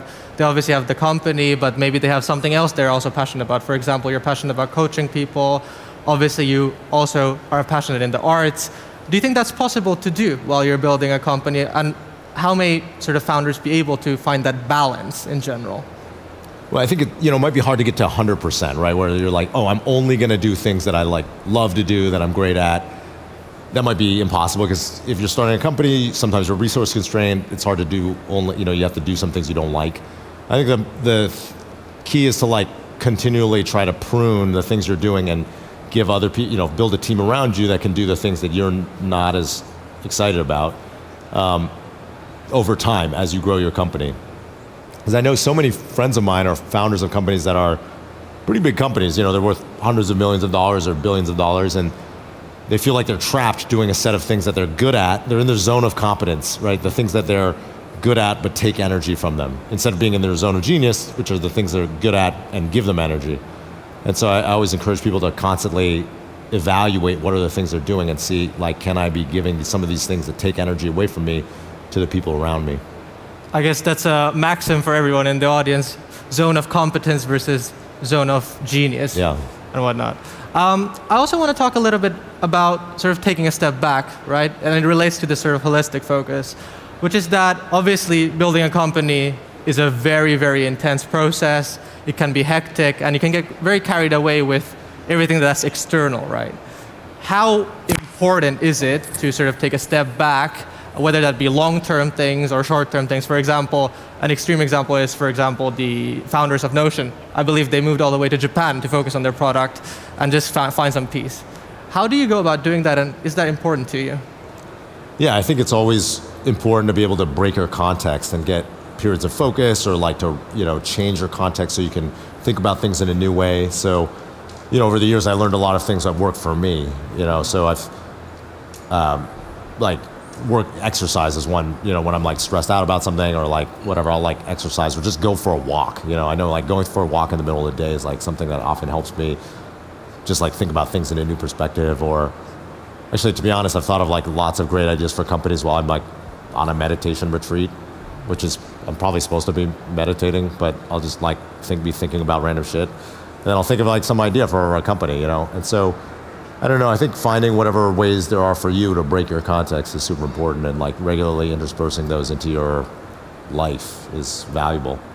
Is that something you do more nowadays as opposed to, say, when you're younger and just starting off? Yeah, when I was starting off, I had like a very scarcity mindset where I was like, holy shit, I need to work every hour, otherwise I'm going to fail and die. So I was like, I felt like I was, drowning all the time. But that's not really true, right? Like, probably 90% of my work was wasted when I was young because I worked super hard, but I wasn't like working smart. Right. And so now I think giving myself a little bit of breathing room for perspective is always, it's like a better way to live. I see. And I suppose the decision qualities also improve with that, right? I hope so. I suppose you're being a little humble there. No. But I think there's one final point I'd like to touch upon, and it's related to this connection point. We obviously have a lot of founders here today, and one thing we hear from founders is that at times while you're building a company, there's this sense of loneliness. You feel like there's no one you can talk to, and also the sort of startup and venture landscape can be transactional at times, right? How can sort of an early stage young founder go about navigating this challenge and make these sort of meaningful connections? Well, I think it's really good to have a collection of peers who are at a similar stage in life or in their company's lives to you, where you can be really honest with them about what's going on. And so, like Y Combinator is a great place to meet people like that, where you are in a batch, in a group with like people who are going through the founder journey alongside you. That's where I met a lot of my early cohort of people who ended up turning out to go on to do really great things. And but there's like other programs, right, and other places to meet people like that. Or like I'm part of this organization called YPO, which is kind of like a similar thing for CEOs. So I think just finding a cohort and like meeting regularly is like a really valuable experience, or even just having people who are at the same stage or like one step ahead of you where you can learn from them, and just cultivating that relationship explicitly is super valuable. And I just want to ask one follow-on to that. We had Emmett, your co-founder at Twitch, talk here a few years back, and I think you mentioned that you guys had sort of, you guys were quite hectic in terms of your sort of co-founder relationships earlier on when you're building Twitch. Has your approach to co-founder relationships changed now that you're building a new company and over time? Well, I think I'm a much better communicator now than I was before. Or I don't think, I am. So before I felt like something was not working with my co-founder or there's friction, I wouldn't really be able to communicate in a non-violent way like my feedback and feelings. Right. And I've worked on that a lot, and being able to communicate clearly without it being an attack on the other person or them perceiving it as an attack has been tremendously different for like improving my working relationships with the people around me. So I would say like it has changed substantially because of that. I think investing in communication is always a good idea. Well, I think that's a piece of advice about communication we can all take home, about customers, and you've talked about so much today, Justin. I think we're out of time. It's been an absolute pleasure interviewing you here today, and thanks so much for doing this. It's been my honor. All right, boom. Thank you.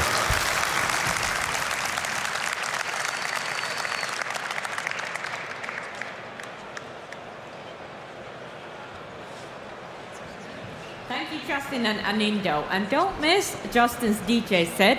Here's where it's going to happen. 6 p.m. at the Impact stage. So this is going to be a rare chance to experience that. But you know, talking about people who've taken the road less traveled, our next guest wrote his own rule book for success, and it did not include finishing college. This one's actually quite personal for me. So back when I was a participant at Silta, the Finnish hacker house back in San Francisco, I was so inspired by what the Thiel Fellowship was doing. So here you have this program telling talented young people, hey, maybe traditional paths aren't the only way forward. This was something that seriously went off the beaten path and sounded so amazing to me. And speaking of going off the beaten path, Dylan Field took that leap, dropped out as a Thiel Fellow, and set out to build a browser-based design tool when everyone said it couldn't be done. Now Figma has become absolutely essential for every design team worldwide. So Dylan will be diving deep into this journey with Dylan Asparuhoff from Founders Fund, who we just saw earlier today. And trust me, having built products myself, I'm particularly excited to hear about those early days when everyone thought browser-based design tools were impossible. So they're going to unpack how sometimes the best path forward is to completely ignore what everyone else thinks is the right one. Please welcome back to the stage Delian Asparuhoff, this time joined by Dylan Field.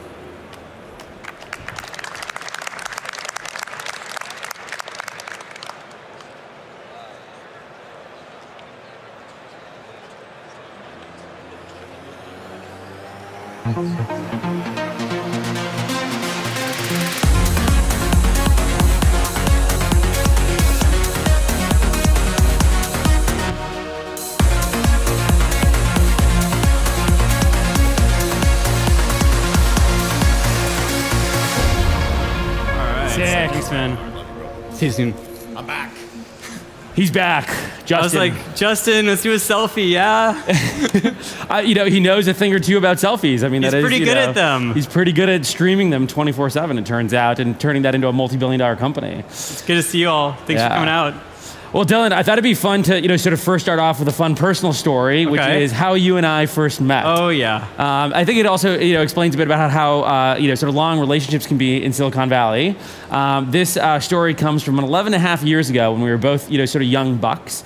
Dylan was... We're just ancient now, right? We're ancient. We're, heading towards our graves already. So Dylan was a Thiel Fellow at the time, and I was applying for the Thiel Fellowship. And if you think I'm abrasive and sort of like wearing hats like this now, let me tell you, 11 years ago I was even less polished, and especially on stage. And so part of the Thiel Fellowship application was you had to go present on stage and talk about what you're working on. And I decided to start my presentation with "Hi, my name is Delian," which is nailed backwards. So funny trope about my name. Delian. Nailed. Exactly. But then, probably not the best move was at the end of this presentation where you're trying to, sort of convince Peter and crew that you're very legitimate. I decided to end it by saying, nailed it, and then dropped the mic physically. And maybe not the perfect impression to give. Dylan comes up to me right afterwards in the heat of, me literally coming off stage and probably, very nervous, but trying to project a lot of confidence. And Dylan comes up to me. I only saw confidence for what it's worth. I saw no signs of him being nervous. And so Dylan comes up to me, he's like, Delian, interesting presentation. Just so you know, because you're about to have a bunch of follow-up conversations with people from the Thiel Fellowship, you should know that you came off as a huge fucking asshole on stage. That's not exactly what I said. I said, you came off as like a little bit of an asshole up there. Clearly different memories of it. But anyways, it was sort of valuable feedback. And then afterwards, Delian's like, dude, you totally threw me off my game, man. And then I felt like an asshole. And he got the fellowship anyway. It really didn't throw him off his game. He was just fine. But I think it's a good lesson in timely feedback. It's good to be direct, but maybe choose the timing of it wisely. Yeah? I think, criticize in, sort of private, praise in public. Yes. But also figure out when's the right time to criticize. But also speaks to, 11 and a half years later, here we are, sort of back on stage again. When I was thinking about, sort of what to chat about, I feel like, we come from two very different, sort of worlds. Sort of software for, sort of designers. I build, sort of satellites. But I think one of the interesting, sort of parallels, sort of between our two stories is, in satellite land, there really is no such thing as like an MVP. You can't like turn something on in like a quick, sort of 3-6 month process. It took us basically 2.5 years to launch our first satellite. And in software land, the prototypical approach back, especially when we were starting our first companies, was like the lean startup, iterate quickly, throw something out the door that is sort of like the rough, sort of MVP. You guys took a very different, sort of approach. You took the Figma approach, the Notion approach. There's a handful that have followed in your footsteps, but you really decided to focus inwards and build something that was not just the MVP, but was super polished and ready to go, and launch, sort of once that was ready, rather than trying to do the small iterations along the way. Why did you do that when in Silicon Valley, especially in 2012, 13, 14, everything was move fast and break things, ship things to your customers on day one, do MVP, and you did basically the opposite, the very contrarian view. Yeah, for us back then, you're right, first of all. It was all lean startup methodology. And I think the reason lean startup caught on is because it mostly works. Like, it is the right advice to launch something fast, get an MVP out there, iterate in public. That's the right advice most of the time. For us, we quickly found out it would be the wrong advice. We were testing. It wasn't like we were just sitting there building stuff with no feedback. I would go talk with designers, and they kind of would stare blankly at me and go, yeah, it's really impressive, the science experiment you've done where you got something to work in the browser, but like, there's a lot of reasons I'm not going to use this. And I'm like, great, list them off. And it was a long list of things. And so I, brought that back to the team, and we got to work. And we started August 2012 full time. Have been thinking about it since December 2011. And it wasn't until, December 2015 that we launched a closed beta. That didn't even have multiplayer. Wasn't until October 2016 that we launched our GA, where anyone could sign up with multiplayer, and not until summer 2017 that we started charging. I don't advise that path unless you have to take it. It really sucked. But for us, it did create a moat, and with that moat, we then were set up to go and execute and go build, and I'm really grateful to no longer be in that phase of the company. I feel like at the time, even just taking that amount of time to build on something, especially when there was like a competitive set that was starting to like eat up some of the like vacuum of attention, let's say, right? Absolutely. You obviously had like, Photoshop was not explicitly designed for UI and interfaces, but obviously a lot of people were using it. You had Sketch at the time, which was really growing a very strong community, and I forget the exact timing, but at some point like Benchmark led like a meaningful round to the company, and so you had people that were like out there making a lot of noise, and yet you still had this patience, and then obviously, I'm sure most people in this audience have never even heard of Sketch at this point, and you guys completely dominated. Like, why do you think the contrarian approach worked even in a space where like there were other people thinking about it and working on it? First of all, let me say, Sketch is an amazing company. I'm sure many people here know it, use it. I have a lot of respect for that team. And I think that we've learned a lot from Sketch. Sketch has learned a lot from Figma. But yeah, it was pretty terrifying. We saw fireworks get killed. Terrible move. Any fireworks fans out there? Several of us, yes, thank you. I was a fireworks fan, and when we saw that fireworks was being killed by Adobe, we were like, this is a giant opportunity. The market was still small. That was the other kind of contrarian bet at the time, was that we believed the market for design software would increase a lot. And sometimes it's really helpful to start with a small market and then be able to expand from there. But then we got to work, and it was taking a long time. And meanwhile, there was this app called Sketch. And I remember in our first deck, for our seed deck, I had a competitor slide. Sketch was on it. And I referred to it as like, it's some buggy software out of Europe, lifestyle business, whatever. I couldn't be more wrong, right? They were out there. They were fixing stuff in market. They were growing. They were actually building a community, capturing mindshare, and fixing their bugs while they're at it, becoming a key part of the workflow. And it so happened that we had a paradigm shift with multiplayer, web, collaboration, and we were able to lean into that, and that helped us. But if we were to go head to head with Sketch and just go, oh, here's a product that we've thought deeply about, they have a product you're used to, that would have been a losing proposition. And they are a formidable competitor. They obviously, maybe didn't immediately react to the paradigm shift, the way that you did. And obviously today, in the sort of startup ecosystem, we're going through another massive paradigm shift with the adoption of sort of AI tools. And I think some people would argue, where is the point of UI design when at this point, somebody that's super non-technical can go in, throw something together, put together an MVP, and they just have the AI effectively sketch out, sort of all the pixels. How do you guys think about like adopting, sort of the Figma, sort of strategy, product, and approach in this world where maybe as, sort of fundamental of a paradigm shift as multiplayer and online was for you guys back in like 2014 through 16, what is the 2024 through 2026, sort of Figma strategy, sort of relate to this new AI paradigm shift? Yeah, this is the question of the moment, not just for Figma, but for, I think, all software.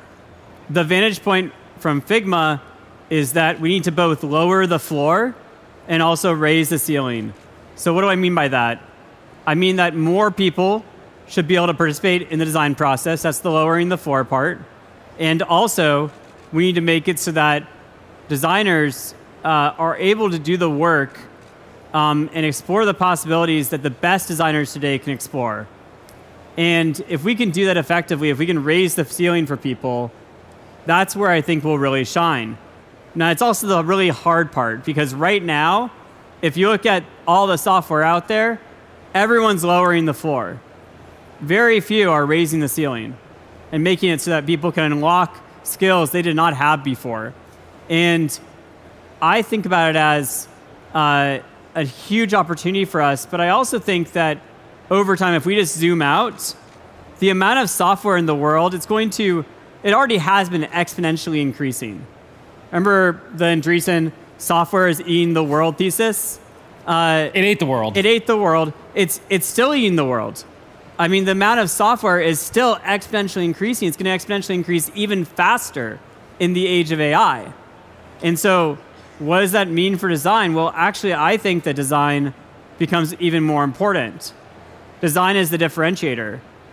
In the sea of software that's so vast, if you don't have high craft, if you don't have great design, you don't stand out. Design is the reason you're going to win or the reason you'll lose.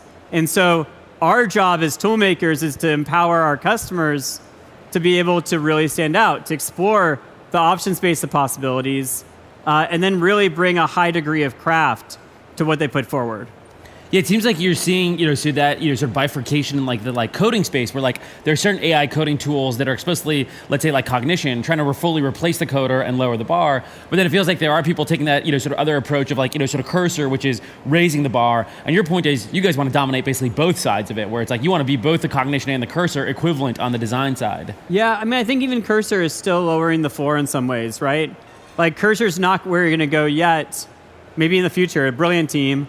But at this point, cursor is not the tool you'll use to figure out what should the perfect architecture of my software stack be. How should I go and create like the most amazing optimization for my rocket ships that I'm building, right? Like you're not using cursor for that. But I think that if the other thing that's important is that design lets you translate across abstractions. And we think of the entire product building process with Figma and how we can go from brainstorming and ideation in FigJam to slides for alignment, to design in Figma Design, to dev mode where you translate design into code, and beyond. And how do we make it so we can support that entire process? And what's cool about AI is that it helps you translate across the abstractions. You can go from a FigJam file to a deck now in Figma. So how do you then go from design to code in a way that's consistent with your code base so you don't have to repeat yourself? That's the fundamental fundamental principle of engineering is don't repeat yourself. You don't want new code all the time. to zoom back maybe to the sort of early days of sort of building Figma, both of us have relatively non-traditional backgrounds. You dropped out of Brown, I dropped out of MIT. Decided to sort of go work on our first companies. Talk a little bit about that like Teal Fellowship community and how that sort of helped give you a sense of grounding, but also purpose and ambition in those early days where now there's obviously a very strong, let's say, community of people that have dropped out and built startups. At the time, it was effectively Zuckerberg was the sort of only sort of one. You had the social network come out, but it was still a relatively contrarian sort of approach sort of back then. How do you feel like that community helps sort of shape who you are and how Figma was built? So I dropped out of Brown. I didn't know I dropped out at the time. I thought I was taking a break. That was a better pitch for my parents in case it's useful for anyone else here. And I had this amazing community at Brown. I had all these friends. I had folks that I was spending time with. And I had done internships in Silicon Valley. I knew 30-year-olds in San Francisco. And I also knew my friends back home because I grew up in Northern California. And my friends back home were like going to community college, trying to figure out, what's next? Should I work retail? Should I try to be in a more of a career track? And then I had the 30-year-old friends, and they're on a totally different life track. Oh man, should I have a baby? And it's like, okay, where do I fit into all this? And took the Teal Fellowship, thought it was going to be $100K over 2 years. Amazing. Like that lets you support yourself and really run for it. What I found out was actually the benefit was two other things that were way more important. First, it was the social connections, the idea of being around people who were like me. And that was so special and so important. And a lot of the Teal Fellows, I know for me, and I suspect for you as well, are some of my best friends still today from my class. The second one, which I never knew was coming, was they were pushing me and inspiring me to think bigger. It turns out there are so many startup ideas in the world. There's like all these inefficiencies in the market. The efficient market hypothesis is a complete lie.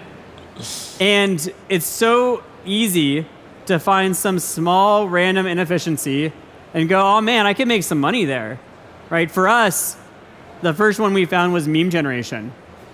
And I was like, dude, to my co-founder, Evan, who's the beyond brilliant guy, way smarter than pretty much anyone else I know. I'm like, memes to the moon. 2012, 2013, memes are going exponential. We should make a meme generator. Okay, a week later, we finished our meme generator. It's not that hard to build a meme generator. And it was the best meme generator online. And we looked at ourselves and we're like, yeah, if we do this, Evan's like, I'm quitting. And I looked at myself in the mirror. I'm like, I did not drop out of Brown for this, right? But then you're faced with this existential despair. Like, what am I doing? What should I do next? And going to the Teal Fellowship community, talking to them. I remember one guy, Tom Courier, he looked at me and he said, why are you doing this? You have 2 years. You have the freedom to go build anything you want to do in the world. Go do something meaningful. And conversations like that led to building Figma, probably led you to building Varda. And it's, I think, really inspiring to be around a set of people that force you to think bigger. And if you don't have that set of people in your life yet, my challenge to all of you would be to go find them, to go find the people that are going to force you to think bigger. Yeah, for European founder that's in the audience today, that's the 20 to 25-year-old that maybe recognizes from your talk, hey, I might not be around people that are pushing me to sort of think bigger. What do you think is the sort of tactical feedback? How do they find that sort of group of hyper sort of ambitious smart folks that are going to push them in that way? I mean, the internet is an amazing place, and if you can look at the local communities, whether it's at university or on forums online, I mean, social media, there's so many places out there to go find folks, and you can just reach out to them. The beautiful thing is a cold email can go quite a long way. Even when I was in school, I was reaching out to people and just emailing them saying, hey, can I grab coffee with you? And some of the people I did that with, I'm still in touch with. Last night, I saw Cal, the former co-founder of Slack. Yeah. And, we were catching up, and he's someone I've known since I was a teenager because he was kind enough to give me his time, even though there was no reason for him to give me time. I had done nothing at that point. And so I think do that, first of all. And second of all, try to figure out your path if you're wanting to be a founder, to give yourself time, because that's the most precious resource, is to have the time to explore. If we had said, we have 6 months, and in 6 months we'll make a call for Figma, do we continue or do we call it quits? We would have totally called it quits at 6 months. You need more time, and you need to not be so time-bounded, and you need to run a lot of experiments. So we're sort of here in Europe, and I think about 2 years ago you started spending a lot of time in sort of Europe, both in sort of Brussels and London, due to a certain acquisition sort of process. Yep, I remember that. Yeah. Yeah. I remember you looking very jet lagged a bunch of times. I saw you and I was like, poor Dylan. So what was that like? What did you learn about the world of the regulatory environment? What do you think sort of regulators get right versus wrong? What would you do if you were in their shoes, now having learned what you've learned about what you went through, but also what's best for the capital markets? Oh man, that's a big question. Well, the first thing I'd say is that it was weird because it was like Delian's referring to, in case people don't know, we tried to sell Figma to Adobe. For $25 billion. Didn't work. Still an independent company, thrilled to be an independent company. As I told the Wall Street Journal on day one, I was like, we'll be fine either way. We are fine either way. But first of all, I was amazed that despite going through this really hard process, and it objectively was pretty much not going well the entire time, I fell in love with Brussels, London. Like, these are beautiful, incredible places with incredible people. So that was the first thing that surprised me, was despite like the atmosphere psychologically, the physical atmosphere, the social atmosphere was wonderful. The second thing I'd say is that on the European regulator side, they're my favorite regulators for sure. Because they are human and they're direct, and I always knew where I stood with them. And I can't say the same for all the other regulators. But what I will say is, there's sort of the legal points of what does the law say? I was pleased that I felt always in Europe that the rule of law followed. Do I agree with the laws? Maybe not. I think that there's a lot of minority report going on in terms of future crime that is evaluated as part of the regulatory process in Europe that I think is kind of weird. But it's there. It's something that I think is followed, and there's clear procedures about how to evaluate it.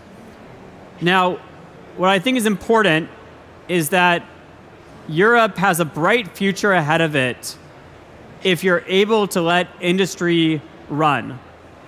And when I look at the future of Europe right now, and I project forward 10 years, and I look at industries, especially like the automobile industry, what do we want for automobile industry in Europe?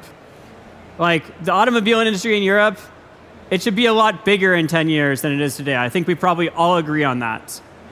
And I think right now, if you let the regulation and the ideals that are fueling the regulatory regime in Europe continue the way it is right now, it is explicitly anti-consolidation. And if you do not allow consolidation, you cannot have supply chains, and you cannot have the scale that will allow you to compete with the Chinese. And Chinese cars, the cost of them will be so much less than the cars that are available across Europe. So you have a choice, Europe. You can either make Europe great again.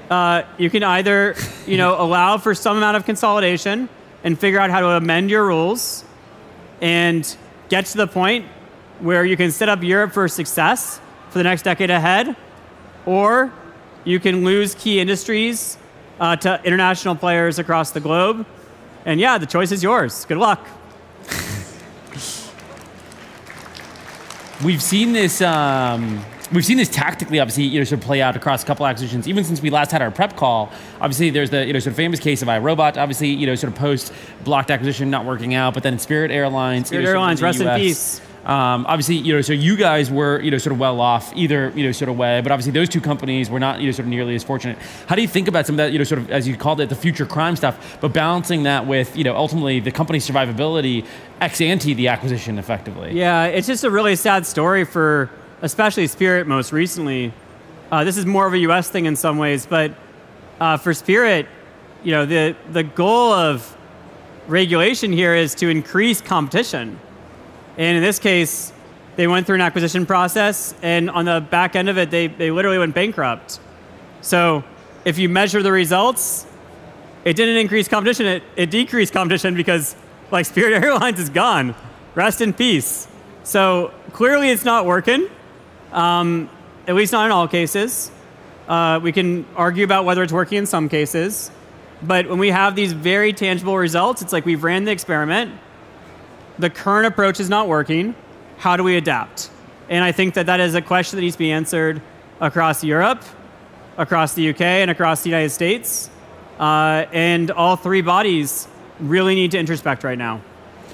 I think you and I are both, sort of somewhat rare in Silicon Valley in that we, sort of strongly sit in both the founder and investor, sort of world, and that we both have started companies. We've both also led, sort of Series A's. To the founders that are out there, how do you think about advising them on prioritizing people that look like us versus people that are, sort of pure, sort of financial investors, and the pros and cons of basically, sort of both approaches? We probably both have much less bandwidth, but we've also, sort of can actually, offer them tactical advice on what it's like to build a company.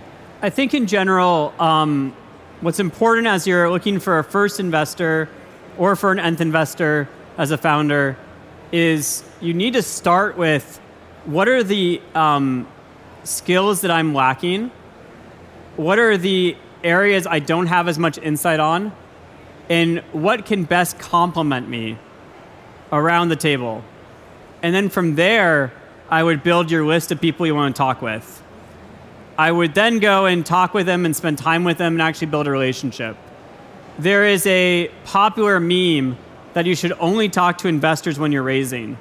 And I think that's probably true for the bad investors. Why spend time with bad investors if you don't have to?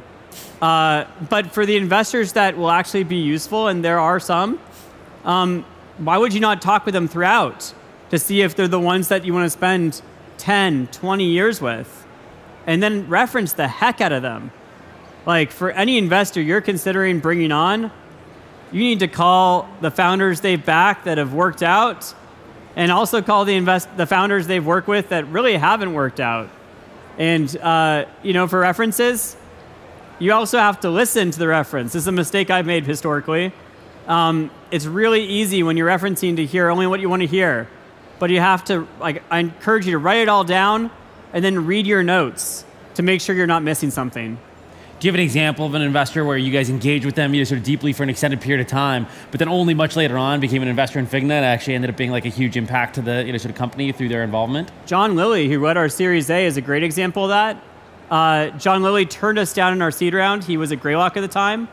And he said, "Hey, Dylan, I don't think you know what you're doing." He was right, by the way. And we kept in touch. He said, "Hey, I'm happy to be helpful." If you read Twitter, X, you'll know that's a meme too.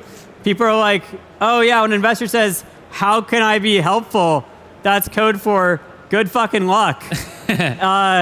And in the case of John, the guy's a mensch. He spent every month, we would hang out, he would make introductions, he'd give strategic advice, he would help. And at some point he said, "Hey, I think, if you ever think about a Series A, let me know. I'd like to talk to you about that." And I gave it a week, and I called him up and I said, "John, I think we're going to go raise our Series A now." And I did talk to someone else as well, but honestly, I just wanted to work with John, and he's still on our board today, and just an incredible supporter and mentor for the company. So I think, in summary, build long relationships with investors, build long relationships with potential employees too. Some of the folks that we tried to recruit long ago, even 8-9 years ago, they're now showing up today and saying, "Hey, I'm ready to join Figma." And some of those meetings where you walk out and go, "Oh man, was that a waste of an hour?" They're never going to convert. You'll be surprised in the longevity of your company how much it can matter. Well, Take the long view. Thank you so much for sharing your story today. It was really great. Thank Thanks you so much, everyone. Thanks all. It was great.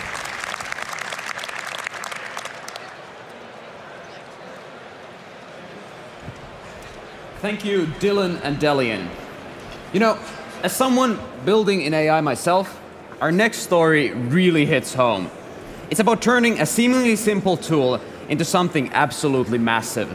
Now, a photo background remover might sound basic, but when you have 200 million people using it, that's anything but basic. Matthew Ruiff has taken PhotoRoom from this focused consumer app to training their own foundation model and working with some of the world's biggest brands. Exactly. And what I love about this story is how very practical it is. When I'm building solutions in mental health, I often catch myself thinking too big way too soon. But Matthew started with solving one very specific problem really well. Something I think every founder in this room can learn from. Exactly.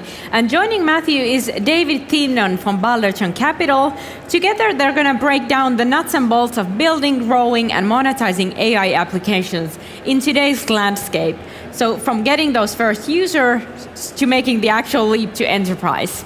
So for anyone here building AI applications, and I know, let's be honest, that's pretty much all of us, this is your chance to learn from someone who's cracked both the consumer and enterprise sides of the equation. Please welcome on stage Matthew Ruiff and David Thienon.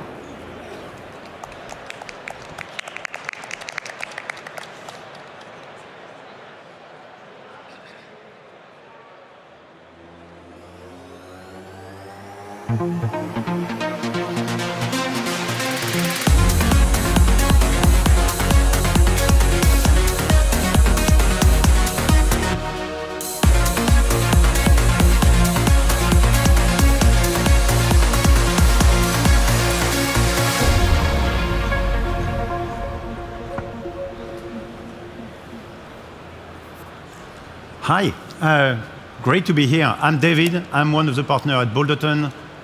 For those that don't know, Balderton is kind of a European investment firm. The headquarters is in London. We have people across Europe. We invest in the best tech entrepreneur coming from Europe. I've been around for 24 years. We have invested in like more than 200 entrepreneurs, and one of them is Matt at PhotoRoom. We've been working with him like for the last 2 years. So very excited like to have a quick chat with you, Matt. Hey. Hi, everyone. Excellent. So maybe as a start, why don't you walk us through kind of what was the initial story behind PhotoRoom? Yeah, so PhotoRoom is 5 years old, and maybe to reframe it, like what we do at PhotoRoom, our mission is to give the power of great imagery to everyone, especially entrepreneurs using AI, from like small, very small side hustle to like the biggest company, like Amazon, using our technology. And well, the initial story you ask is like, I've been working in the field of photo image editing for the past 15 years.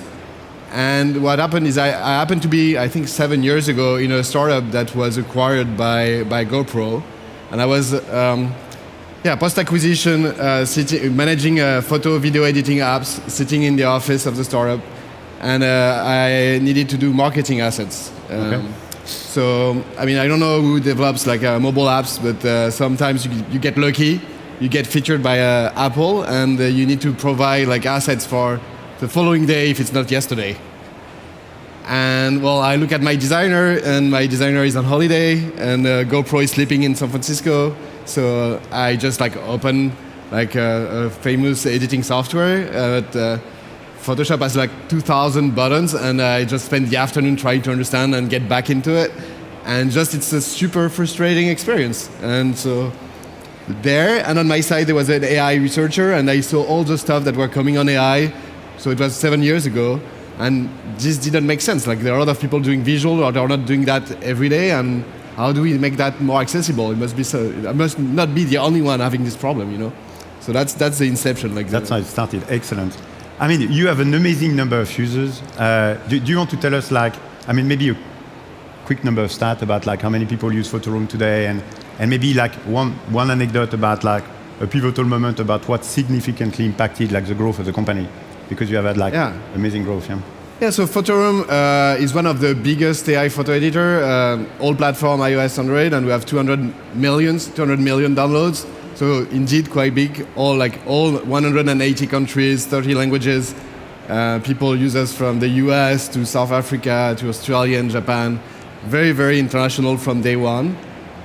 And yeah, I think what we did in the beginning, like as a pivotal moment that was very important and can be interesting for founders, is we started doing like photo plus video using AI. I remember we started in summer 2019 doing photo plus video, and then you say like we can't do everything. Like we need to do a bit less. We'll do video later. Let's drop video.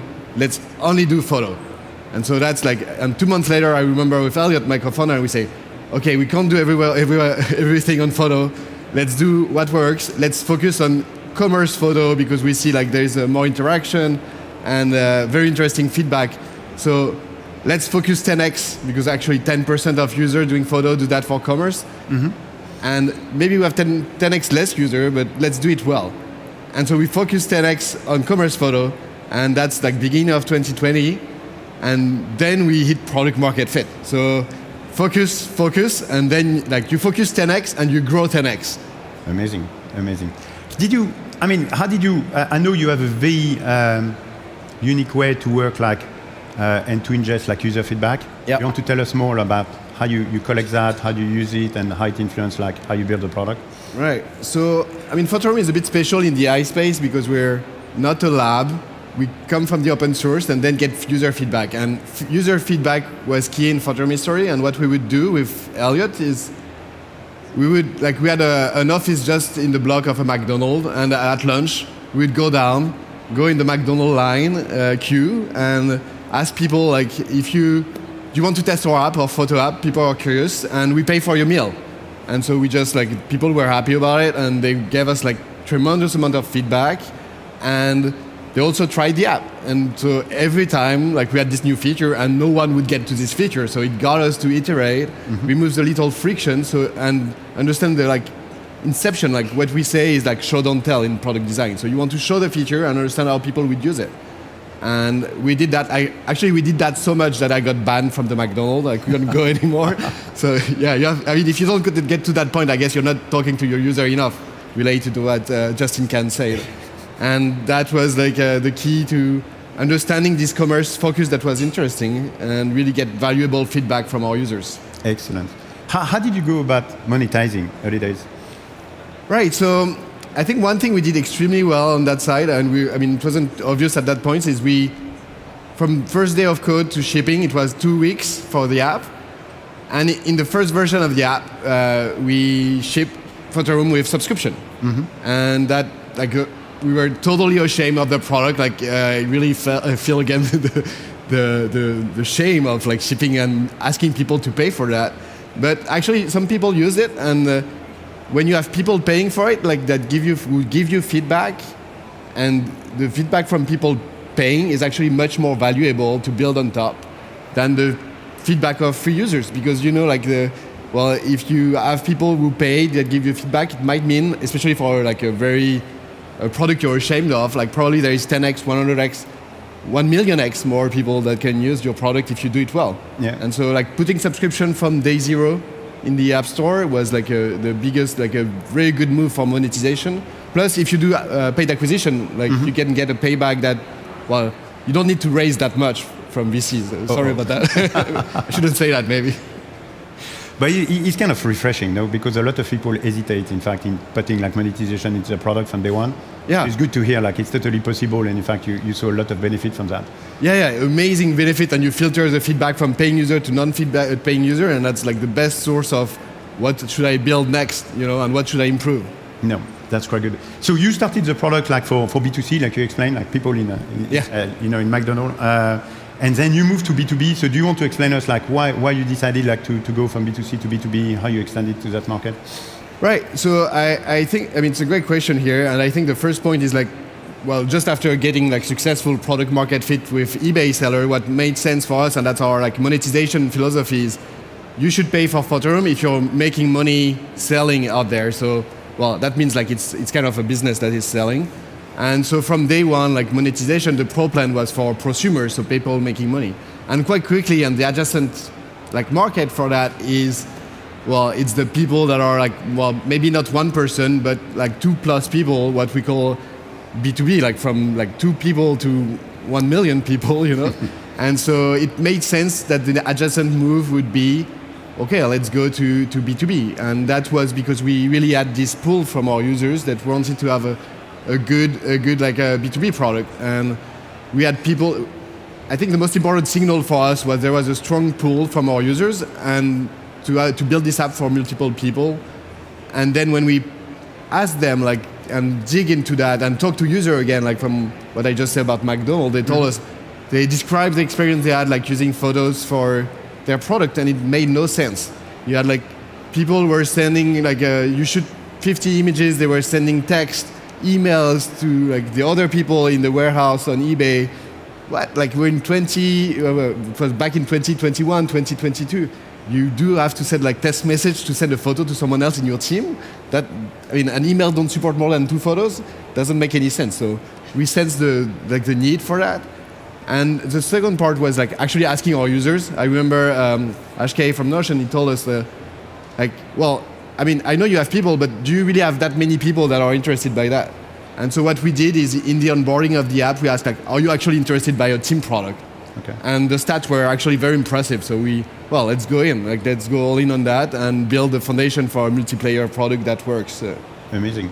Did you change the product? Is it the same product for B2C, for B2B? Did you have to kind of adapt what you are doing? Or?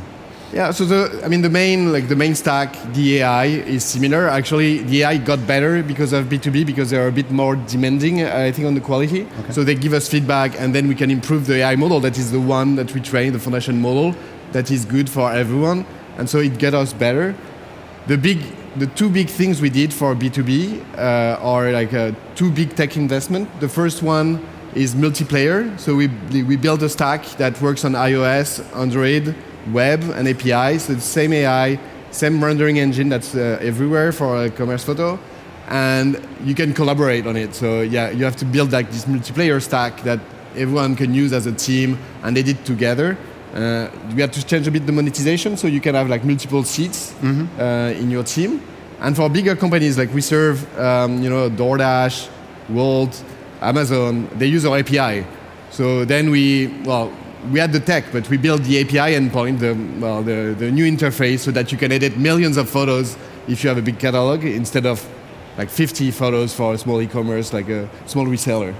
This is quite amazing. How did you get to work with those like large enterprise? I mean, did they find you, or did you go after them? Or? Yeah, because it's very different than finding users like an B2C segment. Huh? Yeah, it is different. I think again, like they came to us. Okay. And there are so many stories. So it's great to be here in Helsinki because one of the biggest success story of the B2B for us is like helping Wolt doing millions of images for the dishes in 25 countries in the world.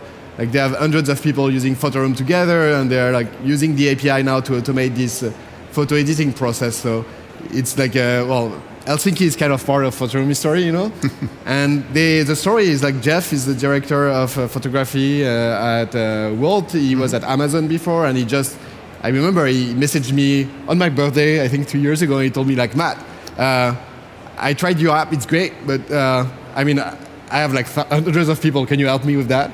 And so what we've seen so far is the people using the app, they can become B2B. The challenge for the photo with an app with 200 million users is, how do you make the difference between, a teenager, I don't know, in London doing like memes, and Jeff, who like is a potential like 100 seats customer, and that's a real challenge. But so we went with Jeff. We built some elements for the Wolt team, and now they have like hundreds of editors. They do more they do millions of photos with us. They save hours of work, and they can launch new countries, branded photos very fast, thanks to PhotoRoom tech. Excellent. Well, that's a great story. So you mentioned AI, so we should probably talk about AI. So you made the decision of kind of creating your own proprietary AI model. You started using off-the-shelf like other models, etc., and then you decided to move to your own model. You want us to walk through kind of explain like how do you make that decision? How did you go about it? Yeah, so we started the story is we started from my pain point, and I wanted to build stuff, and we try always like talking to users, start from the user pain point. And I remember, so we did Y Combinator in 2020, and I remember Gustav, our partner, he told us like for the pitch, Matt, like you have to highlight that you're not a lab doing AI and then trying to push the tech to some use case you don't know yet.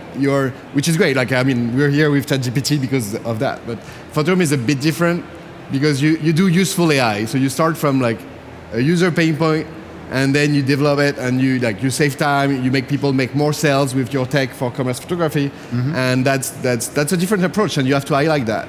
And so our strategy is quite unique on that. Is well, let's take like three steps. Like let's take what's off the shelf. Let's take what's open source, and first let's like give this tech to our user and see what they like, what they don't like, how they're happy about it, and so that's our first step is like using the off the shelf open source tech for our product.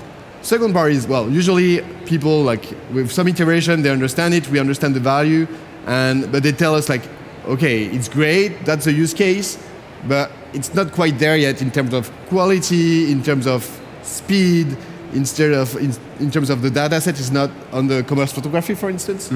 And so we listen to that, and then we say, okay, but that part we can't really have it with the open source or off-the-shelf model because it's so generalist, and PhotoRoom is like focused on this like niche of photography, which is billion of users, but still. And so we would train a model specifically for that.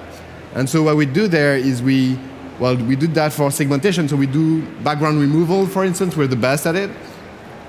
And so we would train our own segmentation model that is now like 2x better than anyone like in the world, because we really like understand what it means. Like for our user, not being 100% perfect on segmentation means they're going to spend hours doing the cutout of the photo manually, where you don't see that when you do a science benchmark. Like for us, it's hours of time of our entrepreneurs using PhotoRoom that is lost because the tech is not there. So we get the extra step, the extra mile for that, and that's when we decide to train our own model. That's the segmentation thing.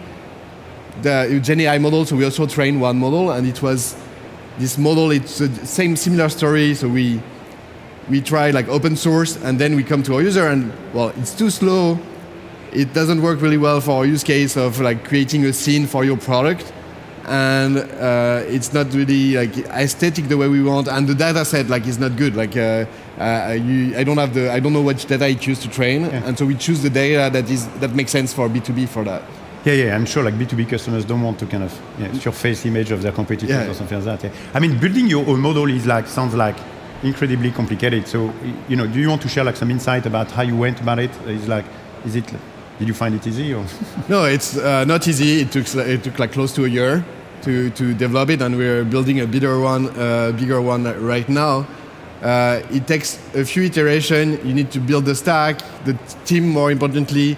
Last year, like GPUs, one of the features we do is like amazing shadows. We couldn't release it because we didn't have GPUs. Yeah. So it takes, you have these three ingredients of talent, stack, and data that you have to run together and make sure it makes the right recipe.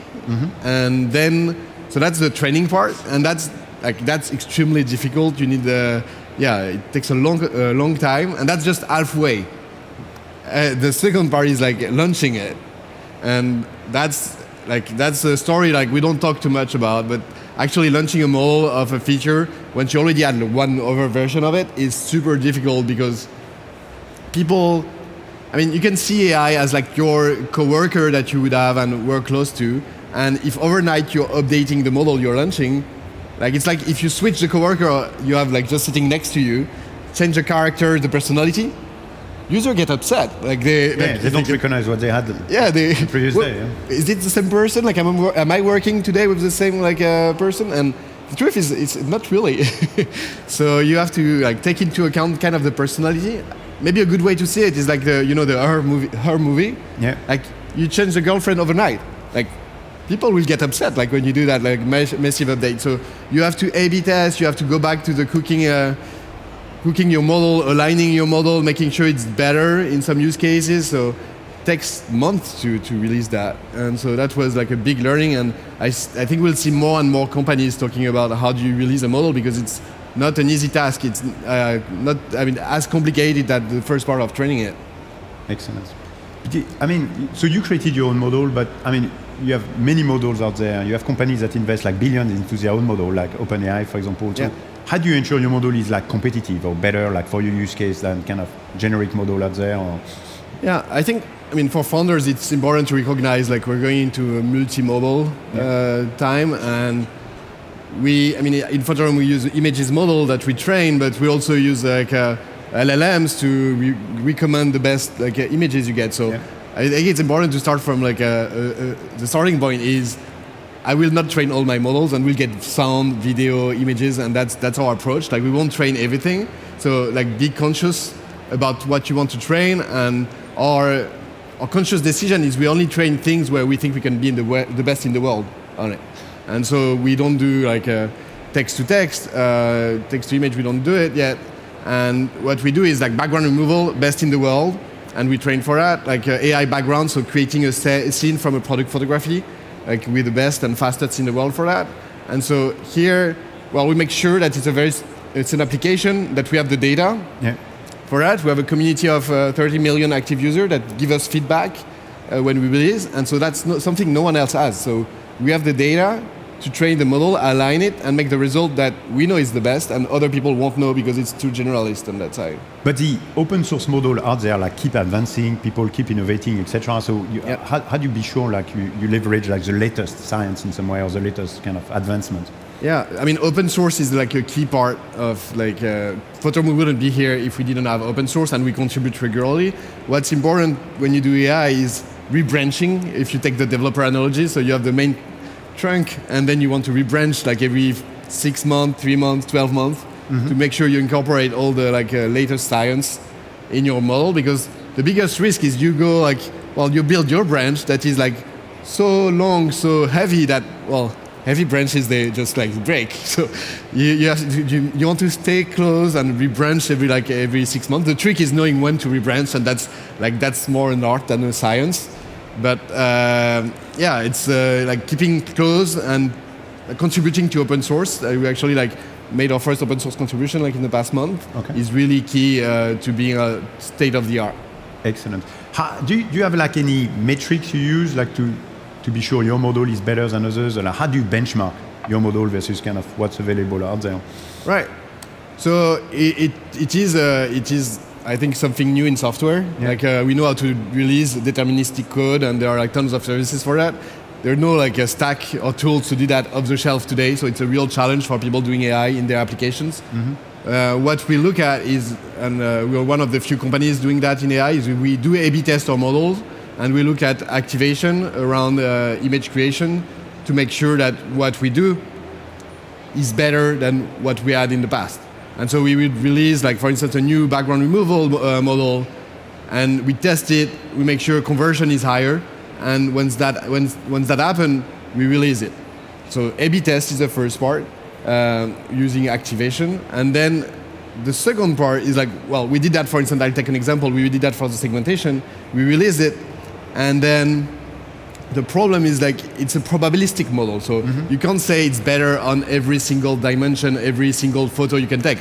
Maybe it's better for furniture, but it's not as good for cars, And so what we did for the last release, for instance, is we released it, and some part of the community got really upset, and the people were doing dog photography, and it was a specific use case of dog photography that was pet shop owner, which is a big part of what we do, and they got upset because we are not keeping just the dog, but also the vet table on which the dog was, which didn't look very nice when you take dog photos.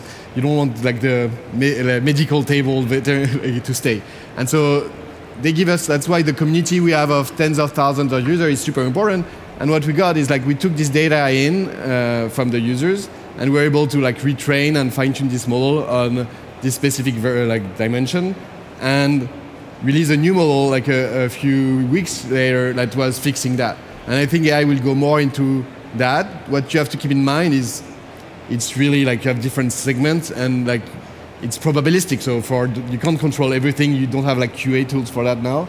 And just listen to your users again. And if they're vocal about something, it's probably they're right. Like the qualitative data is, if the qualitative data is not agreeing with the quantitative data, like qualitative data is often right. And so you just like dig and understand, okay, yeah, that's right. And then actually when we dug into the dog photos, well, the conversion was flat. And then probably we don't have this data yet, but we separate like dog photo at home and in a vet shop, then probably at home was good, but the other one wasn't. So build the data set for that. So it's a mix of like, it's a mix of like what you explained before. It's like a benchmark on one side, like to be sure your model is performing well, but also like ingesting kind of user feedback. Yeah.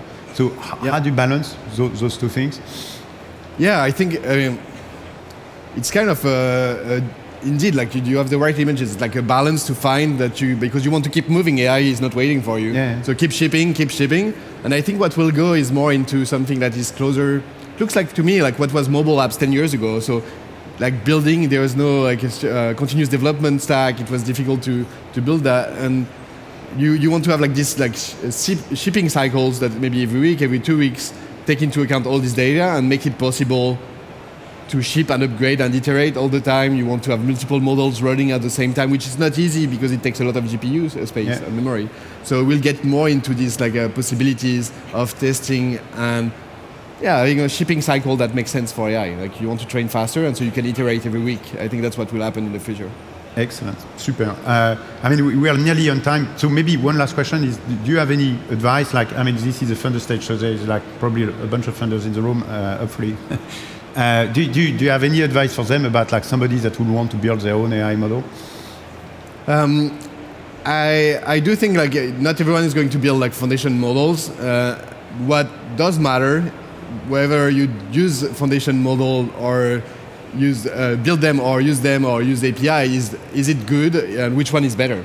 And that's actually opening the door for after, if you want to train one. But I would say as like an entrepreneur, what you want to do is like play with it, build like an understanding how it works, and kind of understanding if one works better than the other. Give you an example for like a language translation. It might be that some Western languages work better with this API, this model, but Asian languages work best with another model. And so it's kind of pulling the right services and building this understanding, this intuition, this stack of what model is better. Because if one day you decide to train your own model, that will be like knowing if your model is better than something else and testing it is actually super valuable. And don't get your user upset because it's less performing. So I think understanding which model is better is the key. Excellent. Cool. We're on time. Thank you so much, Matt. Thanks, David. Thanks, everyone. Thank you, guys.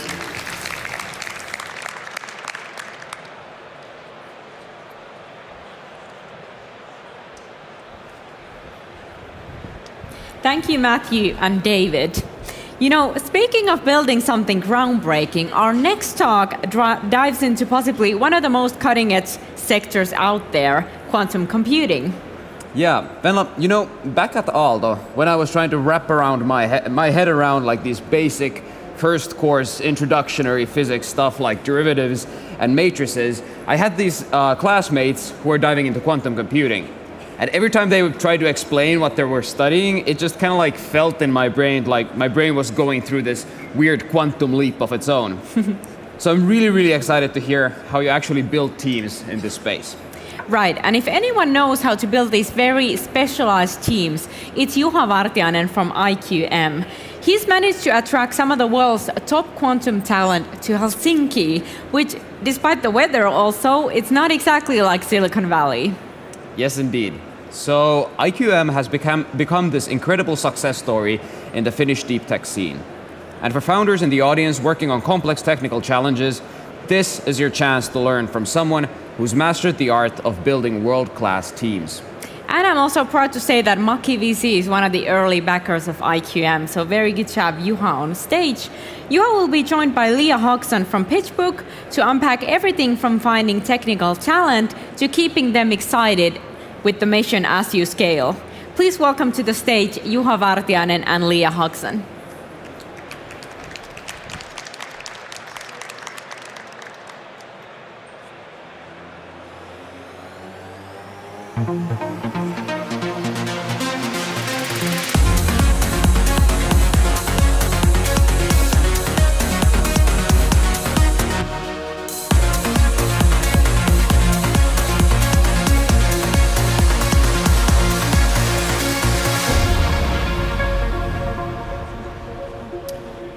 welcome everyone. It's so great to be here at Slush, and it's such a pleasure to be speaking with you, Juha, today, who has over the past 6 years been building his company into a global leader in quantum computing with over 280 employees. So I'm sure, Juha, you'd agree with me that hiring remains the #1 challenge for startups globally across all different sectors, but it's particularly challenging for deep tech startups. Quantum, for example, the number of job postings outpaces the number of candidates, almost 3 to 1, according to McKinsey. So it's a real challenge that these startups are facing right now. So if you take your mind back 6 years ago when you were starting to build your company, how did you approach hiring technical talent? Yeah, thanks, Leah. Means a lot for me to come here and sit here and see the big stage. We started 6 years ago. That was my first Slush. In that time, we were nobody. We were like four founders and business cards. Started from scratch. And as you said, hiring is the most important thing what you need to do in the beginning of the company, or when you're starting to collect the extended founding team, but also in the later stages. So every hiring, especially when you're hiring leaders, it's having a very strong impact later on. So in very early stages, the hiring is not so much about selecting people, but it's more like marketing. You have to convince the best people around you so that your idea is the winning one. You have to tell a good story.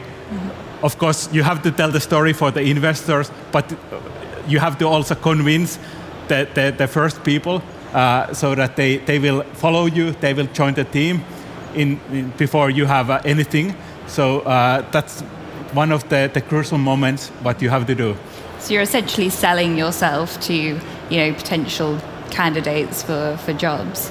So what does that look like when you're actually speaking to these people who are have PhDs, have a lot of experience, and who could be earning a lot of money in a big corporation somewhere? How do you convince them to join your mission?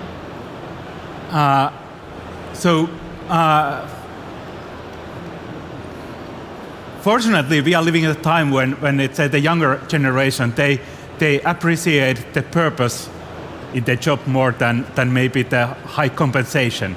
So when you are a young startup, you don't afford paying very high compensations, but you can give a purpose. So you can like dream together. So you can pose a question like, what would be the best possible future? How would the success look like? And then you start dreaming together that one, and then you can like agree that okay, let's do that together.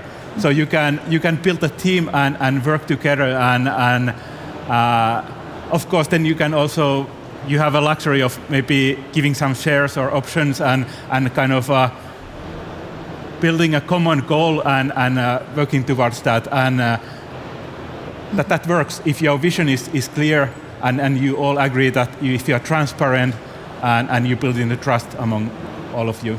Yeah. So you said that in the early stages it's about marketing yourself to potential employees. Where do you find them? Is it going to universities? Are you going to other startups? How do you source these potential employees?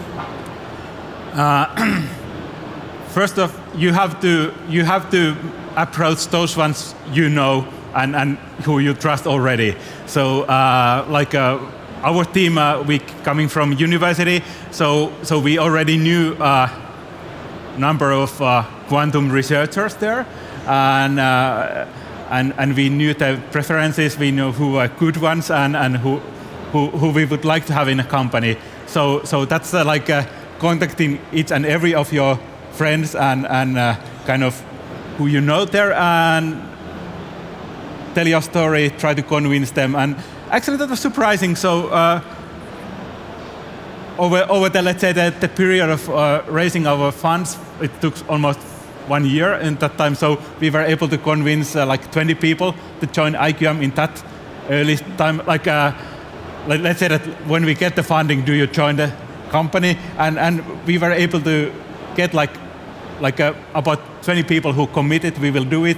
Apart from one, all of them joined eventually. So that was a kind of a very positive surprise for me. When we got the funding, we were able to start paying salaries. So with this small founding team, we were doing like a first year preparations. Then we had about 20 people joining us, and then we started to grow like normal companies. And then actually COVID came. So it's kind of another story, but it's... Yeah. So it's all about having a strong mission, being able to really articulate to people in the job market exactly who you are and what you're trying to do. Yes, it's like when you start doing anything, you should keep the end in mind. So you should have a big goal, what you want to reach, and then you can talk to people. And of course, your initial idea is not necessarily the very right one. So you have to talk to people. They are smart people. You listen to them, and then you learn from them, and you develop your idea. And then when you talk to the next one, you have already a bit better. So you keep on developing the idea, and then you have a lot of different angles. And actually, then your idea gets more sophisticated, and you can have a better dialogue on that. And eventually, once you have built it, then your story is very strong. It's convincing. But it's not only about the goal, but it's only about the values. So people want to work a certain way. So they want to, actually the researchers, PhDs in quantum, usually they are very ambitious. So their goals are, they're already setting very high goals for themselves. So when you ask them to commit to very ambitious goals, they are very keen on doing that. But then there are maybe some other, it depends on the company. But you have to think about what are your values, how you are going to get there, and discuss that among the people. And if the values match very well, the company values match to those ones of the individual, then people feel like they belong to this team, and then they are ready to sacrifice a lot to reach those goals. Yeah. So obviously that's kind of in the early stages. But as your company grows, how does your approach to hiring or your needs change with kind of the growth of your company? There are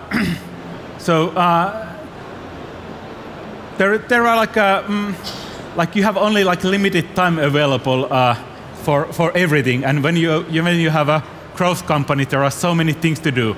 So that means that you can't, as a founder, anymore control everything.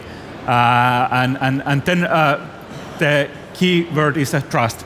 So you have to hire a team so that you can trust on that. So you can use your organization to reach the goals. So that the same also applies to the hiring. So I was myself hiring, or I was participating to hiring the first 100 people to IQM, and it's a lot of work. You have to have a lot of interviews. But I think that's something which pays back. And when you hire someone, you learn to know him or her, and you, I think during this recruitment process, you learn to know the people and learn to trust you, and trust is both ways. So the another one also learns to trust you. Yeah.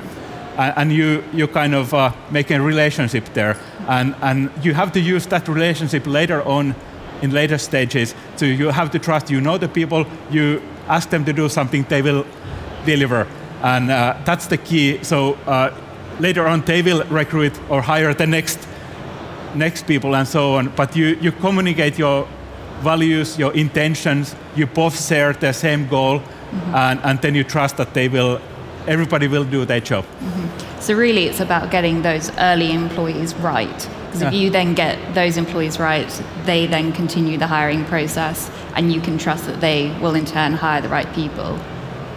Yes. So that's maybe a little bit controversial. So but usually these early employees, or many of them, become like a team leaders or leaders, people leaders, and then they will hire more people. The skill set needed in a very early stage is slightly different than later on. So you're usually in the very beginning, you have to make your tech working, but you have to have a lot of other things also settled down. So usually you hire like a generalist in the very beginning, so someone who can do whatever. Right. And where in the later stages you hire more like a professionals who are specializing to particular roles, and then that's actually a big change process than what you have to live over. Mm-hmm. That's really interesting, because I would have thought it would be the other way around. You hire your experts first, and then you hire your generalists.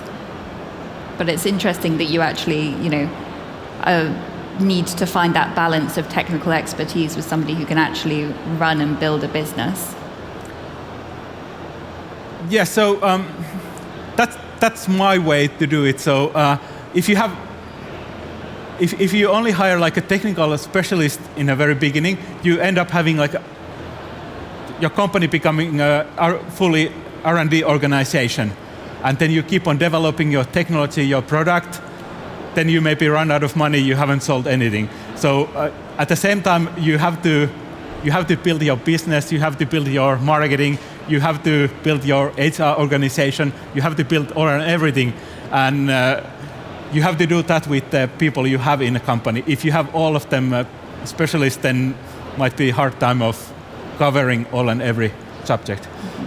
So as you grow and hire more people, last year IQM announced that they were expanding into the US, and that's a different kind of challenge, I guess, with hiring. So how do you grow and hire for a team where you have no presence on the ground?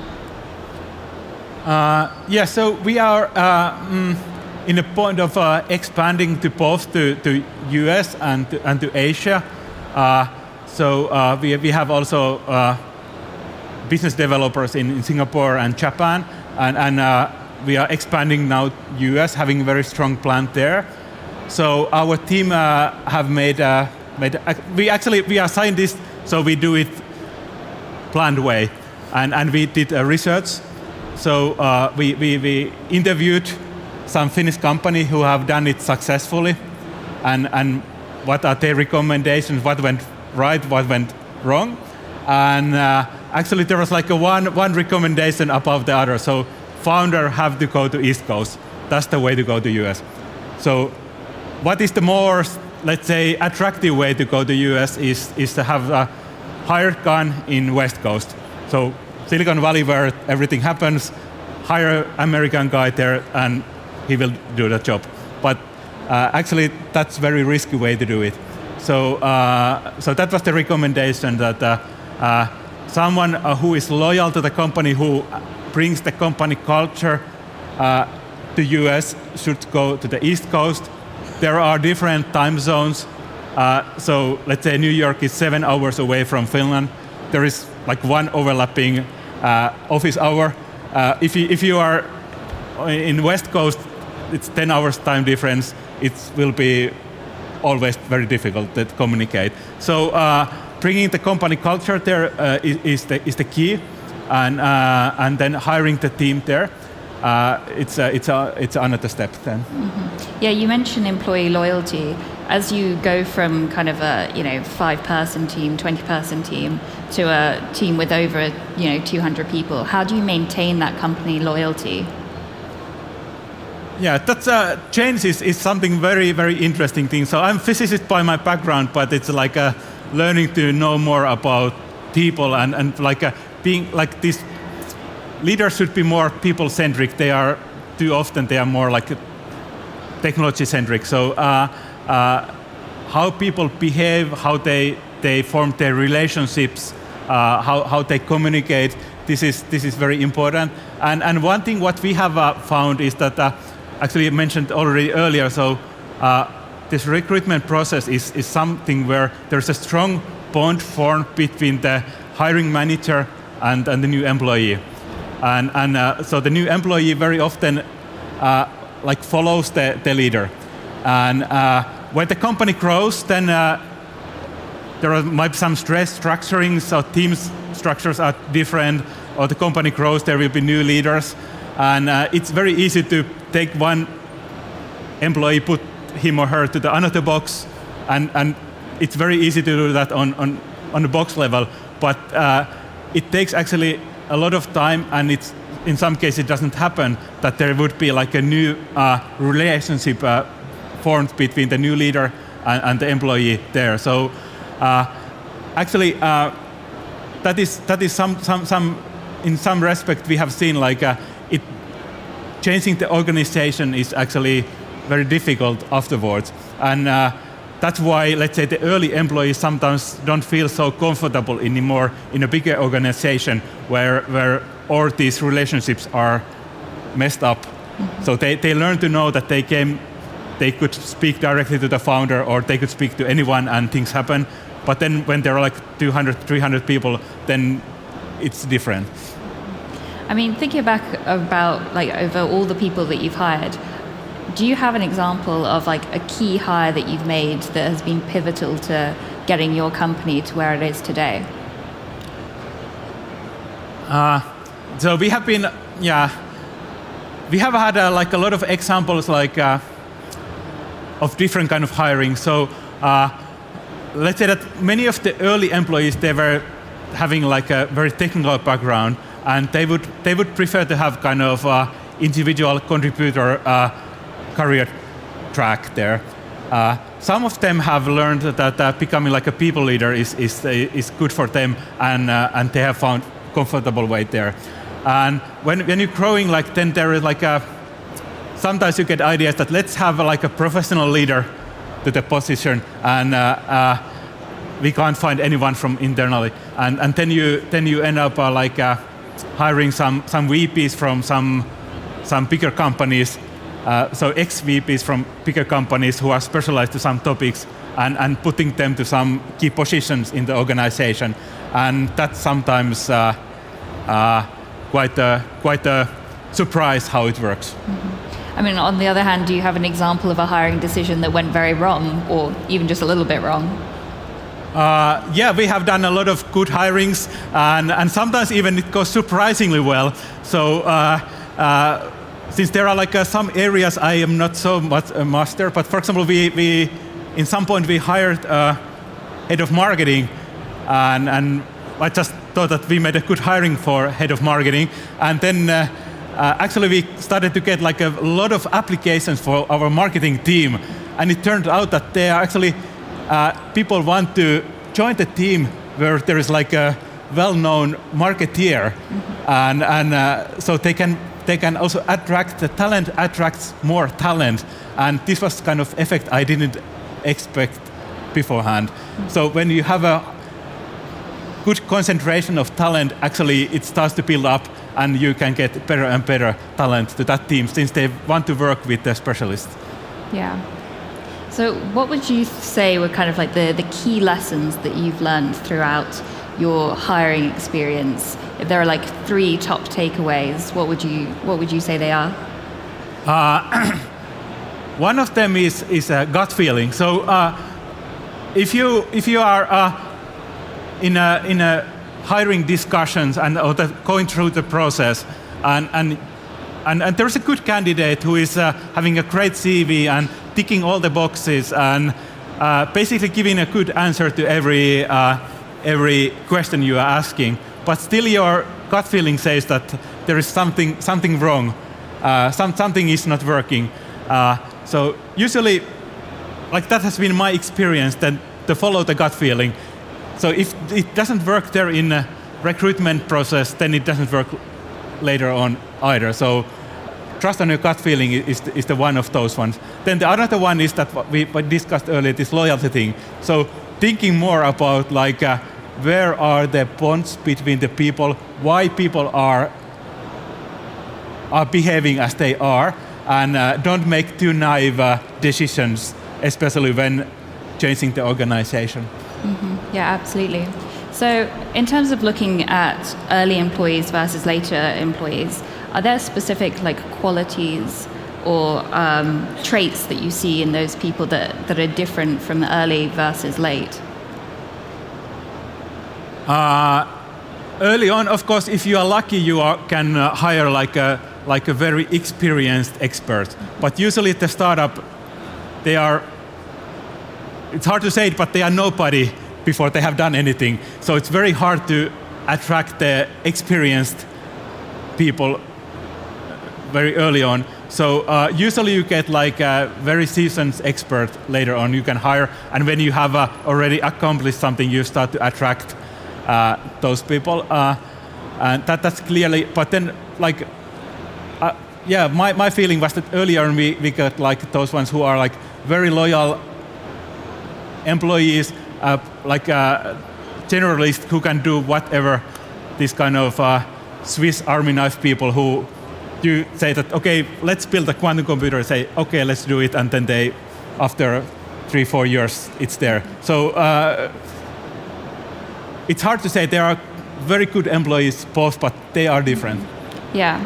So as you continue expanding in Asia and the US, do you have to change your hiring practices depending on the region that you're actually hiring in? So US versus Asia versus Europe? Definitely, and that's like every company has to adapt to the local culture, local market. So of course the big surprise was like the first one was the salary levels, which are like much higher in US than compared to Europe, and we have to adapt. But also like when going to Japan, so talking to Japanese, it's like they telling that, okay, we thought that we hire a country manager and he will put alone everything in the shape. But actually, talking to Japanese, that you should better to start with 5 people. 5 people, how it comes. It's like, but it's in Japanese culture very hierarchical. So certain people in certain position doesn't do necessarily the other job. Whereas we in Europe, especially in Finland, we think it's very flat organization. Everybody should be able to do everything. But it's that those kind of surprises, and you should understand every market and not to be too straightforward there. Mm-hmm. So looking at the market now, what do you think are kind of the main challenges that deep tech startups are facing when it comes to hiring?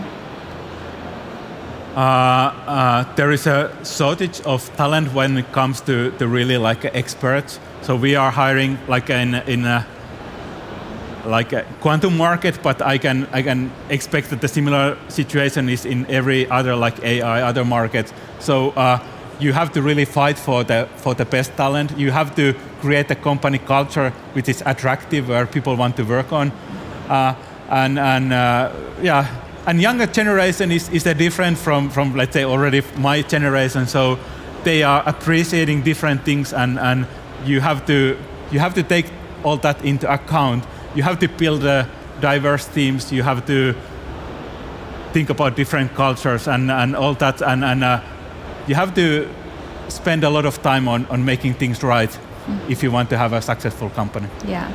If you had one piece of advice that you had to give deep tech founders when it comes to hiring, what would it be?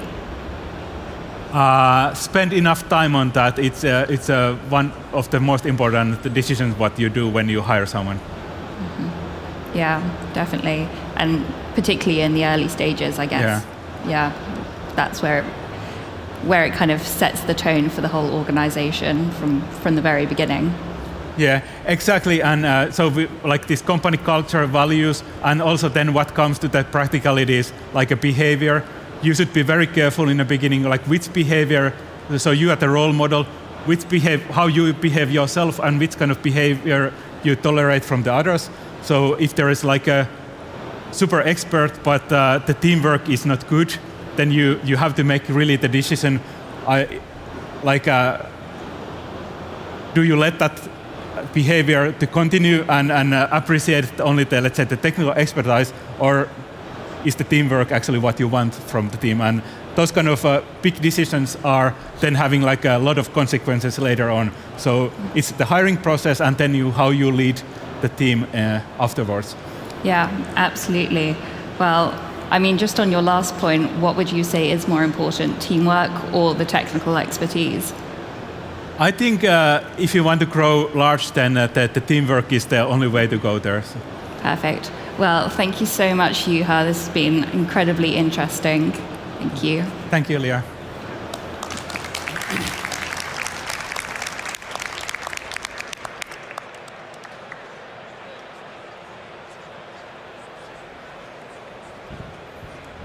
Thank you so much, Juha and Leah. Now let's shift gears from quantum physics to another technology that has gone through quite the roller coaster, and that is Web3. You know, Venla, I feel like it's fascinating how technology cycles work. Mm-hmm. I've noticed that some of the most impactful innovation actually happens when the media spotlight is starting to dim, and the teams can actually start working on the actual solution. And I feel like this is exactly what's happening with Web3 right now. So we're in the sweet spot where the real value is getting created. Exactly, and we have two people here who've stayed focused on building while others were caught up in the hype. We have George Danesis from Misten Labs and John Kamenish from Definity, and they're both working on the actual infrastructure that could make Web3 truly useful. So Kia Kokalicheva will be moderating this discussion about choosing meaningful products when excitement outpaces market viability, and exploring pathways to mass adoption. Whether you here are in Web3 or not, I think we'll all definitely learn something about building sustainability in frontier technologies. So please welcome to the stage George, Jan, and Kia.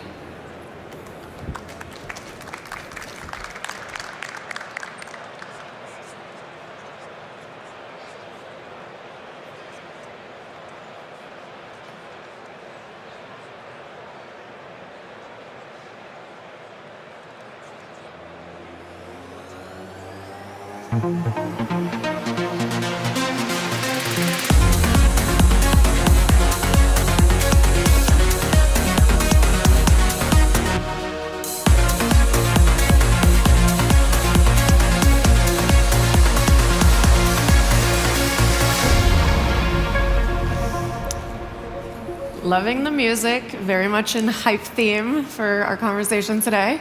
Thank you to everyone who came. I know there's a lot going on today, so we really appreciate it, and we're hopefully going to make it really interesting for you.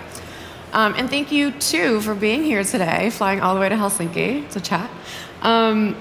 Would love if you could give a brief introduction of yourselves, and then also tell us, how did you end up working in Web3 or crypto? Go for it. Good afternoon, everybody. I'm Jan Kamenish. I'm at the Definity Foundation, one of the main contributors to the Internet Computer Protocol. Web3 or crypto, right? I mean, I guess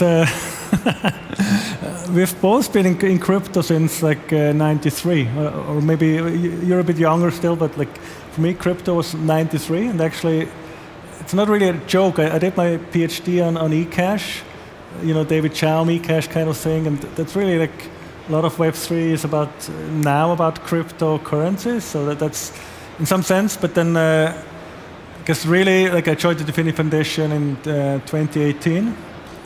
But in some sense, you're only in crypto actually if your protocol is up and running. So from that point of view, I'm in crypto since 2021. George? Good afternoon, everyone. So I'm George Danesis. I'm the co-founder and chief scientist of Misten Labs. We are the original contributors to the SWE network. Like Jan, you know, I'm not entirely new to the field. I've been working on the broad field of decentralization in technology since the 2000s, the early 2000s. At the time, we used to build basically file sharing systems, you know. These were the days, and you know, we were thinking how you could replace these centralized content distribution networks with, you know, decentralized variants of them, etc. And of course, you know, when the whole blockchain thing started, it started from largely that community along with the cryptography community. And then when systems like Ethereum that allow you to do computations in a decentralized way started, I immediately got interested. At the time, I was a professor at UCL, still am. And I decided to go to business, and the rest of it is history, I guess. Nice. So you guys have been around for a while, before the hype cycles. To get us started, I'd love to talk about product market fit. You can define that however you want. And I'm especially curious because so far, the best use case for Web3 and crypto has been speculation.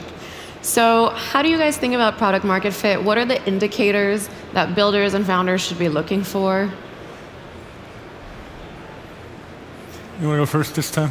Sure, yeah. So product market fit is important, right? But in technology, the market very often is a moving target as well, right? So what we have seen, let's say, technology being used at one particular time is not the same thing as the next year or 5 years down the line or 10 years down the line. So as a founder, you have to, of course, look at the market and meet the market where it is, because that's where you are right now, and you need to be successful at any step of the way. But also you need to look a little bit of what's on the other side of the hill, if you want, right? So to some extent, Web3 already has had a few things that have reached product market fit, like DeFi, decentralized finance. You call it speculation, I call it decentralized finance, has product market fit in various ways. Stable coins, they have product market fit. People do like to hold stable coins in dollars, etc., right? For various reasons. Culture, like people call them meme coins or NFTs or whatever. Culture around Web3 has some market fit, like people actually identifying with particular things and being willing to spend money to acquire tokens or NFTs associated with particular cultures that give them access to communities. That has product market fit. But of course, we're not in the business just for those markets, right? I mean, our aim, at least within Mysten Labs, and the Sui network is one of the things we built for that reason, is to act as a coordination layer eventually for the whole economy, right? We believe that the whole economy requires coordination. This coordination right now is done by centralized parties, but that is very restrictive and they capture a lot of the value. And it would be better, the world would be a better place if most economic activity could actually be done on decentralized platforms so that the value is distributed around. That's the market we would like to have. That's not where we are at though, right? That's not what the market we have. So we have to track things, see them grow until we hit that market that we would rather be in, right? But we cannot just pretend that the market is different than what it is today. I guess all of that, I mean, if you think about what is Web3, right? I mean, it's like, some people say Web3 is about ownership, but actually it's much more fundamental, more fundamental than that, right? It's about who owns what, who owns your software, and I mean, you see, I guess WhatsApp got sold to Facebook. People weren't happy about that because WhatsApp was really the users, and how can users own a platform, right? Or even I'm as a person, how can I own my software? How can I own my data? And I think at the end of the day, that's where we want to go. We want to build secure systems where at the end of the day, you as a user can easily own your data, your software. And I mean, if I want to do that, I guess today on protocols like the internet computer, you can actually do that. But if I wanted to do that, say 5 years ago, I had to install a NAS at home. There were these peer-to-peer systems where everybody would have to run their own servers. You couldn't do that, right? And with these new platforms, Web3 platforms, you can do that, right? On the internet computer, everybody can launch their own software very easily. AI now helps you to build that even. And just very important also for cybersecurity, because the platforms that we have today are not very secure. And with protocols like Bitcoin has never been hacked, right? So distributed systems really address that. So from that point of view, the market here is really all of IT. Digging a little deeper, how should builders and founders think about choosing what they're going to work on and build? Especially just to go back to our bigger theme of hype cycles, it's NFT time. Everyone's having and making and buying NFTs or whatever the cycle is that we're in. What should entrepreneurs be thinking about? Should they be building NFTs just because that's the hype cycle right now? I think people want to have fun, right? I think that's NFT. Well, maybe a lot of people say NFTs are dead now. It's meme coins and so on. So I mean, people want to have fun. People want to have money, make money. But on the other hand, it's really about fun. First users, first adopters. And I guess again, it depends where you want to go as a business, right? Where you want to, or you go for the short-term money, or really trying to tackle like a big problem that the world has, and at least the definitive foundations of our aim is to go big, right? We want to build a protocol where all of the world's software is going to run eventually. So I think as a founder, you have to have a vision, right? That's like revolutionary, and then just zero in on that vision and yes, I mean, you have to hustle and adapt depending on how things go, but at the end of the day, you have this vision, you want to go there. Yeah, it's a difficult question, right? Because to some extent, myself as a founder, I had no choice, right? I mean, I had an edge in a particular space in technology that I have developed over 20 years, right? And, honestly, the opportunities that I had were limited to that, right? I'm not a great businessman. I'm not a great, product guy. I know that kind of technology very well. So this is the only sector I could build a viable business. So I guess the first answer is, at least for me, you have to find where your edge is, right? I mean, you have to have some edge over the many competitors you will have. Like, that's the first choice, where you should actually do business and when you should do business. The second thing is, of course, there has to be some kind of, you have to meet the market somewhere, right? I think that, if I had to choose between a great product and a great market, I would always choose the great market. But at the same time, it's okay to have vision. I think it is important to believe in something more than where products are today or markets are today. Otherwise, you're going to be stuck to today and tomorrow you will have nothing, right? But you have to basically say, okay, this grand vision of mine, which you need to have as well as the edge, what does it mean today, right? What does it mean today? Like, maybe what is happening today is not my favorite thing. Maybe what is happening today is a very scaled down vision of where I would like to be, but this is where we are today, and you have to use your edge, use your vision to get the stuff today and get the market today, and then build on that to then move the whole market, because let's face it, markets don't just move by themselves. Products and people move these markets, and then you move the market to wherever you think it would be a better market for you, but also for the world, right?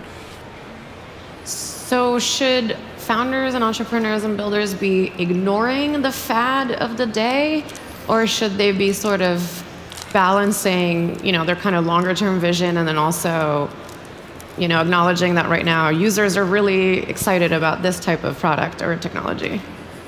Yeah, just to be clear. So when I say you have to meet the market where it is, if people want digital cats, you have to give them digital cats, right? That doesn't mean that, let's say, the platform you're building or the vision you're building or the belief you have about the great things that the technology could do in the world has to be limited to digital cats.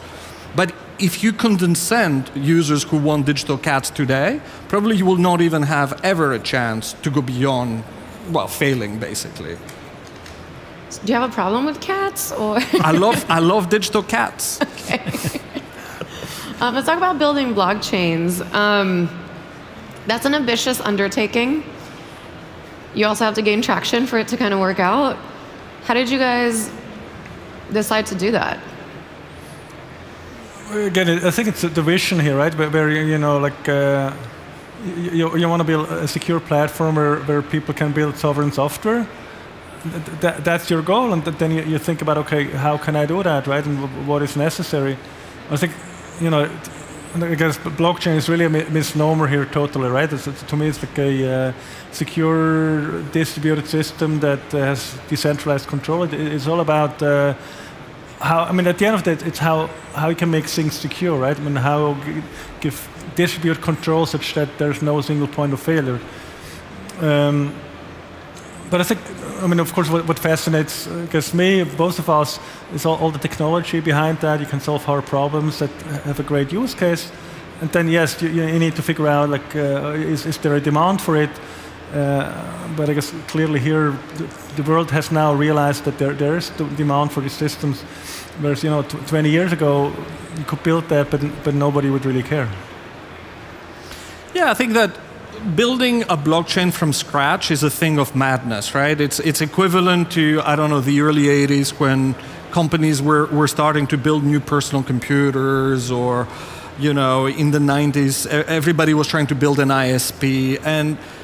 And you look back and you're like, wow, that is a huge undertaking. Like building a whole computer, building a whole network, it is a huge undertaking. And I think that the last 5 years will be known as the golden age of these kind of base layer blockchains, right? Because the truth is that anyone who approaches me today and says, look, should I build a blockchain from scratch? My answer is don't, right? The amount of collective effort that has gone in the current platforms that we have is tremendous. And for example, the reason why at Misten Labs we were able to build Sui and launch the initial versions of Sui is because we had worked for years before within Facebook, within previous startups, and then we also use the best available technologies for everywhere else to be able to get like the best of breed network. Like doing all of this from scratch at this point, plus all the commercial stuff, if you leave the technology aside, which by the way is like rocket science, even the commercial stuff is just a huge undertaking. So I think we're reaching the end of the 80s here, which was the equivalent in personal computing time, where it doesn't really make sense to build a blockchain from scratch anymore. Like at this point, the market is quite full of different options and different applications that would need decentralization, secure platforms, etc. Would be much more wise to actually start picking what platform better suits them and then using that rather than spend an enormous amount of time and money to build a platform from scratch. I can see you're trying to keep competition from coming for you. I love competition. There is already plenty of competition in this space. I think the matter is also where do you focus your energy on, right? Where do you have your edge? And if you build something where you got to compete, you've already lost, right? You need to pick your core business where you want to zoom in, and then, if that means build on an existing platform already, you're actually an advantage, right? I mean, if you want to build, like take an example, like Chainlink. If somebody would want to build Chainlink today, they would not build it like Chainlink. They would build it on top of one, like Sui, or I guess better off, of course, on the Internet Computer Protocol. But you build it up on that because you don't have to worry with all this like other nitty-gritty details that you would have to like otherwise, right? And then you can focus on your core business and be much faster and be faster to the market, right? Mm-hmm. Shifting gears a little bit, how do you guys think about navigating making business decisions that maybe benefit you in the short term, but might make your users or your customers a little bit upset? How do you think about longevity but also you're running a business? Product choices, business decisions, policies. Yeah, so the Web3 space is very interesting because a little bit like for any emergent technologies, there is the technology, there is the business, and then there is the culture around both the technology and very often the business as well. So community is very important in a decentralized system because to some extent, being the initial contributors to a protocol like Sui, for example, you don't have control of it after it launches. Like you have to actually bring in lots of actors into the into the decision making. You have to make decisions collectively to some extent. So that puts a lot of restrictions in what things you can do that are not liked on one side. On the other side, community actually has an upside, which is that it comes with a general amount of goodwill, right? Like once you actually build a vibrant community and that community has seen good decision making in the past and products that they like and that they're happy to recommend and create a culture around, actually that community is very generous in hearing people who need to make decisions in this context and giving them the benefit of the doubt. So there is this kind of balance, right? Like you have to care about your community will give you quite a bit of slack actually, but you cannot make unpopular decisions for a very long time and still expect that goodwill to continue, right? So it's a careful balance, and to some extent, when a decision is unpopular, the benefits have to fall and across everybody, right? You cannot say, well, I'm going to make an unpopular decision that just benefits me and my company, right? You have to make unpopular decisions and then make an argument that, look, the whole protocol, the whole community is going to be better off as a result. That's a lot of checks and balances, actually, particularly in the Web3 space. I mean, I guess there are two answers here, right? On one hand, you just got to think very, very hard about those choices and just make sure you can go forward and have know very well where you want to be and just prepare the path there so that, you tell users, look, today it's like this, but if you really want to go there, so expect this to happen, right? So there's that, so you just got to think very hard if you build one of these platforms. And on the other hand, like we had like on the Internet Computer Protocol, certainly a lot, like usage picked up because there was like meme coin mining. It was actually interesting because it's called blockchain on blockchain kind of thing. They did like mining on ICP. And that led to a lot of like congestion, and then in order to, so there was like a number of solutions to work that. But one was also, it was clear that some services were just underpriced, were too cheap, right? And so I guess then like we had to suggest to the community that actually let's adjust those prices to be more realistic. And like so you got to raise prices. Nobody likes that. But at the end of the day, like everybody loved it because it actually fixed the system, and so that you can still do it like that. But I think you have to think long term and really tell people what the vision is, where you have to go, and then if you explain people, then it can still happen. And if I may add one more thought following from that, right? If you make an unpopular decision, in the context of Web3 at least, you have to be ready for that unpopular decision to become part of your culture, because it defines you, right? So to give a concrete example, as part of the launch of Sea Network, Sui did not have airdrops, which is this, you distribute tokens to early adopters that did some small work, let's say, for you, on the basis that actually this was not really the core community of the protocol that really builds, that are the fundamental builders. This was a stunningly unpopular thing, of course, amongst that constituency. And for many months, the main kind of narrative around Sui on social media, etc., was like no airdrop, no community, etc. However, by now, the fact that there was no airdrop and folks on Twitter, for example, would have the airdrop, no community, has actually become part of the Sui culture. In fact, I was lining up at security in Salt Lake City, and someone saw me wearing a Sui t-shirt and shouted to me, no airdrop, no community, which now actually puts this person within our community. It has become basically part of what defines the culture of Sui. So if you make an unpopular decision, you have to be ready for that decision to define you and create boundaries around who's in and who's out. Mm-hmm. And if you're not happy with that, probably you have to think again about the decision. Did you guys ever reconsider internally as a team, or were you just committed to that choice? I think things worked out better for not having done an airdrop as we would have done it at the time. If I had to do it all again, probably I would have done alternative things to distribute tokens more widely that are still not an airdrop as I would have done it at the time, that probably would have generated less animosity early on. Mm-hmm. But yeah, it is what it is.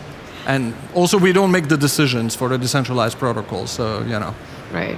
How do you assess sort of what is maybe a temporary event in your company or product's lifetime, and what is an actual shift that you need to adjust to?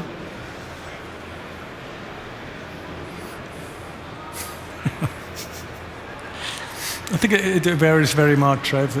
I don't think you can have like very generic rules. At the end of it, that defines a startup, right? I mean, like nothing is the same. Like every day is different, and you really just, like every day you tackle different problems, and you just, you just got to tackle them in the best way you can. I think you can't make generic rules. I think like really the generic rule is be ready to do any job that just comes your way, and like rethink everything every day. Like that's like typical hustle kind of thing, right?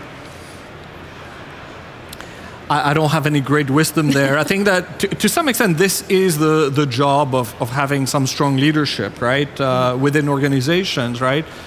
Because these are subjective calls, right? I mean, you can have different executives that believe that something is a fad or something is a fundamental change in the market. You can have other people, who identify different ones, right? There are no rules around that. I think that what we are looking at sometimes is fundamental shifts in underlying technologies. I mean, our field is young enough still not to have seen that. It's not like we've seen the transition between videotapes and video streaming yet. As an outsider to some of these industries, I would think it's pretty obvious, but then maybe it's not, right? When such a tremendous shift happens, maybe it is still not obvious to the insiders. Who knows, right? Let me ask you about crypto winters, which is a very fascinating topic to me personally. Every time there is a little bit of a downturn in the market in Web3 and crypto, I always hear investors talking about how, no, this is great, because right now is when the best work will be done. All the smartest founders and builders are going to be heads down building things. How do you guys think about those winter periods? What should people be doing during those times? Well, I'm not sure whether that's true. I guess people say that, right? It's where the best stuff gets built, but I think sometimes a lot of people just struggle to survive, and do those people that have the best ideas survive? Probably not, right? But maybe the more relentless, resilient people survive. But I think it's just whatever. Sometimes it maybe seeds out or like weeps out some people that shouldn't be there, but sometimes it also weeps out the wrong people. So. And you could also see like, a while ago when certainly like all the funding was going into AI and not into crypto, certainly projects changed. Was it for the better? I don't know, right? I don't think. I think it's pretty random, and like everybody struggles, and then everybody struggles, and then later on everybody is doing better.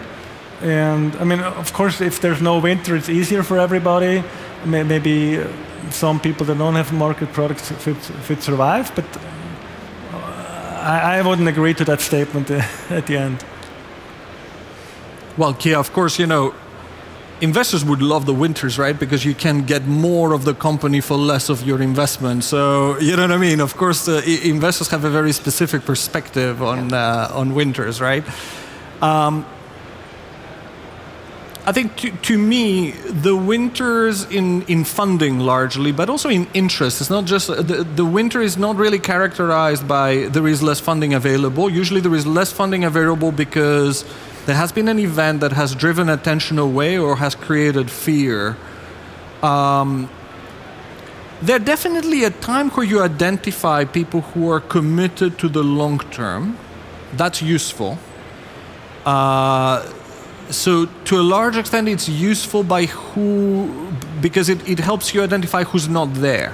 And then when the winter ends and things thaw, and there is a fury of activity, probably you can rely on the people who are there in the winter a bit more than the people who just came back when things got good again, right? I think that the nature of Web3, but maybe this is the nature of technology, is a little bit extreme in how, let's call it out, how investors are really very easily wooed by the latest fad here and there. Now, in Web3, we've been beneficiaries of this, so I cannot really speak very negatively about it. But yeah, when I see money shifting within 6 months from Web3 to AI to quantum, and you're like, come on, we're grown-ups, right? I mean, if you have a thesis, that thesis should hold over a couple of years at least, right? Not just a month. So, but this is the nature of the business. I guess you'll have to have an investor and ask them why the winters happen at all is a little bit of a mystery. Mm-hmm. Speaking of funding, talk to me about navigating the capital markets in Web3 and crypto. Every time there's, the Bitcoin price goes up, all of a sudden everyone's a crypto investor and wants to find the next startup to invest in them, and then price goes down, everybody leaves. So how do you navigate that as an entrepreneur? Should you all stop taking venture money? Yes. I think it depends, right? I mean, there's pros and cons, but I guess you have to be smart about things like about anywhere else, right? And because and once you have done it a few times, you learn your lessons, what to do and what not to do, right? When you hear or just listen what happened to others. But it is tough to navigate, right? And many people get screwed over, and also here I think you can't get general advice again when it really varies what you're up to, and it's hard to navigate. Of course it is, right? It's not easy to make money. Of course it's hard. I think the hardest thing to navigate around that kind of volatility is not so much investment. Investment is also challenging as much as retail sentiment and community sentiment, right? It's just that, when someone has bought a token for like, I don't know, $10, and suddenly it becomes 20. It's not like I'm talking about these kind of amounts of money. they become positive about trying things around the technology, right? They're like, okay, I have $10 free to try things with, right? And they go around and they try things and they are optimistic about this technology. Then when it becomes $5 again, right? Then they become pessimistic about the technology. They stop telling their friends about it. They stop trying new things or being hopeful about it. They stop using it, basically. And I think this is the thing that really impacts the business, right? Because suddenly your market is just taken out of your, under your feet, right? I think that's the damaging thing. The funding stuff, because you're dealing with professionals, because you're dealing with investors, because you're dealing with people who actually do have a bit more vision, you can navigate it. But the retail sentiment around the technology that is really linked with people losing a little bit of money here and there and that creating very positive or very negative feelings, right? That's a tough one. That's a much tougher one.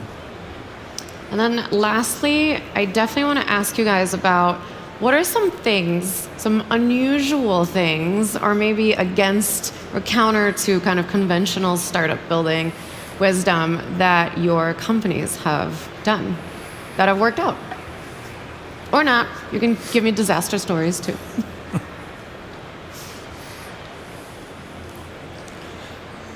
Okay, but I guess Web3, if you look at it, a lot of the Web3 companies are, just playing to the sentiment that George was mentioning before. It's very retail kind of speculation, and a lot of the organizations are a lot of marketing and very little about technology. And I guess what we have done very differently is we've invested a lot in technology, right? It's probably 1 out of 10 or 1 out of 20 people are non-technologists, and so I guess we suffered a bit from that, because then you have great technology but nobody knows about it, and we're still suffering a bit from that.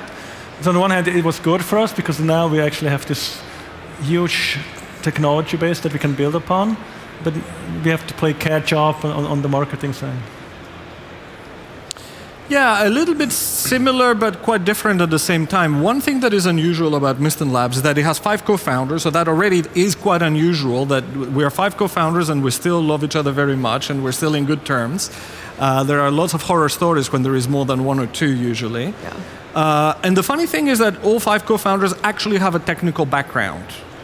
So this is very unusual. But unusually for technical co-founders as well, particularly so many, we actually have made it our business to understand all aspects of the business, down to some details. So even before founder mode was a thing, we were basically into the details of both the technical operations but also the commercial operations.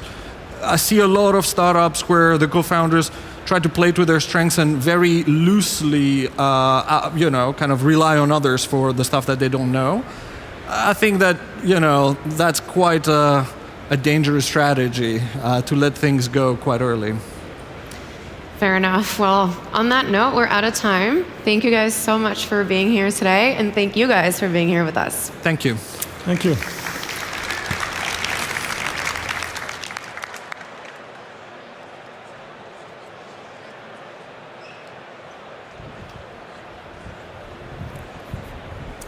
Thank you all. But hey, speaking of frontier technologies, our next guest took that concept quite literally, all the way to space. ISA is such an incredible Finnish success story. I mean, when Rafał Moraczewski and his team started building radar satellites, most people would have said it's impossible for a startup to succeed in space technology. But now they operate the world's largest constellation of SAR satellites. How do you even get funding for this type of stuff? You need a lot of money to just get anything up into, the space and to get any data that your product even works. When your final frontier is actually the final frontier, how do you convince investors to beam up those first millions? And this is what makes today's session so valuable. So Rafał will be sharing these unconventional tactics with Vinod Jayakumar from Molten Ventures. For any founder here working on deep tech, whether you're aiming for the stars or not, this is your chance to learn how to navigate that tricky path between impossible to mainstream. So set phasers to learn. everyone, Star Trek. Sorry. Okay. Let's welcome on the stage Rafal and Vinod.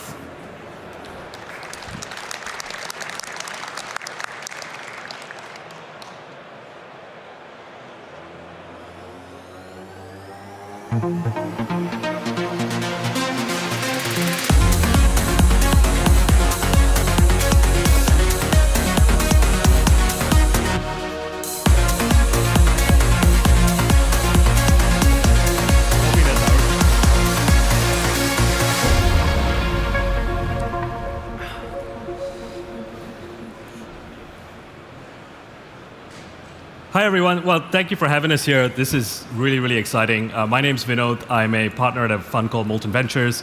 We're a slightly later stage fund in Europe, investing at Series A and Series B. And today I have with me one of my wonderful founders, Rafal Modrowski, who runs a company called iSci. And I just wanted to quickly, tell you a story about, when we first met, we were originally introduced by Tim Draper and Q at what was at the time Draper Nexus.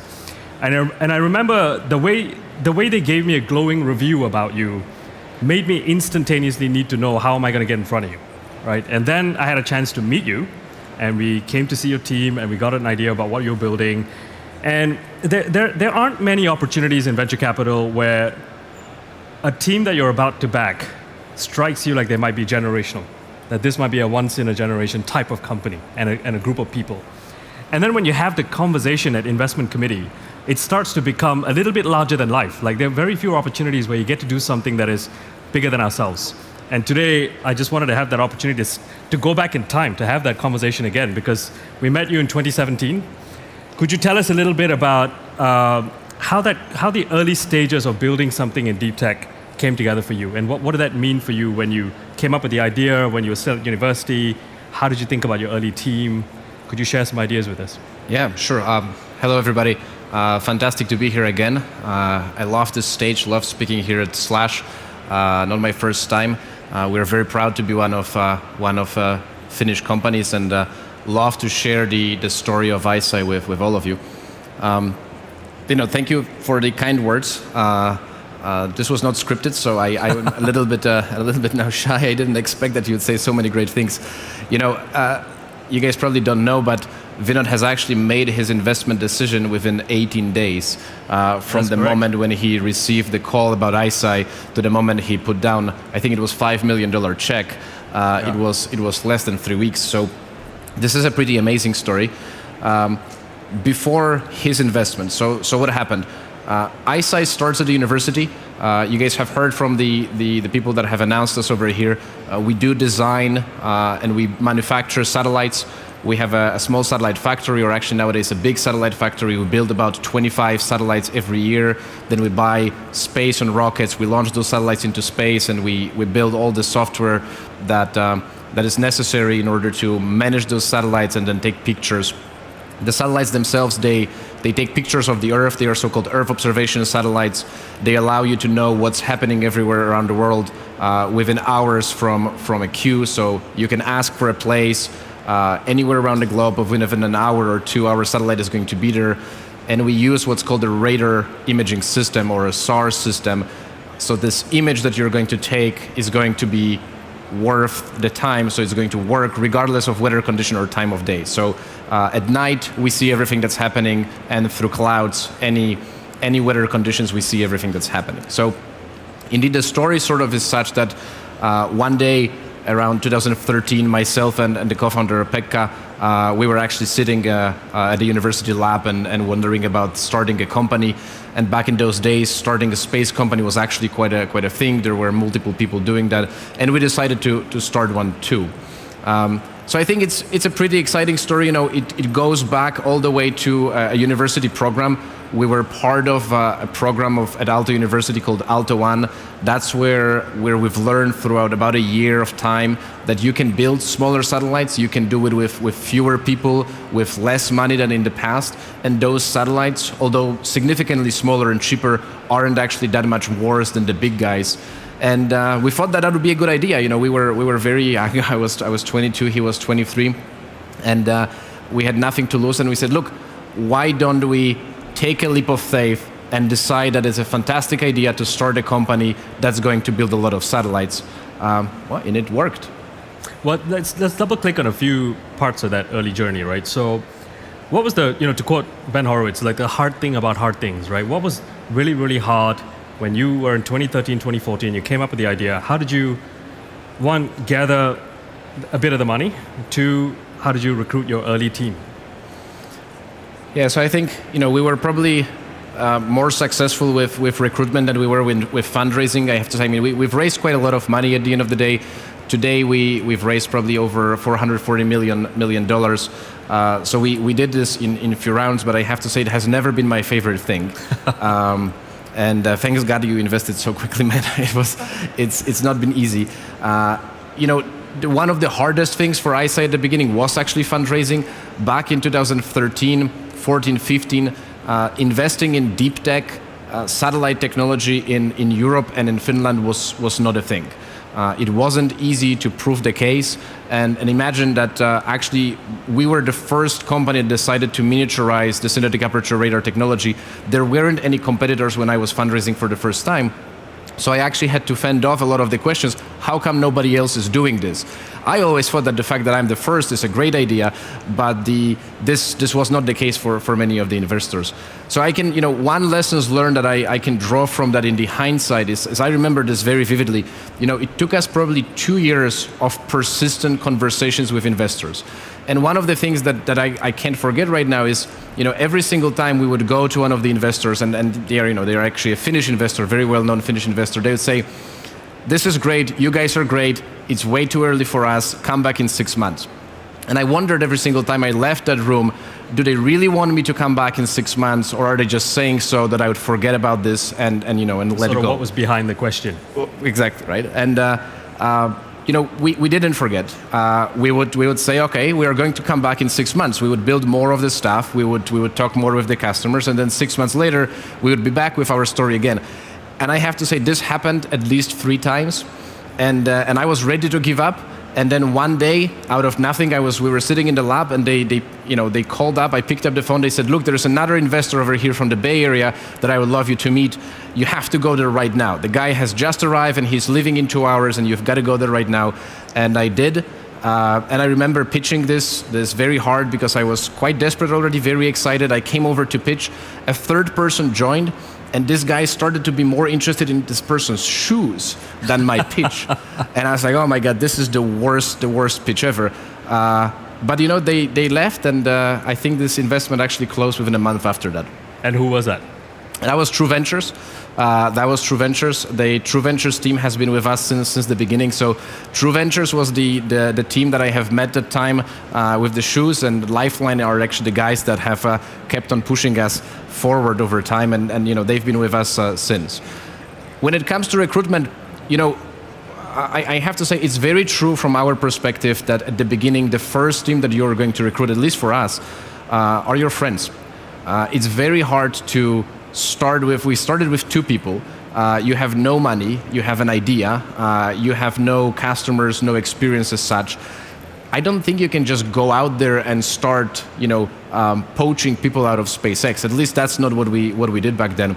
I very vividly remember that the very first people, the very first 7 to 9 to almost 15 employees, were the buddies from the university, both my university in Poland as well as the university in Finland. And they got the ones convinced, and they formed the founding team. So I think that, for me, I look back at those times, and I'm actually thinking that was the right thing to do.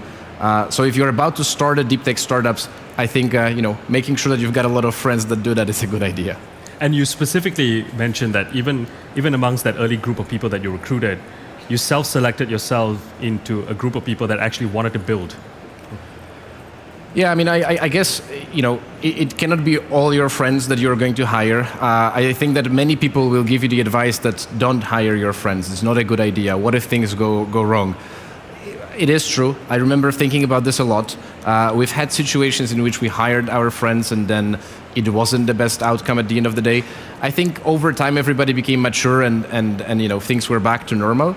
But you do have to select, right? So we did select those people that were sitting with us in the lab at midnight every day, and those ones were the ones that we knew that really had this sort of passion and attitude for creating things no matter what.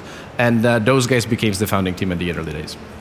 Changing gears a little bit. So, could you talk to us about some of the challenges we've had in the early days of, like, for example, X1, which is the first satellite we ever put into orbit.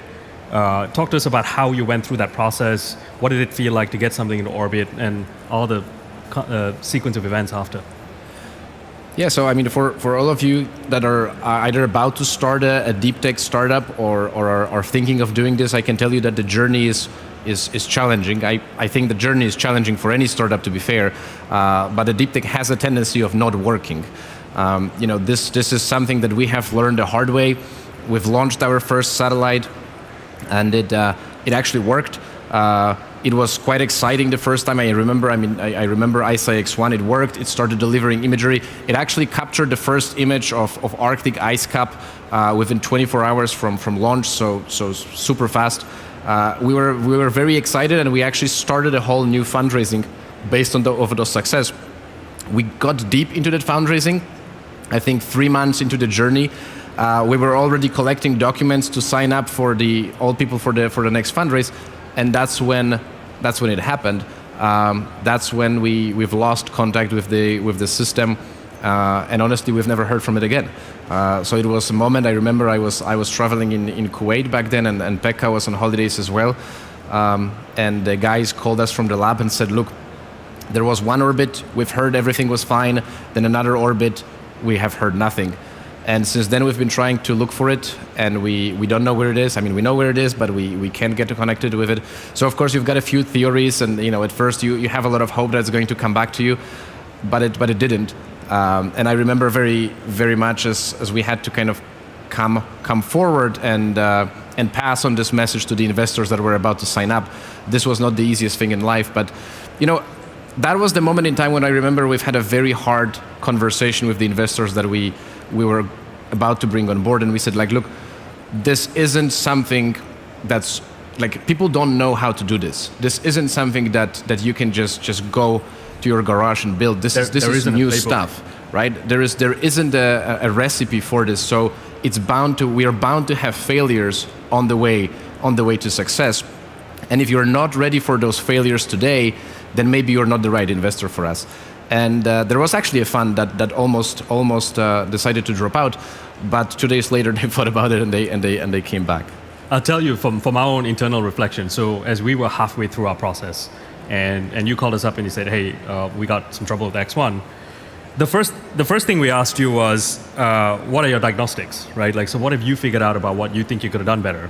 And I remember the answers. Like, there are a few things that you felt like you could have had on that satellite, for example, a 24-hour automatic reset schedule. And when you gave us that answer, what it said to us is like there was a trade-off between speed and being perfect. And what we needed to understand is which risk curve were we going to underwrite? Were we going to underwrite enough risk that we'd be fast and we'd have enough of a coverage on the constellation? Or were we going to be perfect but late and never quite get there? And your answers were what gave us confidence. So we did the investment anyway. And I think ever since, we've been building from strength to strength. Now, just moving on a little bit to like slightly later part of the journey, how did you find your story and narrative evolving through that time, from going from a space tech company, which is by default a deep tech company, into much more of a dual use company actually? And how do you think about that evolution and what it has done for you, your team, and how you've raised money? Yeah, I think this is going to be a bit of a long topic. So, we started ISI, as many of you may know. When you decompose the name of the company, it's ICE and I. That's how smart we were in the early days. So we went on to, we decided to build satellites in order to measure the consequences of climate change. We really wanted to measure the ice caps, have the right view of the ice in order to enable Arctic shipping. and that was the intention. I don't think back then, back in 2013, 14, anybody was really thinking about anything else. It is true very much so that any deep tech, at least the way I see it, is sort of a dual-use tech. That means that you've got commercial, civilian applications, and you've got the security, defense-related applications. I don't think there is a way out of this. GPS is really one of the best examples. So for us, there were really two moments on the sort of geopolitical climate that has made a huge impact. First was actually Russian invasion in Crimea. That enacted a whole set of sanctions, made Arctic Ocean virtually impossible to do business in, and we had to pivot away from building satellites for ice monitoring because all those companies that were going to ship their goods through the Russian Arctic were not allowed to do that anymore. And so that was a first big thing. And little that we know that it was actually just the start. Obviously 2022, when the full-scale invasion happened, was a massive transition. And that's when we as founders and as the owners of the company, the whole company as a team, were faced with a relatively difficult choice. We knew that we had a dual-use capability, but now we were being asked to actually make that dual-use capability available for the security needs of a cause that I truly believe is just, but it is not an easy choice. So we... How did you, maybe just to expand on that, like how did your exec team go about debating that topic with you? People would have had polarizing opinions, people would be on two sides of different equations. I mean, very, very much so. And I think, life is not black and white. This situation is probably more black and white than many.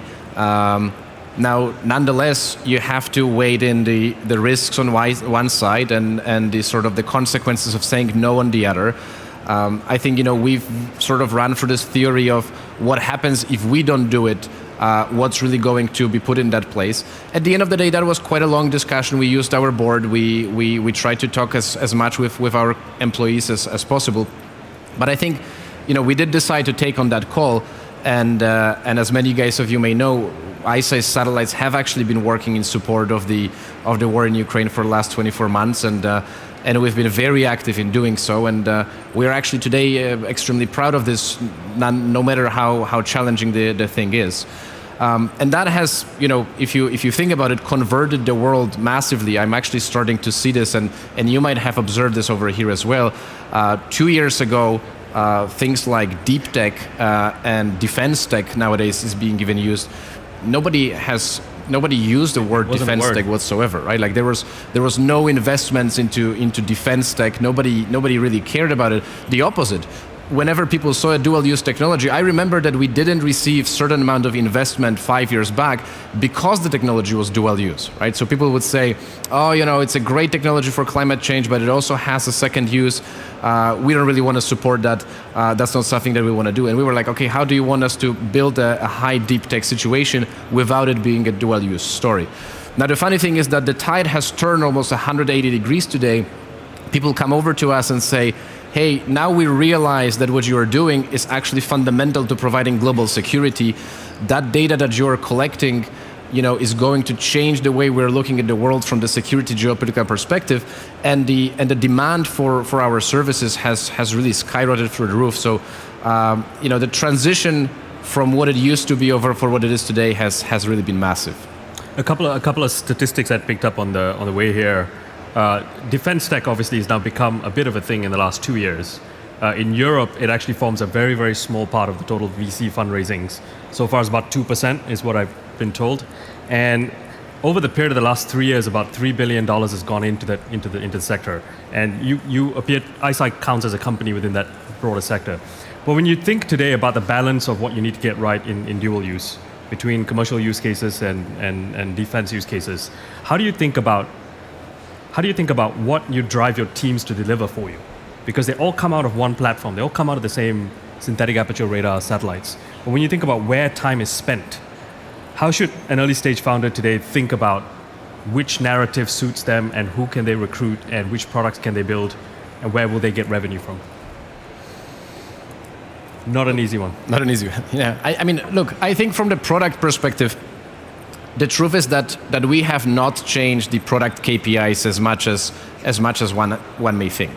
The truth is that the system, as we make it better and better over time, it benefits both parts of the spectrum when it comes to the customers, right? So our customers are also insurance companies, banks. We help them manage flood situation, we help them manage wildfire situation, earthquakes, volcano eruptions, and it turns out that what we need to develop when it comes to the satellite technology or the software in order to be able to better manage floods is virtually the same thing that we have to develop to manage better challenging geopolitical situations. So I think when it comes to the product roadmap, it really stayed the same. I think what we had to really adjust is we had to adjust how are we going to think about our sales. And this was a big pivot in the story of the company, and I think that today I truly believe that it's going to be very hard for deep tech companies to exist if they don't think of governments as true customer for some of their programs. I think if you're building a lot of deep tech capability, especially if this is a highly dual use situation, today the government-driven revenue actually represents close to 90% of ISA's revenue, and I think that number may even grow over time because there's so much demand today. And we've looked at this long and hard. I can tell you that investors don't really like the fact that the governments are generating so much revenue, but the governments are a customer. They are a good customer. They are a customer in demand. And I think we've seen situations in which peers of ours have said, no, we've assumed from the beginning of the existence of the company that we will never sell to government anything. And that strategy hasn't really worked for them very well, right? So when it comes to one of those pivotal moments in the history of the company, is when we said, we're not just going to sell imaging service, we're going to sell constellations of satellites to those governments that need constellations of satellites to be operated in a sovereign way so that they can provide security for their nations. And that has really, really changed the trajectory of the revenue generation. And I will encourage you guys all, if you are building deep tech company, think about the government part as the customer. It's a different sales cycle, it's a different sales methodology, but it's actually a very real and a very good customer, and I think it's only going to grow in importance over the next 24, 36 months. Looking to the future, we've come a long way. I think safe to say we've 100x'd our revenue from when I first met you. We've crossed the 100 million revenue mark. You starting to build what might be, to my original point about you becoming a generational business in a European generational business, up in the likes of Anduril and Palantir, like globally. How do you think about what's next beyond satellites?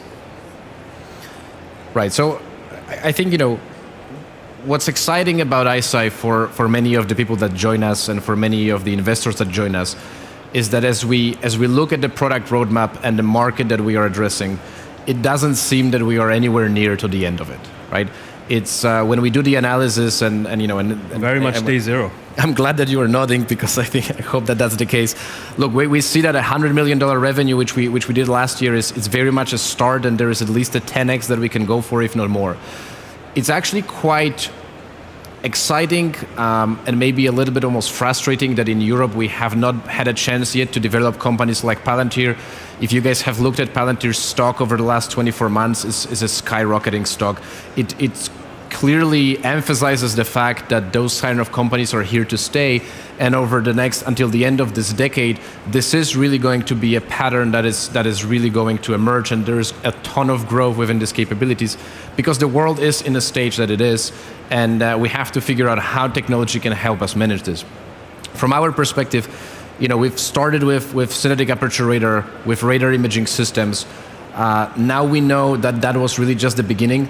We think of ISI as an information company. You really want to, we want to know as much about the world as there is to know, whether that's a challenging environment or not a challenging environment. So I can tell that outside of just growing the constellation, today we've got about 20 satellites in the constellation. We probably want to get to about 100. There is other sensors. There is optical stuff. There is signal intelligence sensors. There is thermal infrared sensors. All of those provide you whole new sets of layers of information. And now when you think of the AI stuff that's coming about, the more information you can collect, especially the more information of high quality that you can collect, the more and the quicker you can understand what sort of decisions are the right decisions. And I will say, people look at eyesight very often and they think, okay, that's a space tech company. Those guys are going to stay in space. We have already moved past that.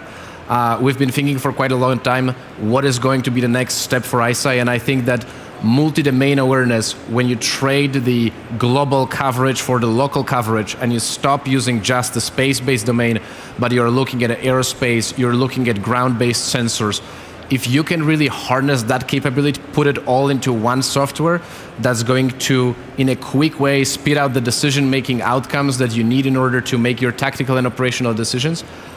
That's what I truly believe the future is going to bring for eyesight. What an extraordinary story. I think, just working with you has been one of the highlights of my career so far. And this last answer on sort of what the vision becomes and where the company goes, extraordinary. Rafael, I think that's all we have the time for today. Thank you so much for joining me on stage, and thank you all for being here. Thank you, guys. Thank you. Thanks, man.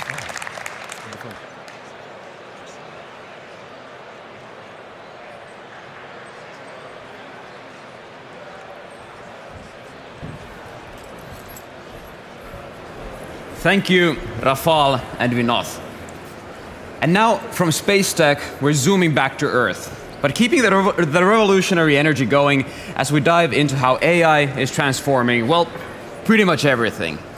Now, if you want someone who can really make sense of where technology is heading, Benedict Evans is your person. His weekly newsletter reaches 175,000 people for a reason. He has this incredible ability to spot the questions that actually matter. And I'm seeing a lot of new faces in the audience now, so I feel like everybody here can say that we really find his approach fascinating. While most people are just strictly giving you answers, Benedict is always trying to find the questions that make you completely rethink your assumptions. And when we say he knows his stuff, we're talking about someone who's advised everyone from Alphabet and Amazon to LVMH and Warner Media. His presentations have this way of connecting dots across industries that most of us don't even know exist. So get ready for some serious insights about where AI is taking us next. And more importantly, what questions we should be asking about it. Let's welcome on stage Benedict Evans.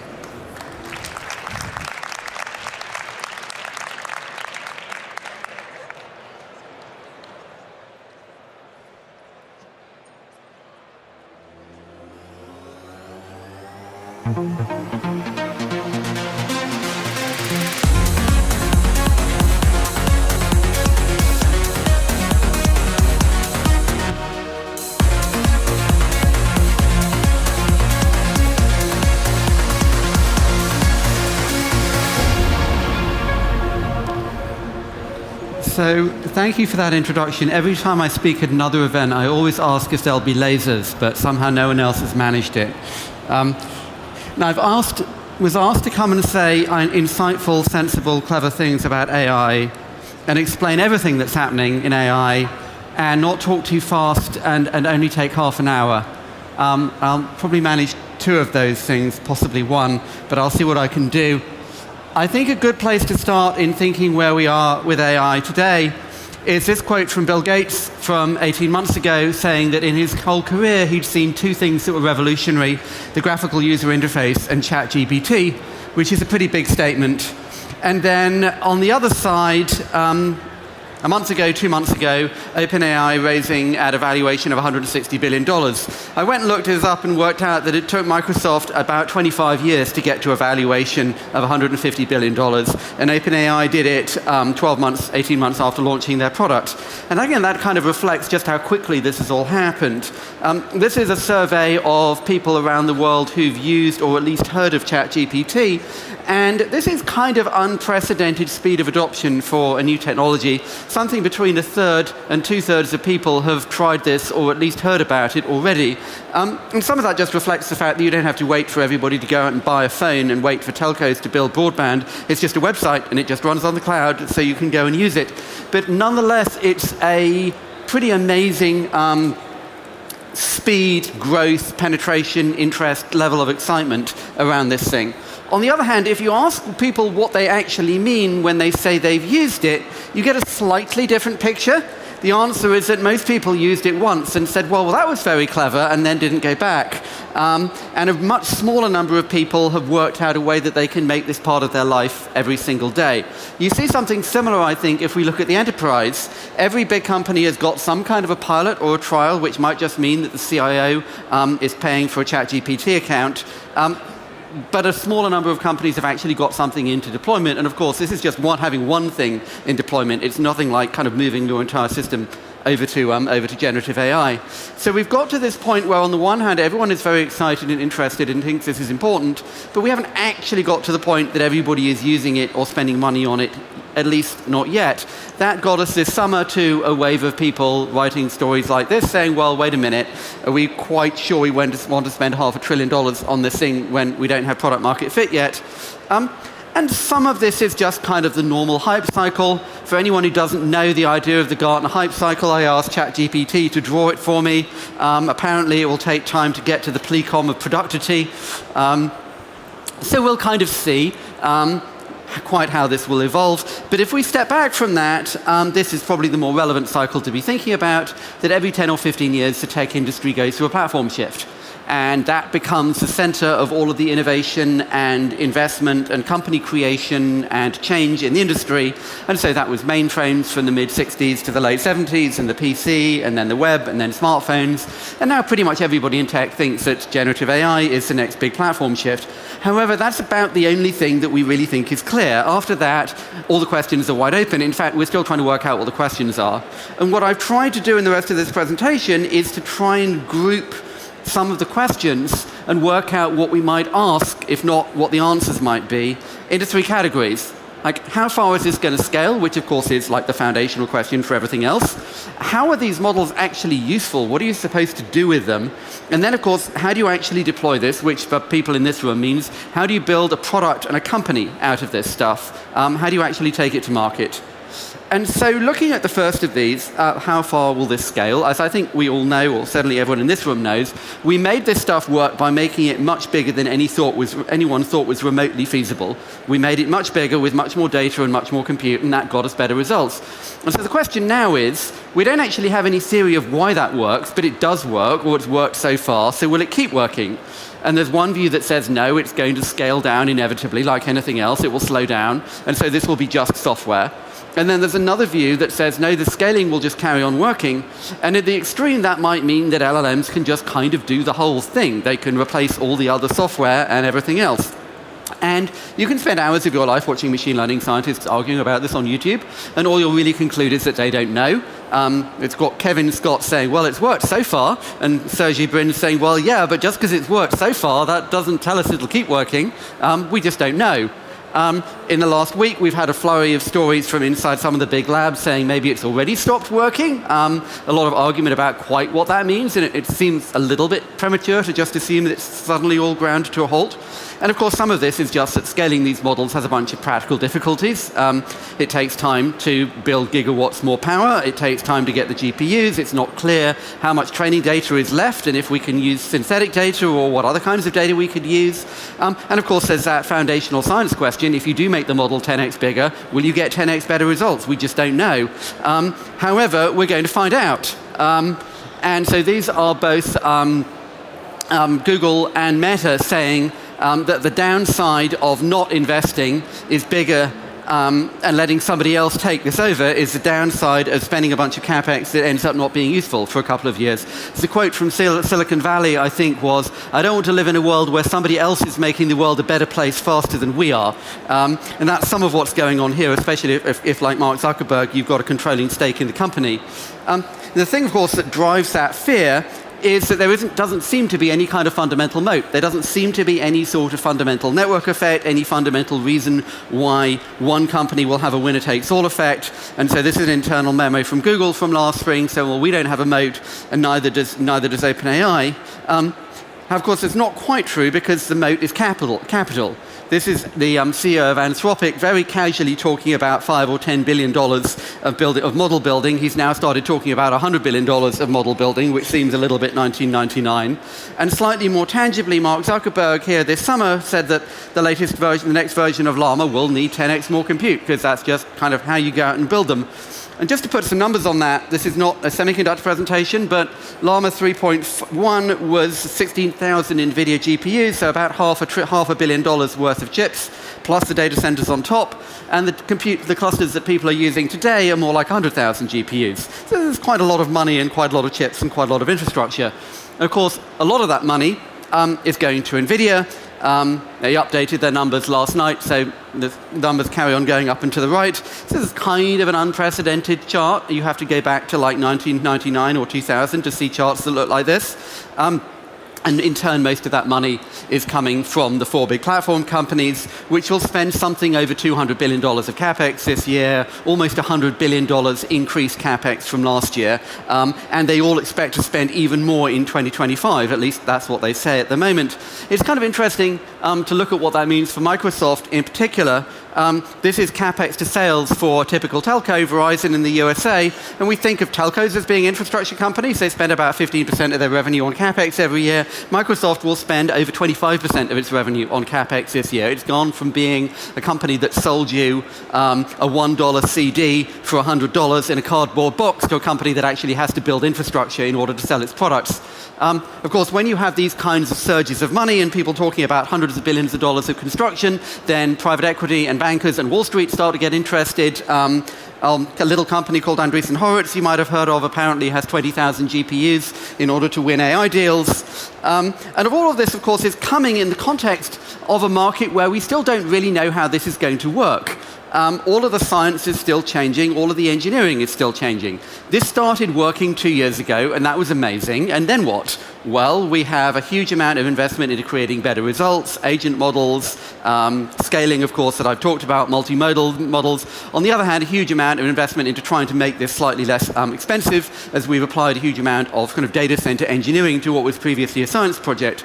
And that cost, I think, is really important here, because the last time the software industry had marginal cost was back when this was what software looked like. It was kind of before most of us were born. This is the last time that it cost you money every time the user pressed OK and waited for something to happen. And the whole consumer internet has grown up on the premise that you basically don't have marginal cost unless you're YouTube or someone. But LLMs, at least for the moment, still kind of do. That gets you in turn to charts like this. So this is a cost axis, horizontal axis is cost, vertical axis is quality for the sort of succession of models that have been released by OpenAI. You've got a relatively small increase in model quality, but a huge increase in model efficiency, certainly an order of magnitude, maybe more than an order of magnitude increase in how cheap these things are, depending on how you model it. And in parallel, there's an awful lot of other models now. So these are just the models from the other 3 big companies. I could probably double the number of points on this chart if I included everything that's been released in the last 2 years. But what's really happening amongst all the noise is we're seeing a convergence. On the one hand, everybody has got a best model, and then everybody's got a cheap model. And the thing is, you can have the model that's almost as good for about 5% of the price. So you've got a very, very steep cost curve. What we also have on this chart is Meta, who are giving the model away for free, or almost free. And there's an old saying in the tech industry that everyone in tech is giving somebody else's business model away for free. That's what Meta is trying to do with open source. They're trying to make LLMs into commodity infrastructure that's available from anybody and that's sold at marginal cost. Apple is doing something similar from the opposite direction. Apple sells high-performance edge compute, so they want to turn LLMs into commodity infrastructure that runs on your iPhone, and it becomes just another API call. And so we've had in the last 2 years a sort of model boom in which you can choose better, faster, cheaper. You can have the best model, you can have the best cheap model, you can have the best model that fits on the edge, and that's kind of a big story for the next year. And of course, there's another model that's more and better every couple of weeks. Now, if we kind of step back from this, if you're not a machine learning scientist or a data center engineer, however, I think there's a couple of fairly simple observations one can make. Here we have Michael Corleone telling us that if anything life is simple, it's that you can kill anyone. And I think the technology industry equivalent of this is that semiconductors are a cyclical industry. And commodity technology tends to go to marginal cost, and it tends to become even more of a commodity. And meanwhile, every new technology tends to produce a bubble. And it's very easy to call a bubble. It's much more difficult to say when the bubble will pop, but it's relatively straightforward to point to the trends that we've seen in the past. Now, if we set all of that aside, then we can ask, well, okay, this is great, there's going to be lots of models and they're going to get cheaper, but what are we going to do with them? How exactly is this useful? And to answer that question, I think it's kind of useful to go back and think about the last wave of machine learning that started now almost exactly a decade ago with image recognition. And I would go to events like this, and I would show people demos like that, and I would say, look, isn't this cool? And the big companies in the audience would say, well done. We're very happy for you. You can recognize a dog. We are a very large German reinsurance company. We don't have pictures of dogs. What are we supposed to do with this? And it took a while to work out that the right level of abstraction, the right way to understand this, was that this was pattern recognition. And once you understand that this is pattern recognition, then you can start thinking, well, what can we turn into pattern recognition? And every software company for the last decade has basically been saying, we can turn that problem deep inside this industry or that department or that corporation into pattern recognition, and this is how we get the data, and we'll build a company around that. And we all kind of understand this now. We're kind of at the same point now, I think, with generative AI, with large language models. Okay, that's a great demo, and I can kind of see why that's cool, but I'm not quite sure how I should understand this at a kind of a conceptual level. What is this? How do we think about what we could do with this? We also, of course, have to remember the things that we can't do with this. You can't use this as a database. So this is still my favorite example of hallucinations. Air Canada used an LLM to build a customer support bot. A customer asked about the return policy. The support bot gave them a return policy. It was a very good return policy. Unfortunately, it wasn't Air Canada's returns policy. And the customer had to go to court to get a refund because Air Canada said, well, you should have read the other part of our website, not that part, and the judge did not find this very impressive. And so there's a sort of challenge here in understanding what it is that these things are doing. And in thinking about how it is that you would build products around something that can automate a task but might not get it right. One answer is, well, just make the models better, which would be nice, but we don't really know if we can do that. And it's not particularly clear that a probabilistic model can produce deterministic answers anyway. That seems a little bit like Zeno's paradox. So you ask, well, on the one hand, what are use cases where there isn't a wrong answer? Or use cases where the errors are easy to see. On the other hand, how do you abstract this away? How do you build product design around the fact that it might be wrong? How do you manage that, provide tooling, analytics, metrics, user experience to manage those kinds of questions? The big place, of course, that at the moment that this is interesting is asking, can you use this for general search? Can you use this to replace Google? And there's a lot of sort of unknown answers to that. What kinds of queries is this good for? What kinds of queries does it matter if it's wrong? Where does it matter if you can't tell that it's wrong? How much filtering do you need on this? We don't really know, neither does anyone at OpenAI, but Alphabet made so much money from search that it seems like it's worth trying to find out. And so if we go back to my question, like how do we work out the right level of abstraction to understand this? We can sort of say, well, it's reasoning and synthesis and summary, or it might be. We can step back and say, okay, this automates a class of things that we couldn't automate before, and we're kind of trying to work out what things we can automate. One of the ways I used to talk about the last wave of machine learning was to say that this gives you infinite interns. So you would like to listen to every call coming into the call center and tell me if the customer's angry. You don't need an expert for that. You could just use a 10-year-old, except you could never automate it. And machine learning lets you automate kind of a whole class of thing that you just kind of need a mammal brain to do. You can kind of look at generative AI and try and work it out from kind of conceptual pivot points. So you can say, what does it mean that creating certain kinds of content is going to be free? What does it mean that translation will now be more or less perfect and free? What does that do to science or pop culture or the nature of the web? You can also try and do it top down as a kind of macroeconomist, and you can say, which industries have low labor productivity? Which industries seem to be full of lots of people doing very boring work that's very repetitive, that somehow we couldn't automate before? We'll probably be able to automate all of that. And then you can kind of go across industries and kind of produce a plot like this. I think that the challenge with this kind of exercise is, imagine that you'd done this for the internet in 1995. What would you have got right, and which things would you have completely missed? Can you really kind of model the evolution of a transformative technology like that? I'm not sure that you can. And meanwhile, if you're actually sitting in a big company saying, why should I double my Microsoft spending? You get to quotes like this. Chevron's CEO employs 200,000 or 300,000 people. Microsoft is saying you should give 200,000 people a license for Copilot and double your Microsoft spend. And he's thinking, yeah, but why? What value is it exactly that we're going to get from that? What are they going to do with this?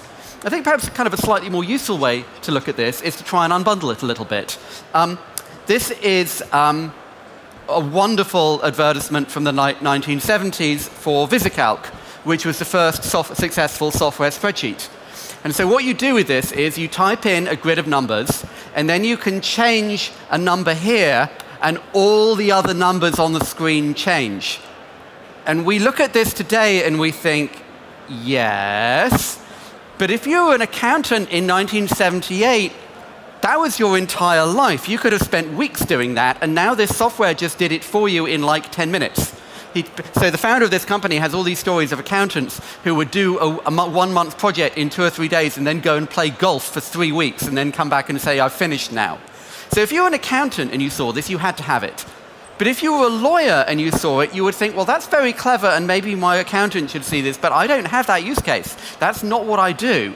And I think that's the way the other 90% of people react when they see ChatGPT. They say, well, that's very clever, but I don't do that all day. So if we ask who has that use case today for generative AI, particularly for ChatGPT, there's some things that very clearly do have that use case. So software development works right now, and companies are already talking about 20 and 30% efficiency gains. People in marketing are saying something very similar. They don't really have wrong answers, and if there are wrong answers, they're kind of easy to see. A lot of people in customer support are very interested in this, although, as I said earlier, you kind of have to be careful about that. And then you've kind of got early adopters across every industry who are starting to play with it and try and work out what they would do with it. And that gets you to some numbers like this. How many employed people in the USA are using generative AI, and how much are they using it? And you can see in some fields, something like 20% of people are willing at least to claim that they're using generative AI. Now, of course, you could suggest here which fields are people most likely to bullshit, and is anyone in management going to admit that they're not using ChatGPT yet? Maybe not. On the other hand, over in something like law, it kind of matters if this thing says something that isn't quite right. So you have this kind of widespread adoption. For everybody else, I think, though, you've got this problem that we have a technology and we're asking the user to work out what to do with it, which gets us to this great quote from Steve Jobs. That's kind of not normally the way we go about deploying technology. We normally start from the other end. We start from working out what the customer experience should be and work back to the technology, when right now we're kind of trying to do the opposite. And so that gets me to my third section. How is it that we deploy this? How do we build products with this? How do we build companies with this? And as we ask that question, there's a bunch of very common patterns for every technology. How do we always do this? Well, first of all, you try and absorb it. The incumbents try and make it a feature. We bolt it into the existing business. We automate the things we already do. Then, over time, you start changing the way you do your business. You start creating new products. You start creating new ideas, and maybe unbundling the incumbents. You unbundle something out of SAP or Google or Oracle. And then every now and then someone will come along and actually fundamentally redefine what the market is. Airbnb comes along and changes what you mean when you say a hotel. That's the bit that's kind of hard to predict. And so you can kind of ask, as you look at this, are you asking an Accenture kind of a question, or a Bain, BCG, McKinsey kind of a question? Is this a question for your CIO, or is this a question for the CEO? Is this top-line innovation or bottom-line innovation? And the answer is it might be all of those, depending on which part of the company you're talking to, which part of the industry, which kind of consumer, which kind of problem. It might be all of those at once. The first answer, of course, is that you call up McKinsey, you call up Accenture and you give them an RFP. And so Accenture reported that they're now doing $1 billion a quarter of generative AI, although I'm not quite sure what they're calling generative AI, but whatever Accenture calls generative AI, they're doing $1 billion a quarter in that. And that gets you to some very kind of boring traditional enterprise procurement questions. Do you buy versus build? Do you use the big companies or small companies? Will Google own the whole thing? And the most important question of all, what does this do to our EPS? And those kinds of questions get you charts like this. For most people in this room, cloud is old and boring and done, and that's like what your parents worked on and it's finished. But in actual big companies, cloud is still only sort of a quarter to a third of enterprise workflows. Even though CIOs, of course, always desperately hope that they'll be able to get the budget to double that in 3 years' time, but somehow never manage to do so. And we see something very similar here for what CIOs think is going to happen to generative AI. Maybe a quarter of them think they'll have something deployed by the end of this year. Another quarter of them think probably not until 2026 or later. So it takes time to deploy this stuff. It takes time to work out what you do with it. It takes time to build it into products. When you do that, you have kind of a tidal wave of new products. So the SaaS, which as I said is still only sort of a quarter of enterprise workflows, now means that the typical big company department has got 50 to 75 applications. And the typical big company overall has 400 to 500 SaaS applications. What all of those are doing is unbundling Excel or email or SAP or Salesforce or Google and turning that into some workflow that they've managed to automate. And we saw that with machine learning over the last 10 years. We'll see it again with LLMs as people use this to unbundle some task and automate it again. Hence the classic quote from Jim Barksdale, there's two ways you can make money, bundling and unbundling, and that's what startups do. Now, the counter-argument to all of this, what you might call the AI maximalist view, is to say, yes, but what about the scaling? So let's come back to this slide. Is this stuff going to keep scaling or not? If the scaling keeps working, then what happens? Well, then it might be that the LLMs just become the whole thing. And the LLM sits on top and runs everything else and makes everything else an API. And you might have radically more stuff being done with software, but without needing radically more apps or more companies or more products. You could just ask ChatGPT to do it for you. On the other hand, if what we've got now is kind of conceptually where we're going to be, then the LLMs are probably just going to be another API call. You will build software, you will use an LLM to do a thing for it, and that will be an API call just like storage or calculation or indeed image recognition. And that gets me to another Steve Jobs quote, which is it's not actually the customer's job to know what they want. It's not the customer's job to work out what to do with this. And there's a kind of a challenge, I think, in giving everybody at Chevron an LLM today, which is that the classic way that we work out what to do with technology is that startups pick up the technology and invent use cases and invent problems and invent ways that you could do things that you could do with this. But when you give everybody an LLM, you're forcing the users to invent the use cases and work out what they're supposed to do with it, which isn't really how innovation works. Now, I think if you look at charts like this is startups going through Y Combinator. This is a bet on there being thousands more companies and thousands more use cases, and on LLMs being another API call. Because if ChatGPT could do the whole thing, then you wouldn't need all these AI companies. Now, the extreme case here, of course, is that this just becomes a feature. And so on the right here, we have a screenshot of Apple's new AI-powered writing tools. I look at this and I think this is spell check, or this will become spell check. Rewrite this, proofread it, summarize it, check the spelling, check the grammar.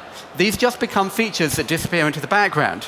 And there's a progression here, I think, with AI, that to begin with, it's AI and it's amazing and sexy and exciting and cool. And then a little bit later, it's just smart. So it's smart suggest, smart format, smart recommend, smart layout, smart summarize. And then a little bit later, it's auto. So it's autocorrect or auto format. And then it becomes just software. It's just what's always been there. And so I think if we try and imagine some models for what products we do with this stuff might look like, again, I'd suggest kind of three categories. The stuff that will be new features, it will rewrite my email, it will summarize the reviews, it will suggest something, it will make something. There will be completely new tools and completely new capabilities and features, just as we always have had for the last 50 years. And then there's this kind of maximalist view that says, I can just go to ChatGPT 7 and say, yeah, so I'm moving to Singapore, can you buy me a house and sort out the visa? And it will just do it. And that's not quite science fiction, but it's still definitely kind of an outlying view. Hence, if I kind of pull all of these threads together, I've spent a lot of the last 18 months talking to big companies and groups of people about AI and got a lot of questions. And it seems to me that all questions about generative AI have one of two answers. The answer is either it will work just like every other platform shift, or we don't know. So, should we buy from Google? Will Google go control the whole thing? Will there be any startups? Do we need our own national strategy for this? Do we need our own national strategy for AI? To me, that's like saying, do we need our own national strategy for SaaS? Do we need our own national strategy for SQL? That doesn't seem like the right way of understanding it. This is just another platform shift. The other set of questions are, okay, how much will the model scale? What happens to error rates? Is there enough data? How much energy will this need? Will we be able to have models that can train themselves continuously? So all sorts of kind of science questions as to how good this will get, where the answer is, I don't know, but neither does anybody else. No one knows, and we'll just have to kind of wait and find out in a couple of years. Meanwhile, it is kind of worth pointing out that all the stuff that we were excited about 2 years ago before ChatGPT 3.5 launched is kind of still there. and still happening. And one of the ways I tend to think about this is that the tech industry is always very excited by things that are going to happen in 2025 or 2030. So 2 or 3 years ago, that would have been crypto. Obviously, no one here believed in crypto, but there were other people who thought that crypto was going to be a big thing. And it was going to be metaverse, and it was going to be AR and VR. Now, of course, it's all generative AI. Meanwhile, most of the actual software industry is deploying ideas from 2010 and 2015. SaaS, cloud, automation, workflows, business process management, collaboration, Google Docs but for video, Google Docs but for this. We found this problem deep inside the HR departments in the finance industry, and we built a SaaS company to solve it, and that will be a billion-dollar company. That's what most actual software companies are doing. And then the rest of the economy is being overturned by ideas from 2000, like kind of wild, crazy, bizarre ideas like maybe people will watch TV on the internet, which was definitely a crazy idea in 2000 and took 25 years to happen. And so if we think about what some of those things look like, firstly, and I did this chart last year, Metaverse actually is still doing Metaverse. Meta is still doing Metaverse. Invested $17.5 billion in the last 12 months in the Reality Labs division, which is massively more than Apple spent to get the iPhone out of the door. But meanwhile, there's a bunch of other stuff that's still going on. So this is kind of the most boring chart in the tech industry. Like, it went up 1 percentage point every year for 20 years, except for that little bit in the middle. But that's just now 20-25% of retail. It's trillions of dollars of value. And when that happens, all sorts of other things change. So Shein is now almost certainly the world's largest apparel retailer, aggregating Chinese manufacturers and shipping directly to the West. $45 billion of GMV last year. Their IPO prospectus will come out any day now, and then we'll find out where they are today. Shopify did over $150 billion of GMV last year, which makes it about a third of the size of Amazon, and that's enabling tens of thousands of small businesses to produce a best-in-class e-commerce experience. Amazon itself now makes more money from advertising than almost anything else, certainly more money than it makes from retail. It did over $50 billion selling advertising on the Amazon.com site in the last 12 months. The software industry is eating television. YouTube did $50 billion of advertising and subscription revenue in the last 12 months, which is bigger than any global media company except Disney. And if you were to subtract sport from this, it would probably be bigger than Disney as well. Software is also eating cars. I'm old enough to remember when we were excited about autonomous cars. Waymo is actually doing 300,000 taxi trips a month here. So Waymo has actually kind of got something working, maybe, which is more than some other companies we could mention are talking about. The interesting question, though, as we look at cars is that the car industry is going to go to electric, and that's going to be powered by software, but who is it that's going to do that? Is that going to be software companies, or is it going to be a whole new generation of car companies? How is this going to work? And I think there's a kind of a generalized question here, which is that technology changes all the parameters. Technology changes all your assumptions about how these industries work, but then all the questions for that industry are no longer tech questions. All the questions for TV now are TV industry questions. All the questions for Shein are apparel questions. Is the Chinese car industry going to do what the Japanese car industry did in the 80s? This is a car industry question. This is not a software industry question. And so coming back to a quote I used earlier, this is Larry Tesler, as a pioneer of computer science and of AI, said, "Intelligence is whatever machines haven't done yet. AI is whatever doesn't work yet." And he's partly kind of making a philosophical point here that we always redefine intelligence as anything that machines do, because if machines can do it, it can't be intelligent. But what he was also saying here is that as soon as something works, people say, well, that's not AI, that's just software. In the 1970s, databases were AI. Now they're just software. 10 years ago, image recognition was AI. I don't think image recognition is AI anymore. I think image recognition is now just software. The same with voice recognition, the same with pattern recognition. And so by default, the process we're going to go through in the next couple of years is that large language models, again, will just be software. They won't be intelligence. They'll just be something that computers do.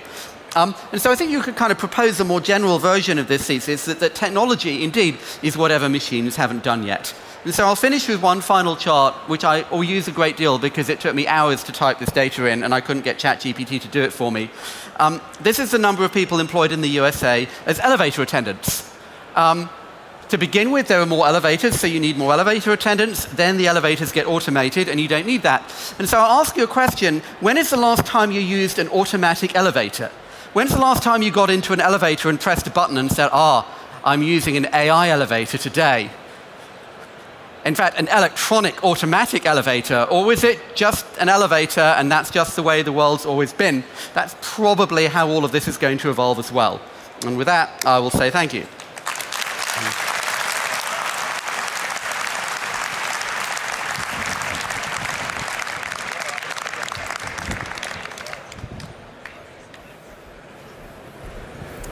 After Benedict's mind-blowing insights into how AI is eating the world, we're going to dive even deeper into what this means for founders and investors. You know, I really can't emphasize how excited I am for the next few speakers. Exactly, and if you want to understand where AI is really heading, we couldn't ask for someone better than Lyla Tretikov. Now, before joining NEA as a partner and head of AI strategy, this lady has a really good background. So she was literally shaping Microsoft's AI transformation as their deputy CTO. And get this, she founded her first tech company while at UC Berkeley, creating the first genomic browser. And that was just the start. She also led Wikipedia as CEO, where she actually introduced AI to tackle their user decline challenges. Talk about being ahead of the curve. Now at NEA, she's overseeing AI strategy across more than 500 portfolio companies. I don't think Forbes put her on their top 100 most powerful women list for nothing.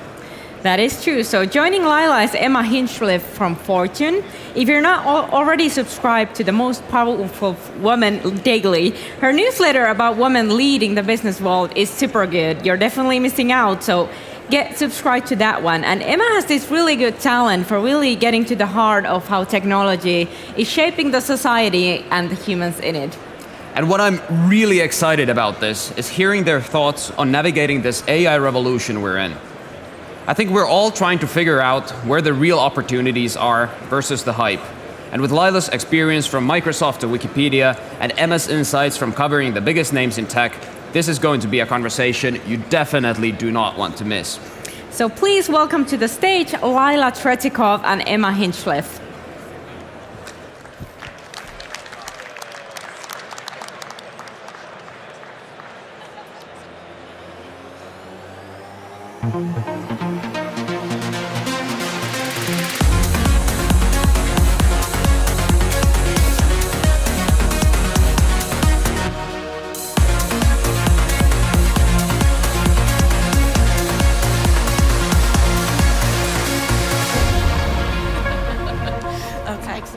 Yes.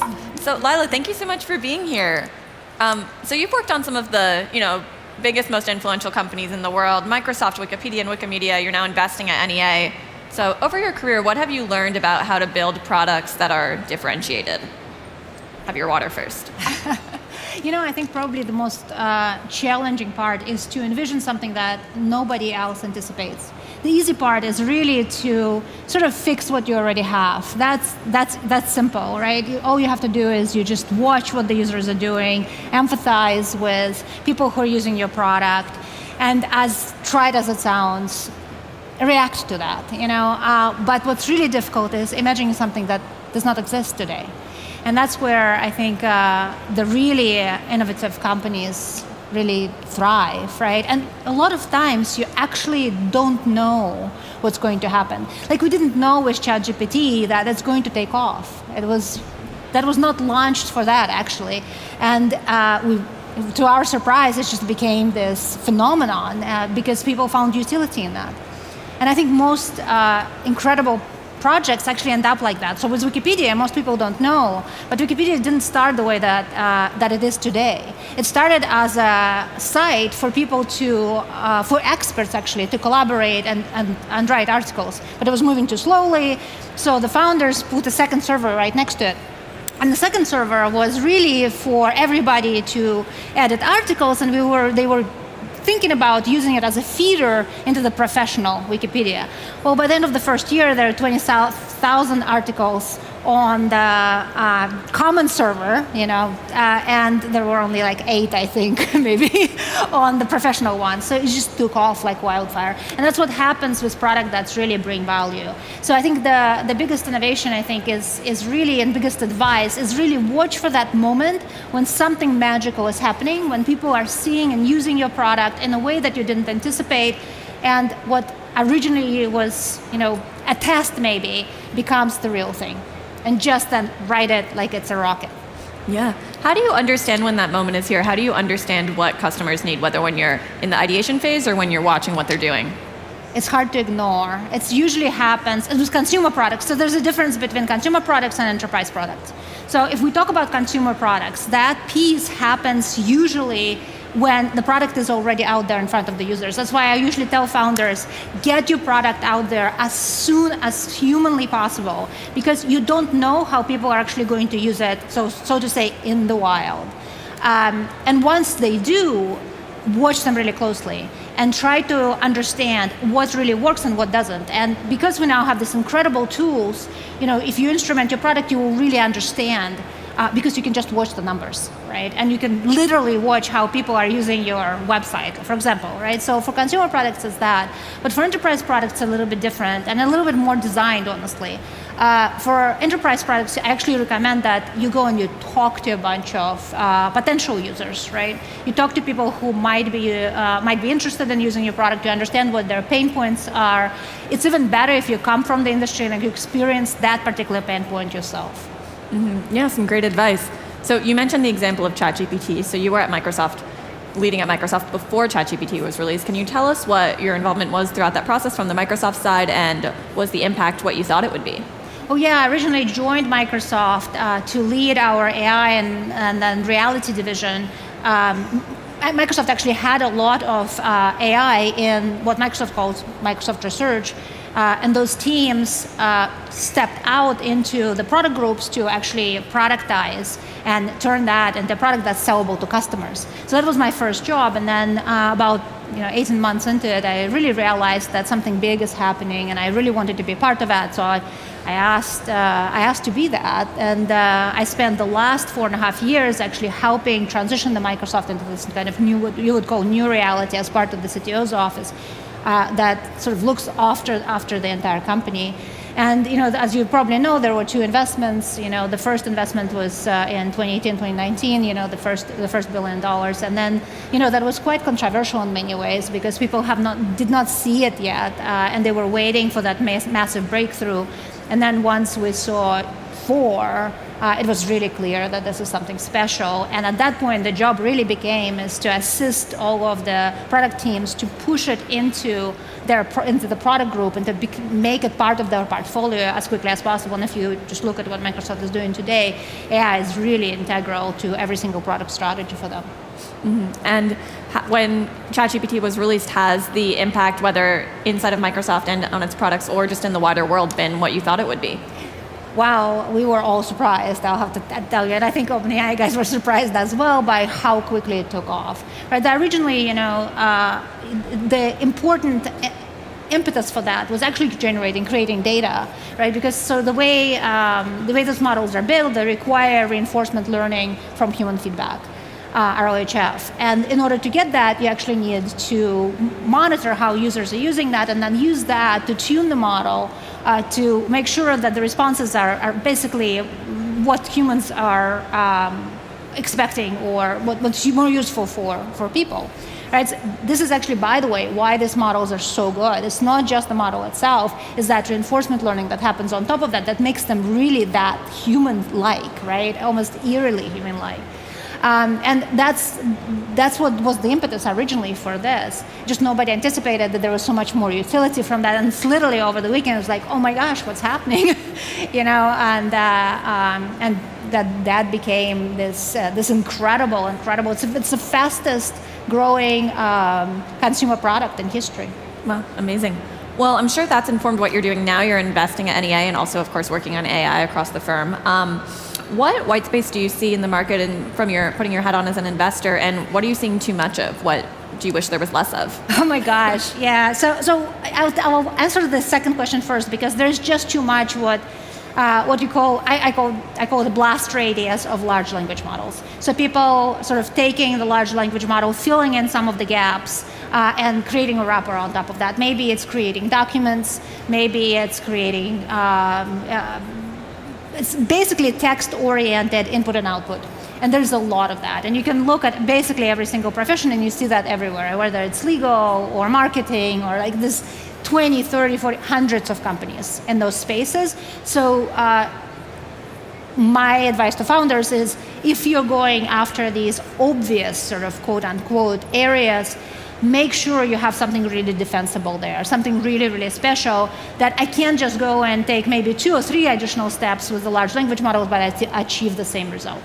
What I think is really interesting is if you step back for a second and you sort of look at how AI is going to transform the world, everything from media to science, I think the impact is going to be tremendous. So the hardest problems, and we're looking at scientific problems, the things that human brain is just not capable of embedding in just one human brain is really powerful. So for example, humans struggle to understand physics, humans struggle to understand chemistry, mathematics, all of that requires incredible amount of training for an individual human being, and the brain honestly is not big enough to assimilate all the data that is required to distill patterns from it.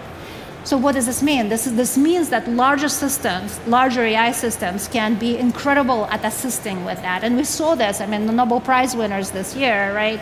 Among them, people who invented AlphaFold, which is doing exactly that, and it's just the beginning of what we're seeing. So those spaces are incredibly interesting. It's deep technology, and you can apply it to anything from building rockets to building new materials to creating new sources of energy.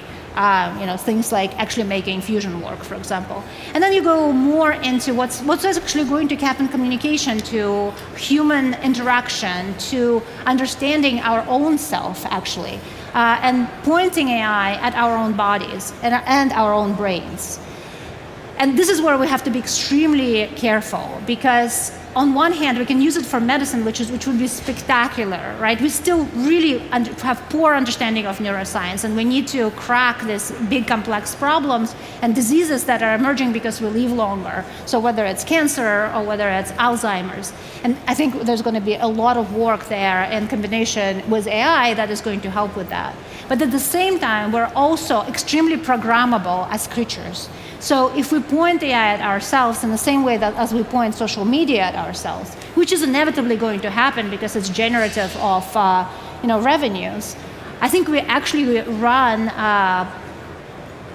a threat of reprogramming our minds, and especially the minds of the next generation, in a way that's unintentional. So I think we know, for example, that by 2026, I think we're going to see internet being majority generated by artificial intelligence.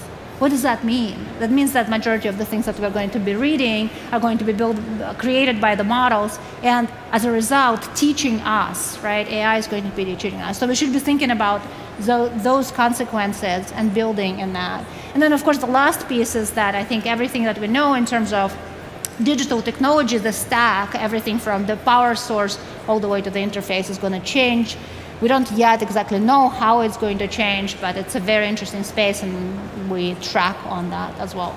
Yeah, well, lots to follow up on there. I guess on that last point, is there anything that the founders here can do to prepare for that change, or at this point, it's kind of anyone's ballgame? Well, I think it's really, the most important part is actually just staying on top of the trends, right? Like even if you look at what happened in the last 4 months, right? So we went from just larger and larger models, which we're going to continue to do. That don't make no mistake on that one. But also to what we call runtime compute or test time compute, which is allowing the models to think longer. This is a big change in how models operate. If you're not on top of that, you're going to miss out on new capabilities, for example. The same thing happens with agents. So, right after this, we're going to have a conversation with Sana Lab CEO Joe about, agentic ways of creating applications and how they're going to affect our life, and how we're going to manage potentially hundreds, if not thousands, of agents that are going to interact with us. So that's a big thing. Again, probably last 6 months emergence of that. So it's very, very important to just read a lot. By the way, use AI to help filter what you're reading for you, for your interest, specifically for your domain, and then compress it for you. Yeah. And on your first point about kind of the companies that you're seeing too many of out there just kind of doing this, initial AI grab.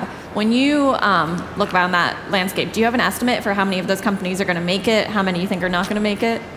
Well, I think we're going to see the standard, the standard situation. I mean, as you know, majority of companies don't make it, but the ones that do become really, really large and really successful. And then there's sort of the big space in between where companies are successful, they're just not an outlier, right? You don't have what we call it's the power law. Right? And I think this generation and this time right now is so incredibly vibrant, and it's an incredible time to be alive. It's an incredible time to be graduating from college, starting companies, because I think the opportunities are going to be endless. And even though this every wave goes in ebbs and flows, we're at the beginning of a really massive reinvention of what humanity can do. Yeah. And when you talk about, a majority of information potentially on the internet being AI generated in the future, obviously coming from your experience at Wikipedia, you spent so much time thinking about free access to information. There's free access to information, there's also free access to accurate information. So as you prepare for that shift, how are you thinking about that? Do you have concerns? Yes, I absolutely have concerns. I mean, if you look at the generation that's today in high school and college, a lot of them will tell you, I believe nothing of what's out there. So we went from generations that believed everything and trusted everything to generations that trust nothing. Neither of those things are sustainable, right? And at Wikipedia, we really tried to get just so that to ground everybody here, is the way that Wikipedia works, it's really, you cannot put anything that you believe on Wikipedia, or at least you're not supposed to, and usually it will get caught. But what happens is you need to introduce the source, right? And that source needs to be credible. Well, the problem is that even credible sources, like major publications, are often wrong. So how do you find the truth? And one of the things that we are talking about today is, how do you ensure that something is at least authentic? Maybe it's, truth is a big word, but how do you ensure that something is a fact, right? And today with large models, you can actually generate videos that looks very much like something that you would actually see out there. So what do you do? And most large model providers actually encode their models so that they call watermarking, right? So that you can understand that whatever they produced has been produced by generatively. Well, the issue with that is, and then you can potentially iterate on top of that, and there's edits on top of edits on top of edits, so you still don't know where the source came from. I think it's really important. I think we need to flip that upside down and actually have the original source always watermark content. So if you take a video, or if I take a video, if I write an article, that article is watermarked with written by Lyla, written by Emma. And I think that is really important. And then if anybody is doing derivative work off of that, even if it gets into the model, you can, at the end of the day, trace the original source. That amount of workflow that needs to be integrated is pretty complicated, and not a lot of model providers actually thinking of it that deeply, right? They're thinking about the quick fix of, if it's auto-generated, we watermark it. And I think we really, really need to be thinking about this. And when we talk about regulation and governments sort of plugging in and trying to help, those are the kind of questions that should be asking. Maybe not even providing answers, but at least ensuring that there's a credible primary source behind anything that the model has produced. And yes, it will, these models can hallucinate and will hallucinate, but as long as you can click to that through to the primary source, you will see the original content. And I think that is really important. The model, it's not required. A lot of models don't produce that today. I think it's problematic, and I think it's something that we should be addressing. How far away are we from that being the standard? I don't think it will be a standard unless we decide it's a standard. I don't think any of the model providers will just decide to do this, because it's a lot of work. We actually created a program at some point that was part of Microsoft that to trace data and actually give credit to the original data creator, for example. But it's a lot of plumbing, right? There's a lot of infrastructure work that needs to be laid in place. And unless either the government comes in and says something like that has to be done, or one of the really large data providers think it's differentiable for them and somehow it's revenue producing, it won't get done. Interesting. So you also have some thoughts on venture capital and kind of see it as a way to shape the future, but what responsibility comes with that?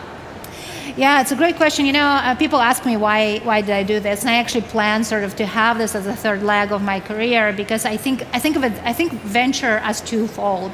One, as a way to give back. I started my first company when I was sort of a kid myself. I was part of the venture community as a founder. I then became a coach and a sort of seed investor myself, and I think it's such an important cornerstone. Without venture, none of these companies really would exist. Very, very few companies would have existed without funding. And with that comes a huge responsibility of how we deploy capital, right? Because the way that the companies that get funding ultimately get the advantage and ultimately are able to at least realize their dream and go after the big vision that they have. That's why I think as investors, we always ask the founder, what is the world that you want to see? What is the world that you want to live in, that you want to build, and how what you're building is going to help create that world? It's a strange question, I know, because most of the time we ask, how are you going to make your next $1 million, and then how are you going to make $1 billion, and et cetera, et cetera. But without that big North Star, without that vision, I think it's really hard for founders to actually make the steps towards the future. It's almost fundamental for their strategy. Yeah, interesting. So when you're looking at founders who you're interested in investing in or just in the broader landscape, what skills do you think are most important? Who will be most successful in this era of transformation and AI transformation? What skills are the most important? There's two skills. So most people say, you have to be very technical. And I think founders of this generation still need to be very technical.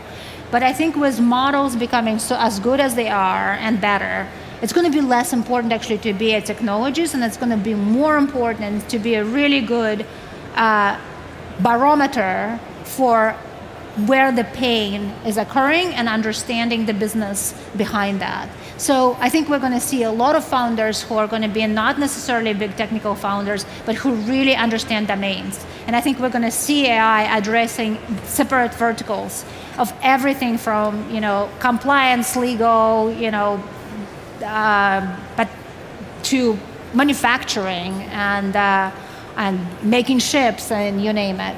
So I think it's going to be more and more important that people who do this understand business over time. I think technology is not going to go anywhere. There's always going to be the deep technologists, and those are going to be people who are at the very intersection between when research becomes productizable. And that's a very fine line, and sometimes we miss it, and sometimes we get it just right, like we did with AI, especially with OpenAI. And by the way, even with OpenAI, we waited, 8 years to see what we saw.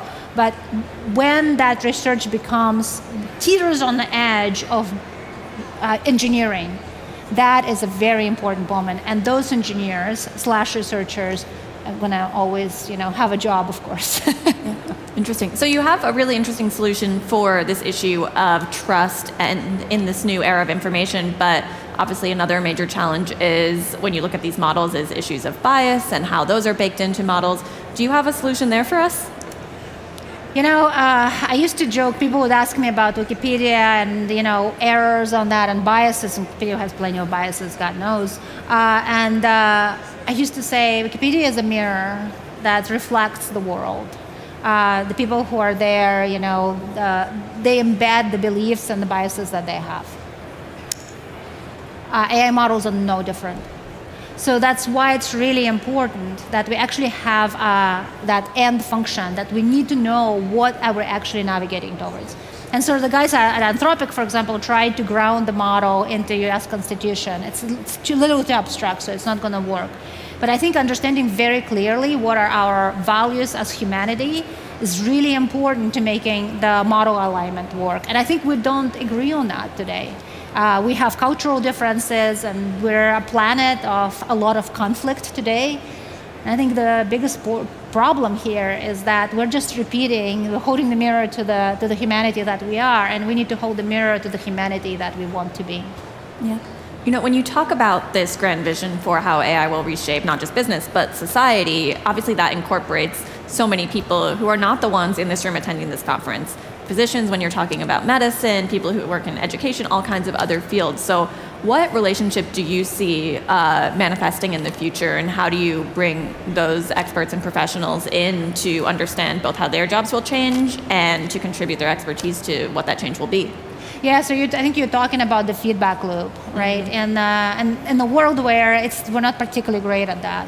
And I think we need to be, so the next set of tools that we actually need to develop for AI, right now we use this reinforcement feedback, but I think the next set of tools is to really understand what works and what doesn't for people in these different professions as we take AI towards the enterprise. It's happening organically, but there aren't actually really great solutions yet. So we're looking for some of the companies that are specifically looking, and again, we're going to talk about this in the next conversation, to instrument AI. How do you measure? How do you observe? How do you understand if AI is actually giving you the kind of answers that are valuable to you, and how do you steer it and guide it into the areas where you want to teach it something? And I think that's coming. We actually do this with our own prompts, but we need to be more methodical, and we need to help people, make it easier for people. Yeah.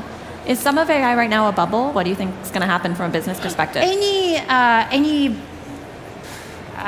Anything that happens like this, in terms of new, big, massive innovation is bubbly in some ways, right? So, if you look at, a good analogy is with the internet, right?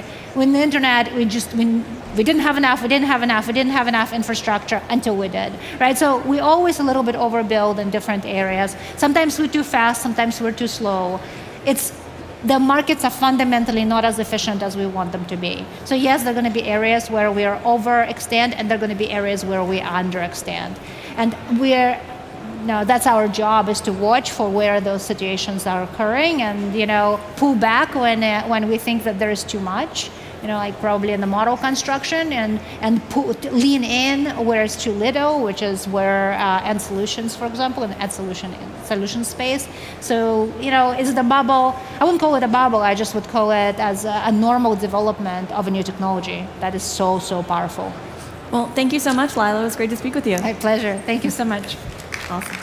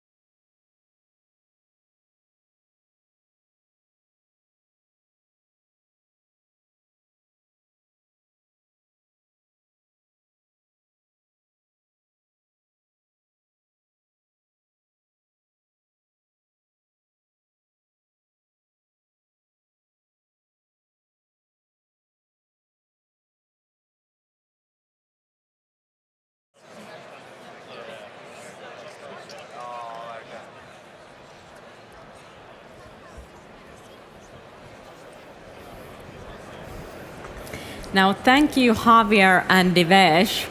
What an incredible day we've had. Now it's really time for the thing that you've all been waiting for, so the Slush 100 finals. You know, sitting here watching all these legendary founders share their stories, I can't help but think we might be watching the next big success story unfold right here. Out of more than 1,000 startups, we're down to just 3 finalists, each competing for €1 million investment from General Catalyst and Cherry Ventures.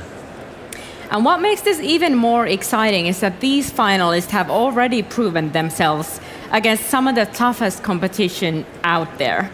So if you were at the startup stage yesterday, you saw just how high the bar really is. But before we go and bring out our finalists and judges, I feel like we need to do a round of thank yous here, since this is going to be the last time me and Venla are on stage. So first, thank you, Venla, for being my co-host. Has been an absolute pleasure. Absolutely. Thank you, the audience. You've been the most energetic day 2 audience I've ever seen. Well, I've seen just one, but you're doing really, really good.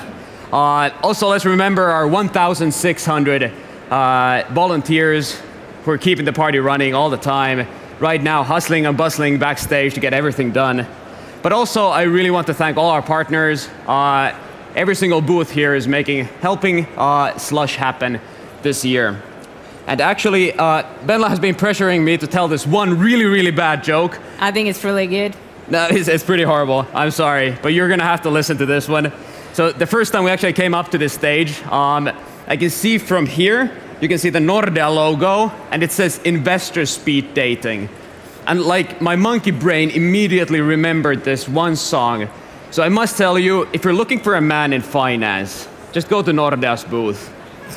Well, nice. Okay, somebody got it. Thank you. Thank you. They got Thank it. you. Oh, even said apologies. Apologies. Applauses. It's been a long day. That word day. is tricky. So anyway, thank you everyone. And remember, this isn't the end of Slush, so we're going to keep going. There's so many parties happening this evening. We're going to be there. I hope every one of you is going to be there. But now let's focus on these incredible founders who are about to take the stage. Are you ready to meet the best startups in the world? Are you ready to meet the best startups in the world? What? I can hear you. Come on, there we go. Let's make some noise for our Slush 100 final.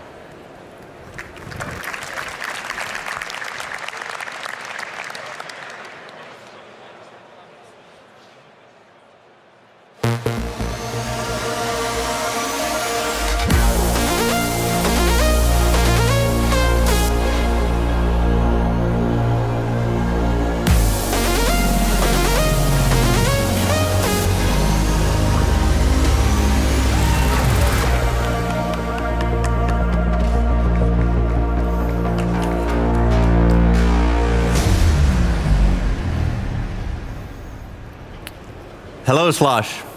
Amazing to see you all here. What an incredible 2 days it's been.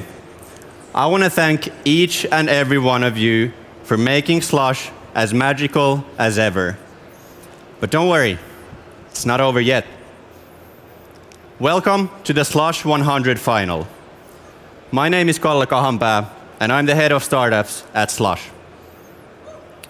Slush 100 is our longest running concept, and this year we set out to expand it even further.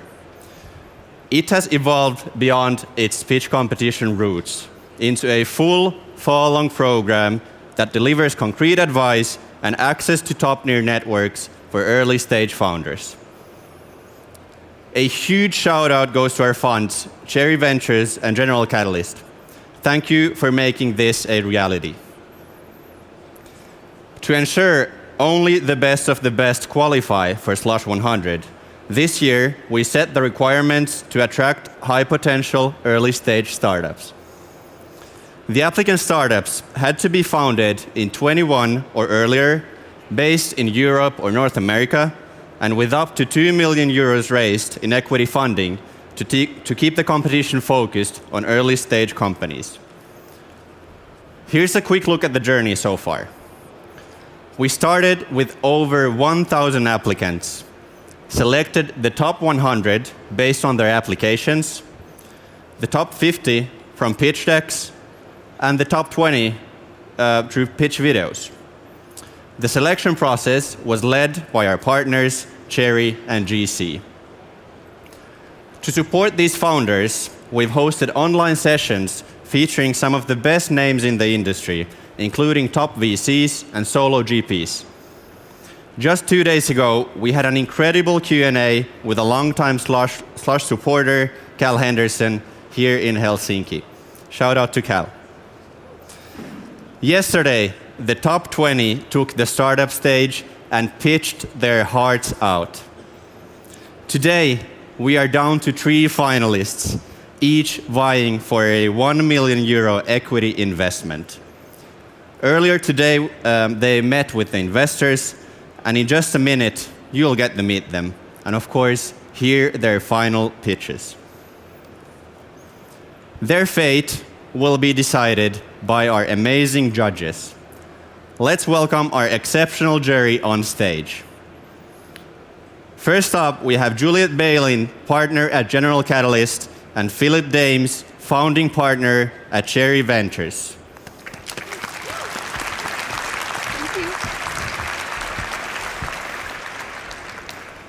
The fun judges are supported by 2 superstar founders you've already got to witness on our stages. Please welcome Cal Henderson, co-founder and former CTO of Slack, and Jochen Engert, co-founder and CEO of Flix.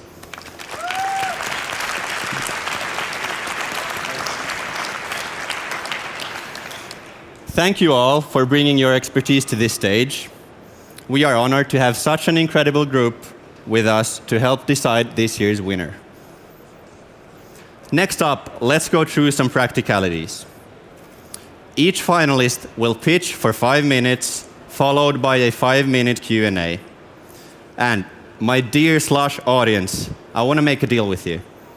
I need you to play an important role. These founders are up for a €1 million investment. Let's show them our support throughout this final round. Slush, it is time to bring out our first finalist. First up, we will welcome Cormac Kisholm from DevAlley. DevAlley provides an AI-driven accessibility platform. They focus on helping businesses and websites become more accessible to people with disabilities by automatically identifying and resolving accessibility issues. DevAlley's platform uses AI to detect issues related to web content, ensuring compliance with accessibility standards, and improving the user experience for individuals with diverse needs. Please welcome Cormac on stage.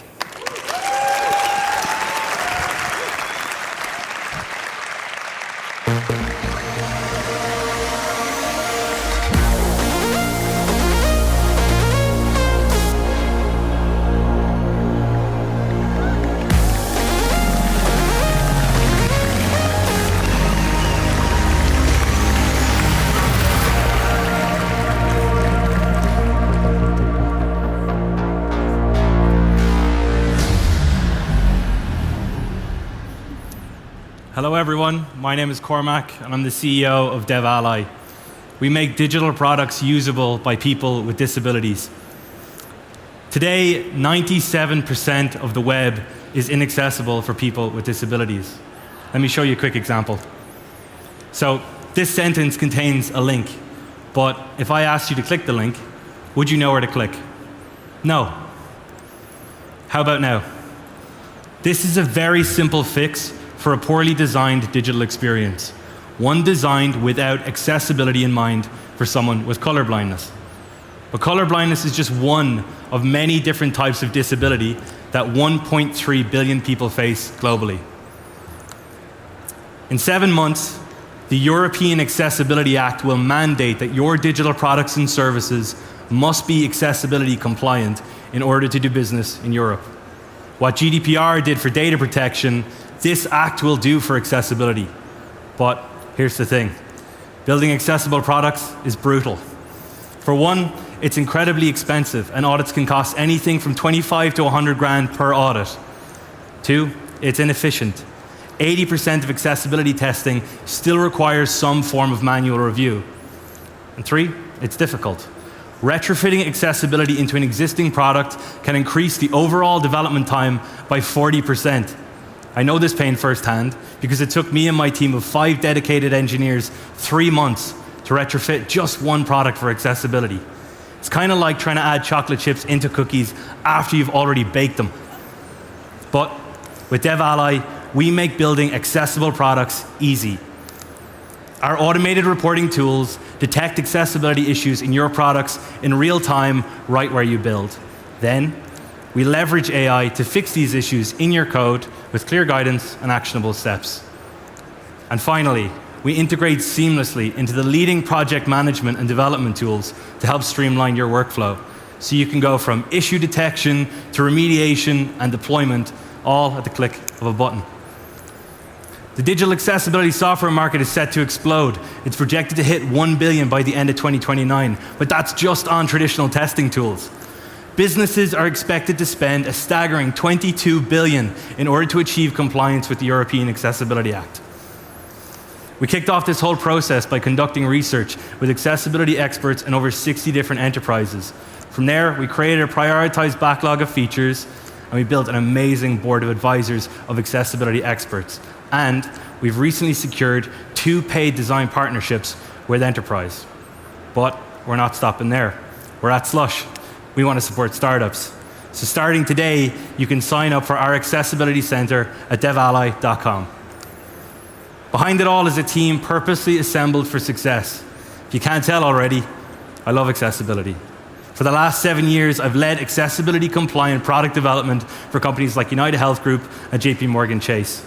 Darren, our CTO, has over 10 years experience implementing architecture for companies like Shutterstock and SAP.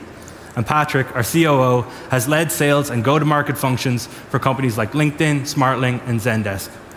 We're looking to raise our pre-seed round at the start of next year to help cement our position as the go-to solution for digital accessibility. But accessibility isn't just about compliance.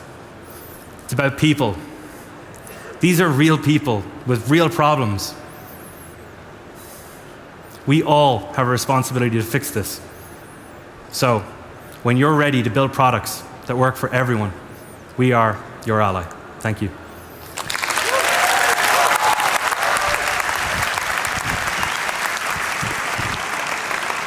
Thank you, Cormac. We could go here. We can be here in the middle. All right, thanks for an excellent pitch. And let's begin with the Q&A. Julie, do you want to go first? Sure. Thank you so much for doing this, Cormac. It's so nice to meet you and to learn more about your team. Can you tell us a bit more about how you and your founders are each individually contributing to what you're building? And obviously you have unique backgrounds, but when you think about the next 12 months, how are each of you going to focus your time? Mm-hmm. So again, my background is in engineering. I led design systems engineering for United Health Group and Optum. My background is in ensuring that reusable components are accessible at scale. Patrick, again, has tons of experience in selling across internationally and EMEA. And Darren, as a CTO, has tons of experience in terms of structuring data for training LLMs as well. So we're looking to build out a product that will make accessibility easy and affordable for everyone. Awesome, thank you. Great pitch, thank you. Looking at DevAlly across the next couple of years, what's your vision for the company? Where do you see DevAlly in 5 years? We want to be the global standard for accessibility, and we want accessibility to be easily adoptable into all products and all forms of digital products moving forward as we build. We want to expand beyond accessibility into making sure that compliance is easily and affordable for developers and easy to integrate as part of the development pipeline. As somebody who is colorblind, I really appreciate what you're doing. How are you thinking of how do you set yourself apart from existing tools that do accessibility scanning and raising the kind of issues that you showed in your demo? Is it the focus on the kind of automatic remediation piece, or do you go beyond where existing tools have been? So we want to incorporate, obviously, the remediation piece, but we're starting to expand into things like cognitive complexity and understanding learning disabilities and going beyond just the traditional kind of categorized disabilities of vision impairment, hearing impairment, motor impairment. We want to build products that are adoptable for everyone. And the benefit of that is it's for everyone. It's not about being categorized as a disability. We all traditionally use accessibility tools every single day, light and dark mode, captions. These are things that were invented as accessibility features that we all use and champion every day. So it's about making better user experiences as a whole. I really want to understand, why are you building this? Like, what's your motivation? What's going to also push you in 10 years from now to continue to build this? Why are you doing this? One conversation with one of our advisors or the people that we've met will answer that question for you. There are so many people out there that are being excluded from the fundamental rights of technology that we all take for granted. When COVID happened, we all got told to stay at home and use online technology. Other people didn't have that option. So it's about making a world that we can actually all be proud of. And as a European, as you know, people always kind of give it about regulation and how Europe likes to regulate. We should be so proud of what we're doing for our citizens. Right. Cool. All right. Is that it?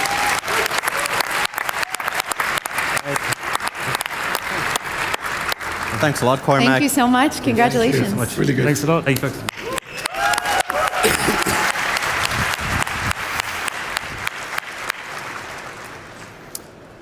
Next up, let's welcome our second finalist, Dora Jamber from Mohana.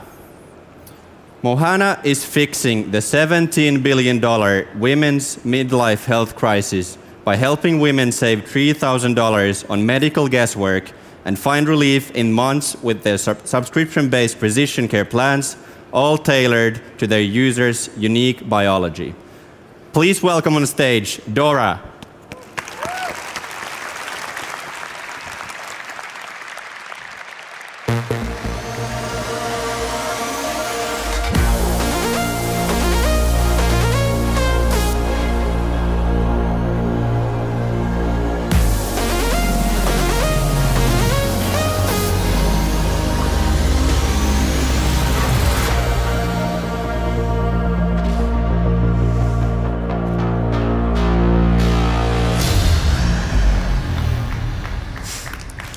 Thank you, everyone. Hi, my name is Dora. I am the CEO and co-founder of Mohana. Right now, millions of women are spending thousands of dollars on a problem that their doctors cannot fix: perimenopause. Perimenopause is a hormonal transition that leads up to menopause that can last up to 15 years and that impacts every single woman. This is your girlfriends, your wives, your sisters, your daughters, your mothers, your neighbor, and your top executives. 90% of women have disruptive symptoms. 75% of them are actively looking for solutions without success. And as a result, 1 in 3 even consider leaving their careers. Esther was one of them. She spent $3,000 before she found Mohana. And this is what her journey looked like: fragmented, inefficient, and expensive. And this is the reality for the 1 billion women who are currently navigating perimenopause. Perimenopause is not just a woman's problem. It actually impacts careers, families, and marriages.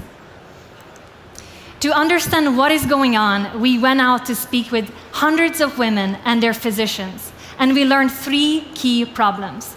First, the average physician actually doesn't get a whole lot of training on perimenopause. And as a result of that, something as simple as prescribing the relevant blood test is not getting done.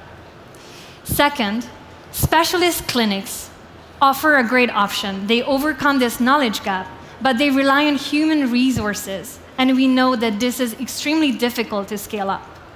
And third, we learned that even though you might get access to medication and that might provide some relief, the biggest symptom relief comes from critical lifestyle changes that can support this transition. And we know that as humans, We are notoriously bad at changing our lifestyle. And this is where Mohana comes in. We're combining the 3 key ingredients for real symptom relief: precision, personalized care, and behavioral psychology. So as the first step, our users come in and complete a blood test to understand what is going on in my body. We leverage the result of this blood test together with the user's symptoms to give them a care plan that consists of the most impactful recommendations for their symptoms.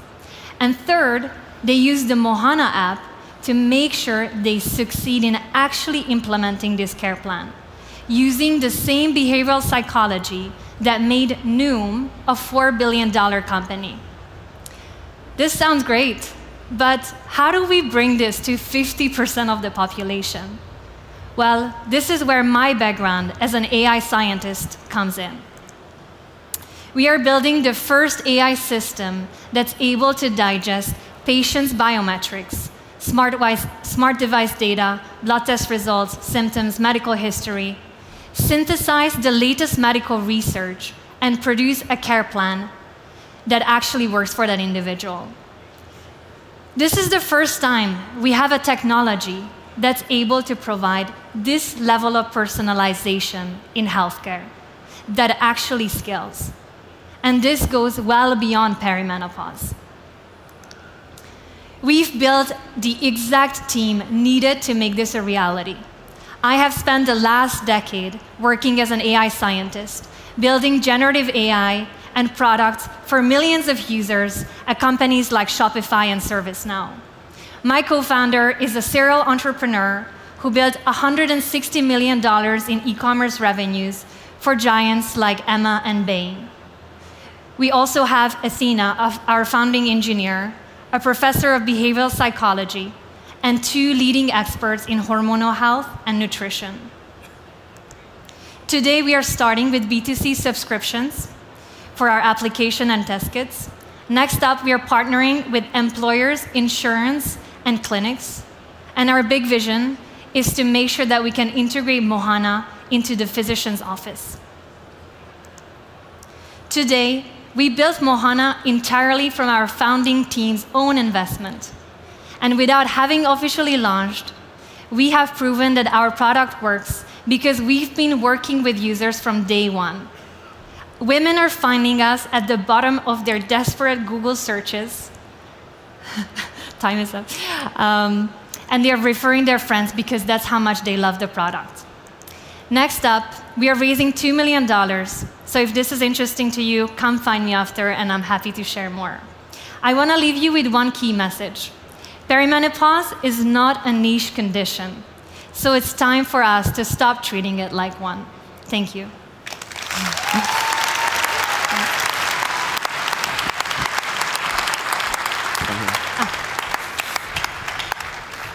Thank you, Dora. Let's start with the Q&A. Do we start with Juliet again, or? Let's set it over. All right. Let's play ping Well, pong. you go first then. I can go first. I mean, first of all, thanks for the pitch. This was fantastic. And love to see more female founders on stage, especially with your background. I think that's incredible. Me too. How did you get to know each other as a founding team? Like, how did you get together, and how did you make sure that you will also work well together in the next 3, 5, 10, 20 years, hopefully? How did that work? How did you build that chemistry for yourselves? I have so much to say on that. Yeah, I actually was building Mohana on my own for quite a long time, but I knew that I always wanted to have a co-founder because for me, it's about the people that you work with. And I had a couple of co-founders in the past that unfortunately didn't work out. So this time, I really wanted to make sure that we work together and that we can accomplish milestones together before we make her my official co-founder. So that's exactly what we did. And I think the work ethic and the ambition clicked so well that it was really just a no-brainer to move into this. Cool. Important. I think maybe after finding your co-founder, bringing this to market, in healthcare, you obviously have to deal with regulation, particularly for a product like yours that is facing patients. How do you think about this also as the depth of the product grows over time? Yes. So right now, because we are a bootstrap company, we are keeping Mohana as a wellness company. So that means the care plans are very much about interventions that people can do on their own safely. And it's very important because what I really care about is empowering people to be proactive about their health, because the medical system already is under so much burden. So if we can take some of that burden and empower people to feel to have the tools for their health, then it's a win-win for everybody. So that's right now. And then, of course, as we build out this technology, we will have the capabilities to create actual medical recommendations, at which point, of course, regulation becomes extremely important. So you can include a doctor a human in the loop that receives the recommendations for the care plan. I hope. Awesome. Talk to us a bit about the data that you're collecting and what you might be able to do with that in the future. Yes, I love that question. So as we know, there is a huge health inequity between the amount of research we have on men and women. And it, as someone who actually has worked in AI like my whole career, I'm really excited by the fact that we have actual blood test results from women combined with symptoms, and we actually make them do interventions so that we can study what is the effect of these interventions on their blood tests. And this is something that even if you look at academia, unfortunately, we don't have enough patients that enroll into studies. So we don't have, what am I trying to say? Let me restart that. Basically, I think startups are really exciting because we can make these studies at scale. Yep, great. Yeah. You mentioned that you're collecting data from smart devices, wearables, and given your focus on interventions that people can use themselves initially, it seems like those device manufacturers are well positioned to be able to move into this market if they chose to, and also given the size of the market, half of the population. Are you worried that they're better positioned with larger distribution to be able to go after the same market? Not at all, actually. It's not their focus, right? Like, let's just consider Aura Health. I think they are probably here in the audience. Yeah, they're primarily selling the device and subscriptions to their platform, and they actually have an API very much for the purpose of integrating with other health companies like us, who can provide additional value on top of their data. That's great. Thank you. Excellent. Awesome. Thank you. All right. Congratulations. Thank you. Thank you, Dora. Thank you. Thanks for the great questions. Let's give a big round.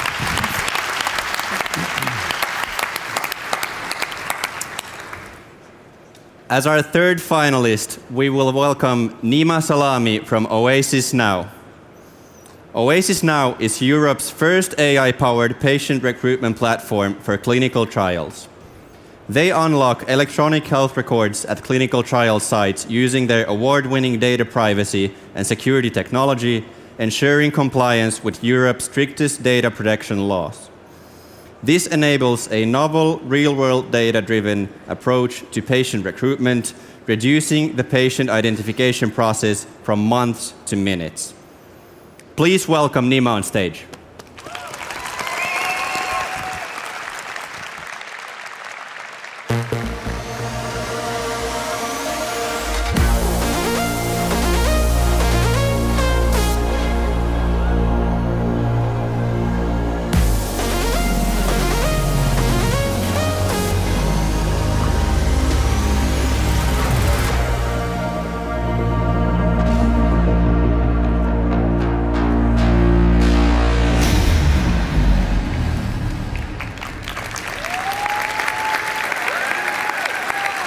Hello everyone, my name is Nima.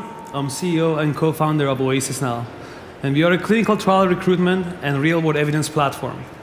What makes us stand apart is in our unique approach in actually utilizing all patient data to identify what patients are eligible for which clinical trials. And this is thanks to our unique approach of building everything patient first, privacy by design, and AI enabled. But why are we doing this? Well, it starts with a personal story. My mom is a chronic and rare disease patient. And for years, she didn't have access to any medicine because no doctor had enough time to be constantly on the search of new medicine or clinical trials for her. So to me, as a cybersecurity nerd, as a computer science nerd, this seemed like a technical problem needing for a technical solution. Because all this data and knowledge about new treatments is somewhere. So I set out to build a solution for my mom. And along the way, I was joined with my amazing co-founder, Sarah Oghauser, who had this same data problem, but from the point of view of researchers who are working on the latest breakthroughs in medicine. And as a researcher working at one of the most renowned medical centers worldwide, she didn't have access to patient data to actually conduct her Alzheimer and aging research.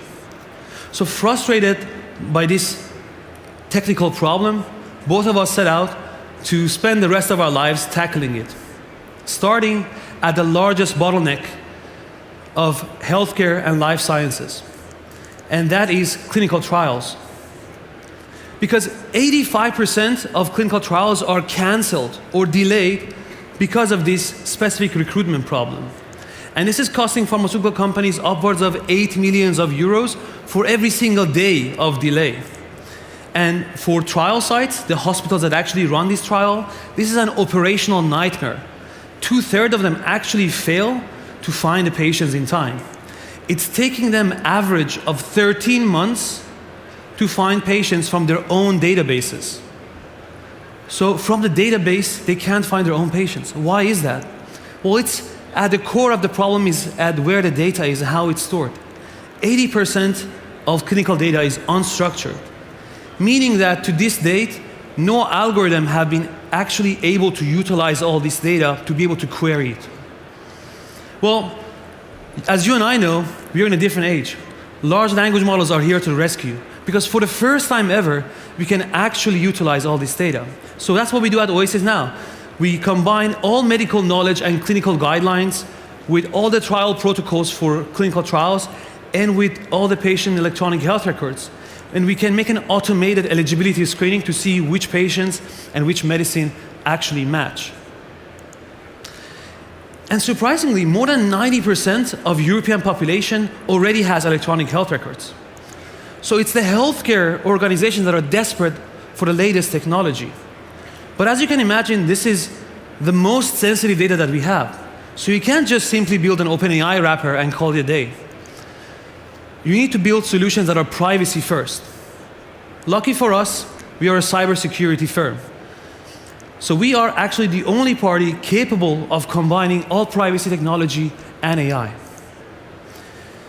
I don't want to bore you with all the details of the technical part, that's what I'm excited about, but what I want you to remember is that this sophisticated privacy by design technology unlocks this real-world data by overcoming all regulatory roadblocks. We already know about the patient data and the AI, but what actually unlocks it is our proprietary award-winning technology that can de-identify the data on-premise. And this has been validated by largest companies and regulatory organizations in Europe and has already been compliant to the regulations. To be able to understand what Oasis now is going to do, I think it's good to look back at what we have already done. In the last month alone, we have already been operational at 3 trial sites and have matched hundreds of patients to these trials in matters of minutes. To scale our product, we have signed an electronic health record provider that gives us access to 12 million patients' data. And our award-winning technology has unlocked this most sensitive data, our DNA, of thousands of patients. This is validated by NVIDIA and Google. And this is the all-star team that is capable of tackling such multidisciplinary problem. We have from AI and cybersecurity engineers with background of working at Amazon and Google to 30 years of experience in pharmaceutical companies and clinical trials. And we just started our seed raise. So if our mission resonates with you, I invite you to join us and let's together make personalized health accessible for everyone globally.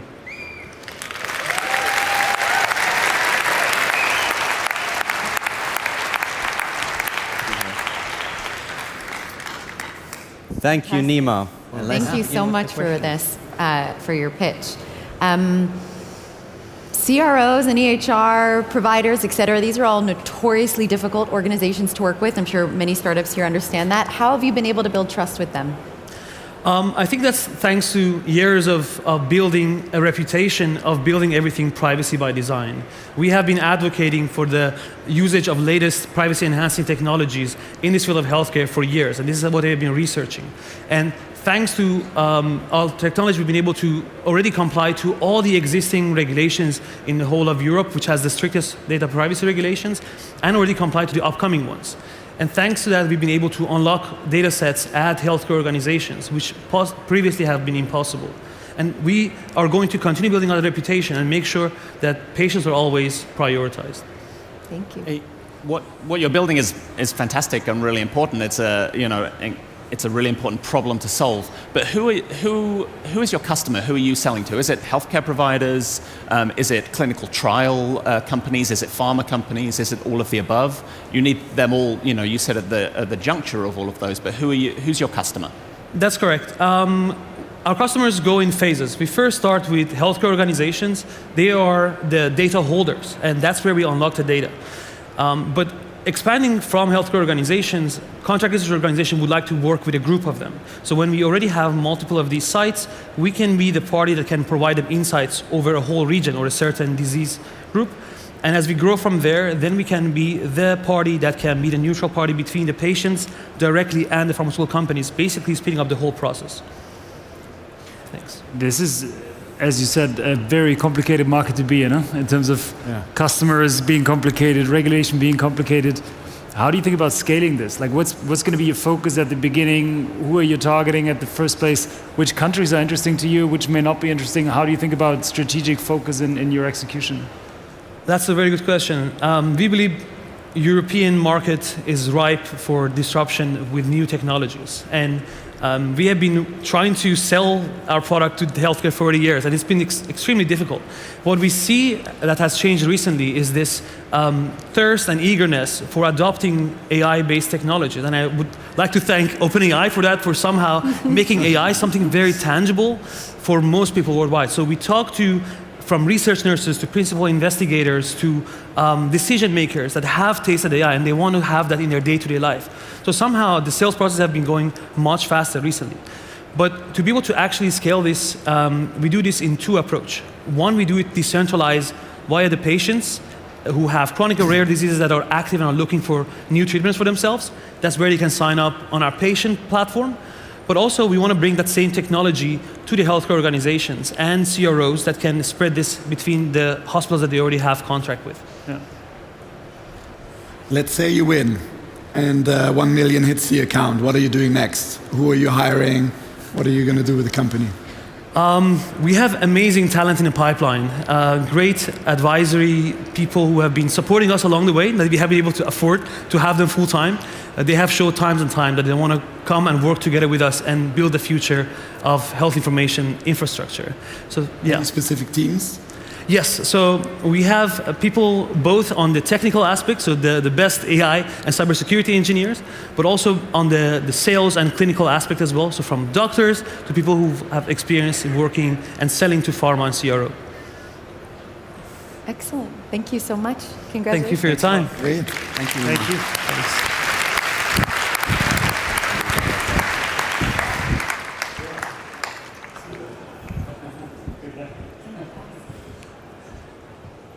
Thank you to our finalists for those fantastic pitches, and to our jury, who will now head backstage to decide the winner.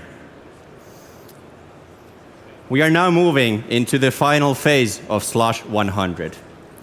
While we're waiting for Philip and Juliet to make the final decision, our founder judges, Cal and Jochen, will stay here with us for a short Q&A, if you come here in front with me.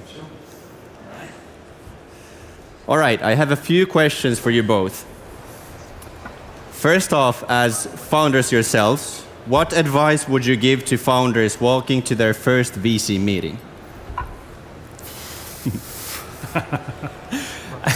I think the three founders that we just saw had excellent pitches, tight pitches that they have really developed over the course of the competition, pitching again and again, and it's to get that practice in, practice that pitch. You're going to hear the same questions from everybody. Have really good answers to them. have really strong answers and a strong point of view. You can always hear unique new questions, but I think we asked all three of those founders a lot of the same questions. What are you doing next? What is this money for? What's your next step? Where is the team coming from? What are the team's expertise, and why is it relevant?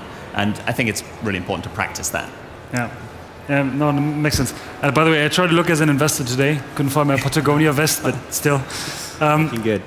I believe, like one thing that I've learned along the way, and we've done lots of fundraising over the years. I think you need to also be sure that the chemistry on the other side works for you. So if someone doesn't fall in love in the first meeting to some extent, that there's no certain chemistry in that sense, and the other side is also excited about what you're doing, then stop spending too much time on it. It's very hard to convince someone who's super critical about what you're doing. And I think fundraising is also a process around how do you spend your time efficiently? Where do you spend most time on to educate someone, to ultimately get someone over the line and to fund your business? And we figured if people don't get excited early on, you're not going to get them excited along the way, and you just can stop spending time, really. 100%. Thank you. All right.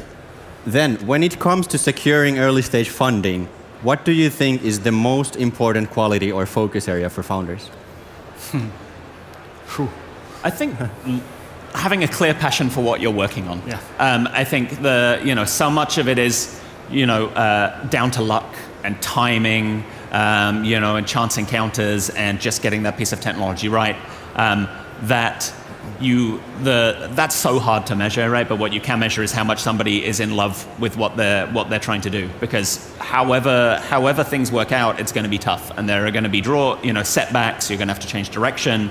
There are going to be challenges and a lot of tough days, and you have to love what you're doing and have a passion around it, and really feel like it's a problem that you want to solve. And as one of the founders said, a problem that I want to spend the rest of my career on, and that's a much easier founder to bet on.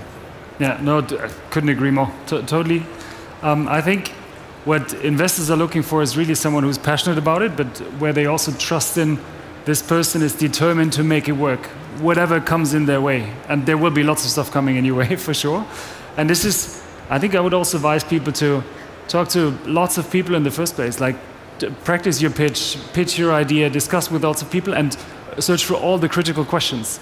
Like, don't listen to the naysayers all that much, but like listen to their critical questions around what could you possibly be asked, and how do I think 2-3 steps ahead in terms of what kind of questions do I get, how do I prepare mentally for those questions? Because I think also that's what investors are looking for. Did this person really think through what this business is going to be and can be, and like what kind of obstacles can come into your way? And the more you've thought about it in the early days, the easier and more relaxed you're also in those pitch situations. Thank you. Then, before I let you go, one final question and a short answer. Any comments on our amazing finalist trio that just pitched a while ago? What do you think about them? I mean, if they made it here, I think it's already an incredible achievement to be on the stage with the top 3, and I think they should all be proud of themselves. Yes. Totally. Anything to add? I would invest in all of them. I mean, I'm not a successful investor, so don't necessarily follow my advice. But they were all compelling pitches. I think they could be great businesses. They'll all have a lot of challenges, but they're all exciting businesses. And whoever wins, I think they're all fantastic and should feel extremely proud of getting this far. Couldn't agree with you more. Thank you, Kellen and Jochen, for sharing those insights and for lending your invaluable founder perspectives to Slush 100. It's an honor to have you here today and as part of the journey for these founders. Let's give them a big round. Oh, thank you. Thanks. And I hope you enjoyed it as much as we did. Thank you. Thanks. Cheers. Thanks. Bye-bye. All right, Slush. Before we announce the winner of Slush 100, as a final piece of advice, Philip and Juliet will be back to share their best advice for founders looking to raise a seed round. This is not just for the Slush 100 founders, but for every founder in the audience. The discussion is moderated by Slush President Elin. Let's welcome them on stage.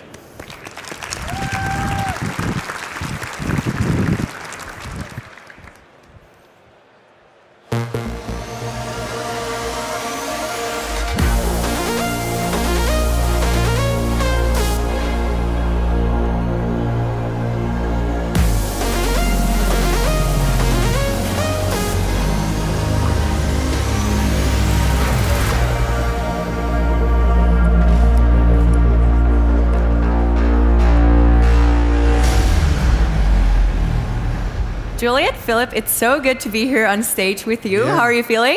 Great. So great. We love the drama. Yeah. We just, all of the lights, we're really very excited about it. We're very excited about it too. We don't have too much time, so let's get right into it. We're here to talk about a little bit of Slush 100 and then a lot more about seed investing. But starting from what we just saw, so Slush 100 and the Slush 100 pitches, what made you think that these founders in these companies are exceptional? Philip, do you want to go first? Yeah, sure. I mean, first of all, I'm so impressed. And not only by the finalists, but a lot of the companies that we've seen in Slush 100, the quality of the pitches was great, the quality of the teams, of course, and we saw some pretty cool ideas. Like, I get really excited about the depth of talent and about the ambition level that a lot of the founders were showing us. So I think this is something that you guys can be incredibly proud of. Thank you. And then, more specifically, I think the 3 finalists we've seen today, I think they did an incredible job. I think they unbelievable, really. had a fantastic pitch. And what I felt, and I'm sure you did too, there was amazing alignment between them as a person, their personality, and the mission that they were all working on. All of them are solving important problems, but I really felt I knew why that particular founder was building that particular business. So that's really cool to see. What about you, Juliet? Yeah, I completely agree. And that urgency you could feel also in terms of why they're doing it now, right? Like it's why we always think about that when we meet with founders, is there has to be a particular reason why you're building this together, why you're building this together now. And I felt like their why now there was real urgency there, and there were fundamental technological shifts that made how they were building these solutions fundamentally different. It sort of goes to what you said earlier. These are, I'm sure folks in the audience have seen other companies that have built products in each of these markets, but each of them are doing it in such unique and ingenious ways. And I think that's the kind of expansive thinking that we get really excited about. Yeah. What do you think the founders in the audience could learn from these finalists? Any concrete tips? Philip, do you want to go first? Juliet? Please. No, you go first. Okay. Well, there are sort of 2 sides to this, right? This is a pitch competition, and you're also sort of learning about these particular founders and their stories. The thing that I would really take away from this particular set of presentations is the importance of storytelling. When you're a founder, and especially when you're choosing to be a venture-backed founder, you need to be able to think about the hero's journey of what you're doing in this moment and this particular problem in this particular moment in time, and also how that's going to shape the future over the course of 10 years. I mean, Philip asked that question sort of to the first founder. And so I would not take the power of storytelling for granted. Yes, and I think all 3 did an amazing job there. And secondly, I would think what I learned from them is to be very authentic. I think all pitches were very authentic, and I think this is also something that we're looking for. We're not looking for an over-polished pitch that maybe sounds great, fancy slides, and then you're like, okay, this is interesting, but I don't really know why them and why them now. But I thought their stories were great, individually and as a team. I liked the stories on how they have found each other as co-founders, which is so important. The average startup lasts longer than the average marriage. So being a co-founder means really being in the weeds together, spending a lot of time, oftentimes more time than with your partner, and it's a super intense time.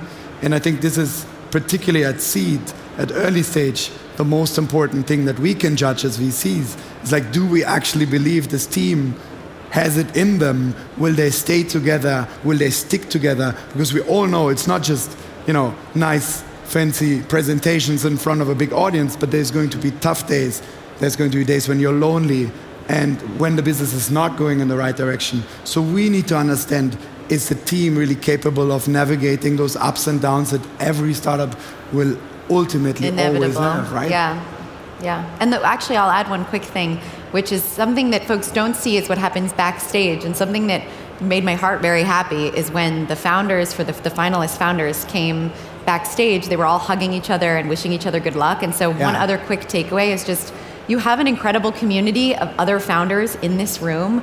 Please support each other. You're all thinking of the exact same questions, and some of you are going to be 1 or 2 or 3 steps ahead of others. Bring people with you, because the success that, even though, yes, sure, today there's going to be one winner, but the goal is for all of these companies and for the vast majority of companies in this room to be able to create transformational value, right? And so you're much more likely to do that if you support each other. Help each other. Keep hustling. I think that's also what we've seen. I'm so amazed at Slush, like people grab you, hey, can I quickly pitch you? Hey, can we talk about this? It's incredibly intense these 2 days. You can see I lost my voice already from talking too much. But keep the hustle and be collaborative and be supportive of each other. Yes. Yeah. Keep the hustle. That's a great motto. Yeah. Let's try to keep the hustle. Yeah. Round of applause for the hustle. Yeah. Goes for the Slush team too. I think you've been hustling quite a lot. Now, over 65% of all startups here at Slush are pre-seed or seed companies. Like in general, what do you think sets great companies and founders apart at this stage? Juliet, do you want to go first? Yeah, and I'll give a bit of context. General Catalyst is we're a investment and transformation company, and venture is at our core. I personally spend all of my time at pre-seed and seed and early stage. That's what Philip and I do at our respective funds, and we work together quite often. So just so you get a sense, right, the advice actually does end up applying further along. But I'm going to be a bit repetitive. The most important thing that we look for when we meet founders is this spike. Is this particular area or insight or energy that you have that no one else has. And that can be an insight from a past experience, it can be an approach to a problem, it can be a view of the future. But that's the sort of thing that we're looking for. And every time we meet with a founder or get on a Zoom call, I can certainly speak for both of us or any of us, is we want you to be that company, right? We don't make that many investments a year, and we're so eager to see that in founders. And we are extremely founder focused at the beginning, because the reality is you and your co-founders are more important than your idea, than your first product, than your first market, because things are going to evolve and change. And so we think very carefully about that sequentially. Yeah. I mean, it is so tough. I've been a founder myself. My first company failed. Then I joined another company that we ended up IPOing. It went the other way, so it was like way too much responsibility, way too early. And you almost felt like you were thrown in the cold water every day and you just had to swim and stay afloat. And this is kind of how it often feels to be a founder. And you know, for us, we want the people that are up for the challenge, that have the ambition to build something meaningful, something that it matters for Europe, that matters for our society. And at the same time, we want people that are nice to work with and fun to work with, like people that can be great leaders, that can be inspiring to other people that will want to work for them or potentially, you know, want to invest in them later down the line. So there's lots of founder qualities apart from the CV, I've done this and this and this before.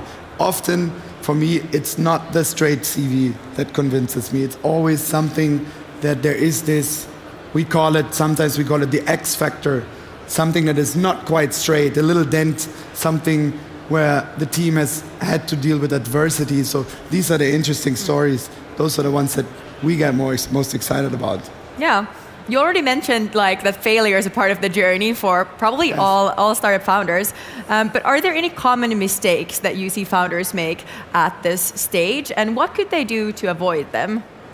So for fundraising, I think a couple of things are important. I think one thing is momentum. Mm-hmm. You always want to keep momentum, so set deadlines, be very specific what you want, who to talk to when, who are the funds you practice with, who are the funds you really want. Just kidding. But it's a part of the game. Having momentum, fundraising is in a way a sales game. And then secondly, maybe the practice element is important. Nobody is born a perfect, maybe a few people are, but very few people are born a perfect fundraiser. So practice, use your friends, pitch them the story, pull in other founders for help. I think it goes a long way, so you come prepared when the time is right and when you face other investors. Yeah, and then thirdly, and I think also very importantly, stay authentic. It's always the person behind the story that matters. If I can decide whether I want to invest in a team, in a B idea, or a B team and an A idea, I always go for the A team. Why? Because it's the people that build a company. And at the end, if the business doesn't work, a great team will figure it out. They will switch, they will pivot, they'll build something else. So I think keeping the authenticity, don't over-polish your pitch. Show also your vulnerabilities, your weak spots. I think that's important as well. Yeah, that's key, absolutely. Something specific to add, especially when you're pitching, you know what your Achilles heel is. All of you can probably think of it right now. Be the first person to talk about it in the meeting. This is a very concrete piece of advice. If you know what your biggest challenge is going to be, or what your weakness is, where you have the least amount of expertise, if a market is really difficult to penetrate, if your technology needs to get approved in some way, et cetera, be the first person to mention it, because that demonstrates self-awareness, and it makes us as investors sort of calm down, that we know that you're thinking about it, and that we know that you are capable of tackling a really difficult challenge. If we're the first person to bring up the kind of difficult thing, that Achilles heel, just makes us a bit more nervous that it wasn't top of mind for you. So that's very practical.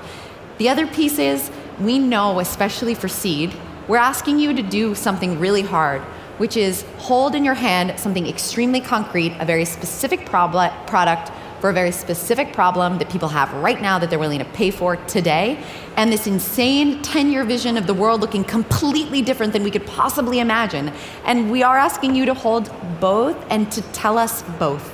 And so find opportunities when you're talking to investors to make it clear that you know how to be concrete in this moment, and also think, expand possibilities. It's one of our other values at General Catalyst, but we want to hear that.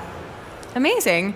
Now, going beyond the mistakes, what could founders do more? What would you like to see more founders do? And I guess especially in Europe, is there anything European founders could learn perhaps from their American counterparts? Juliet, do you want to start? Yeah. US fund, you So can yeah, start. I am unfortunately. So I live in London. The accent is misleading, and I moved to Europe 6.5 years ago. So I have a deep love and affinity for the ecosystem that all of us are building together. There is one thing that Americans tend to do really well, as everyone in this room will know, and that's brag. And when you are a founder, you have to have a little bit of arrogance and a little bit of naivete that you are going to defeat the odds. And we want to feel that. We want to feel like you are going to do something that most founders cannot do, which is be wickedly successful, so that we can imagine ringing the IPO bell with you, ideally in Europe, but also potentially in the United States. So I encourage you to do that. And if it makes you feel a bit uncomfortable, because bragging is not a European value by any means, that's okay. It doesn't have to feel comfortable, but you should put yourself in situations that do make you feel uncomfortable, so that you can achieve the success that you know you're capable of. Yeah. I think as a European, I can relate to that, because we were not the ones, when we were building, we were not the ones that would get on stage and talk about what we're doing. We were like, we focus on the business and we build, and then maybe we tell someone about it later. So I think keeping that balance, I think it's good to be heads down. It's good to be focused on the business. We're not asking you to be sort of PR personalities at all. We actually don't like that. No. But when the time is right, you need to sell. And you need to tell a story. You need to excite people. Also from a recruiting perspective, if you want to lead a team and build the team behind you, you need to excite people for the vision. And one thing that I've seen, and I've been investing with Cherry for the last years in Europe, I'm so proud and so excited about the European opportunity in tech. I think it's amazing. We see founders now trying to be global champions, not just local champions or European champions, but they want to win globally, and I think we have the talent to do so. We have ambitious enough companies, we have the capital available, we have great folks coming from the US to support, and we can do a lot of things together. So I think this is very much the ethos of Slush, right? You guys, 11,000 people, and all want to build, and all want to change the world, and also all want to change Europe. How cool is that? Incredibly cool. We are nearing the end of our time on stage, so as this is the last stage talk of all of Slush 2024, what would you want to leave all the founders in the audience with? Any final pieces of advice? Do you want me to go? Sure. Yeah. I'm thinking. Yeah. Take a minute and let that marinate. We're in a critical shift right now in the world, not only with AI, but a whole new world order. And what this means is that you have the opportunity now to create companies that are going to transform the world for the next century. And so if you can take something away from this, please be inspired by each other and think 10 steps ahead of the visions that you are already working on. We really need people who are creative and ambitious right now. And like Philip said, I'm so inspired. I really do think that in this room, the impact that we can have is extraordinary. So thank you in advance for all the hard work you're going to do, and please keep working together. Yeah.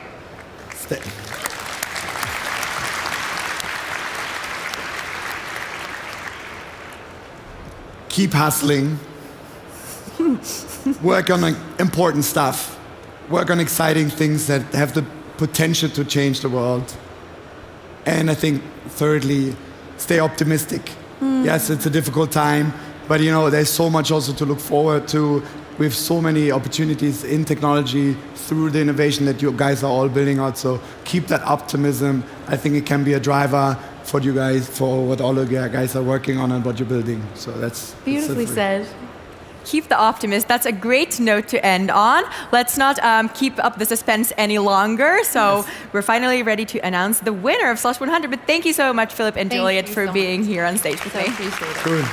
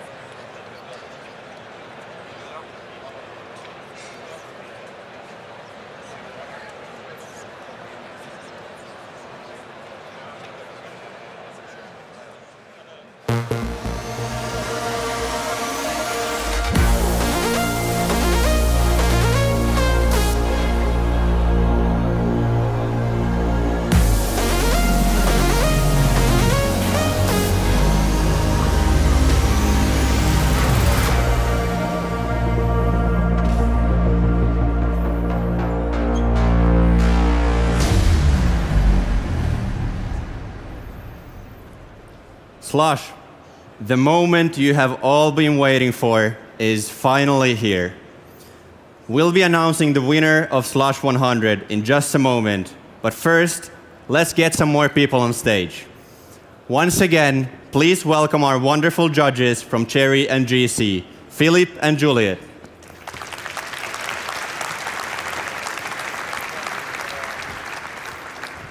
Maybe on that side is better.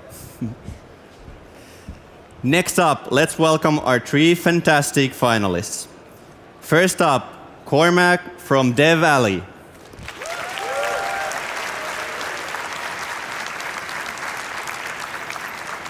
Second, Dora from Mohana.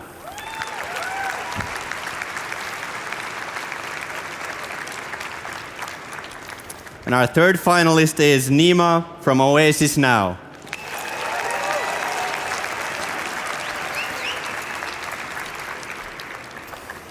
All right, how is it feeling now that everything's been done and all that's left is announcing the winner? Oh my God, it's amazing. This was a great experience, fantastic exposure for all of us. But the work has only begun. That's right. And finally, what would Slush 100 be without the legendary check for 1 million euros? Let's bring it out.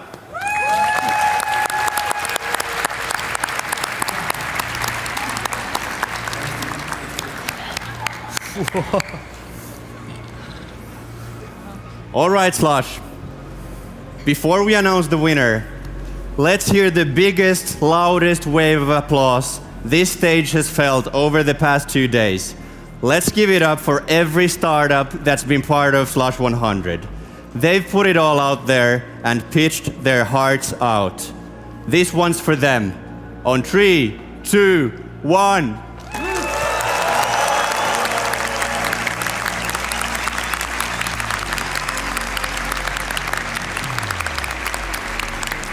Thank you, Slush. All right, let's calm down for the winner announcement. Judges, may I get the envelope containing the name of the winner? All yours. Thank you.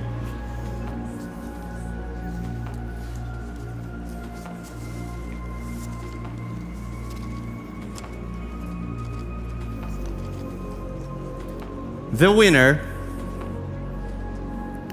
of Slush 100 in 2024 is Oasis Now!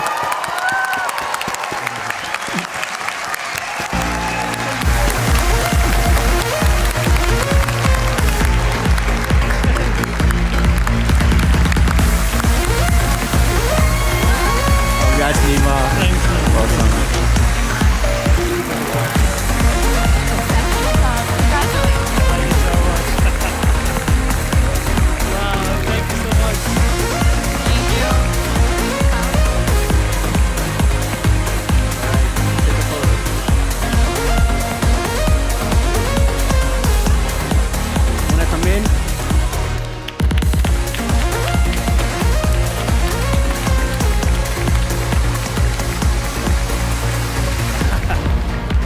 Oasis Now, congratulations.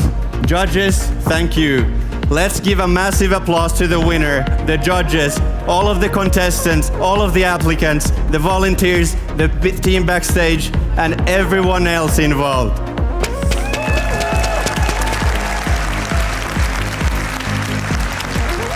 Nima, you'll now have a chance to say a few words if you wish so.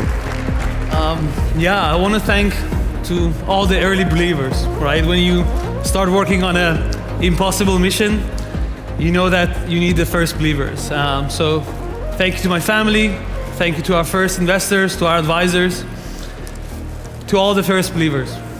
Thank you. Congrats once again, Oasis Now.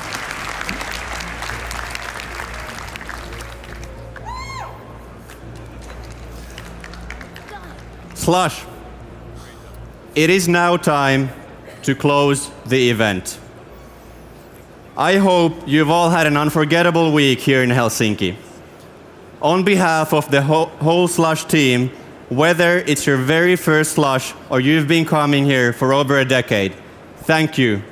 You are what makes this event truly special. We cannot wait to see you again next year. But before we wrap up, don't think the magic ends here. The legendary Slush After Party, featuring an incredible lineup of superstar artists, kicks off in just a few minutes. Before that, we will have the Tech Throw show on stage. Don't go anywhere. We'll see you later on the dance floor, right? Thank you, Slush. You've been amazing.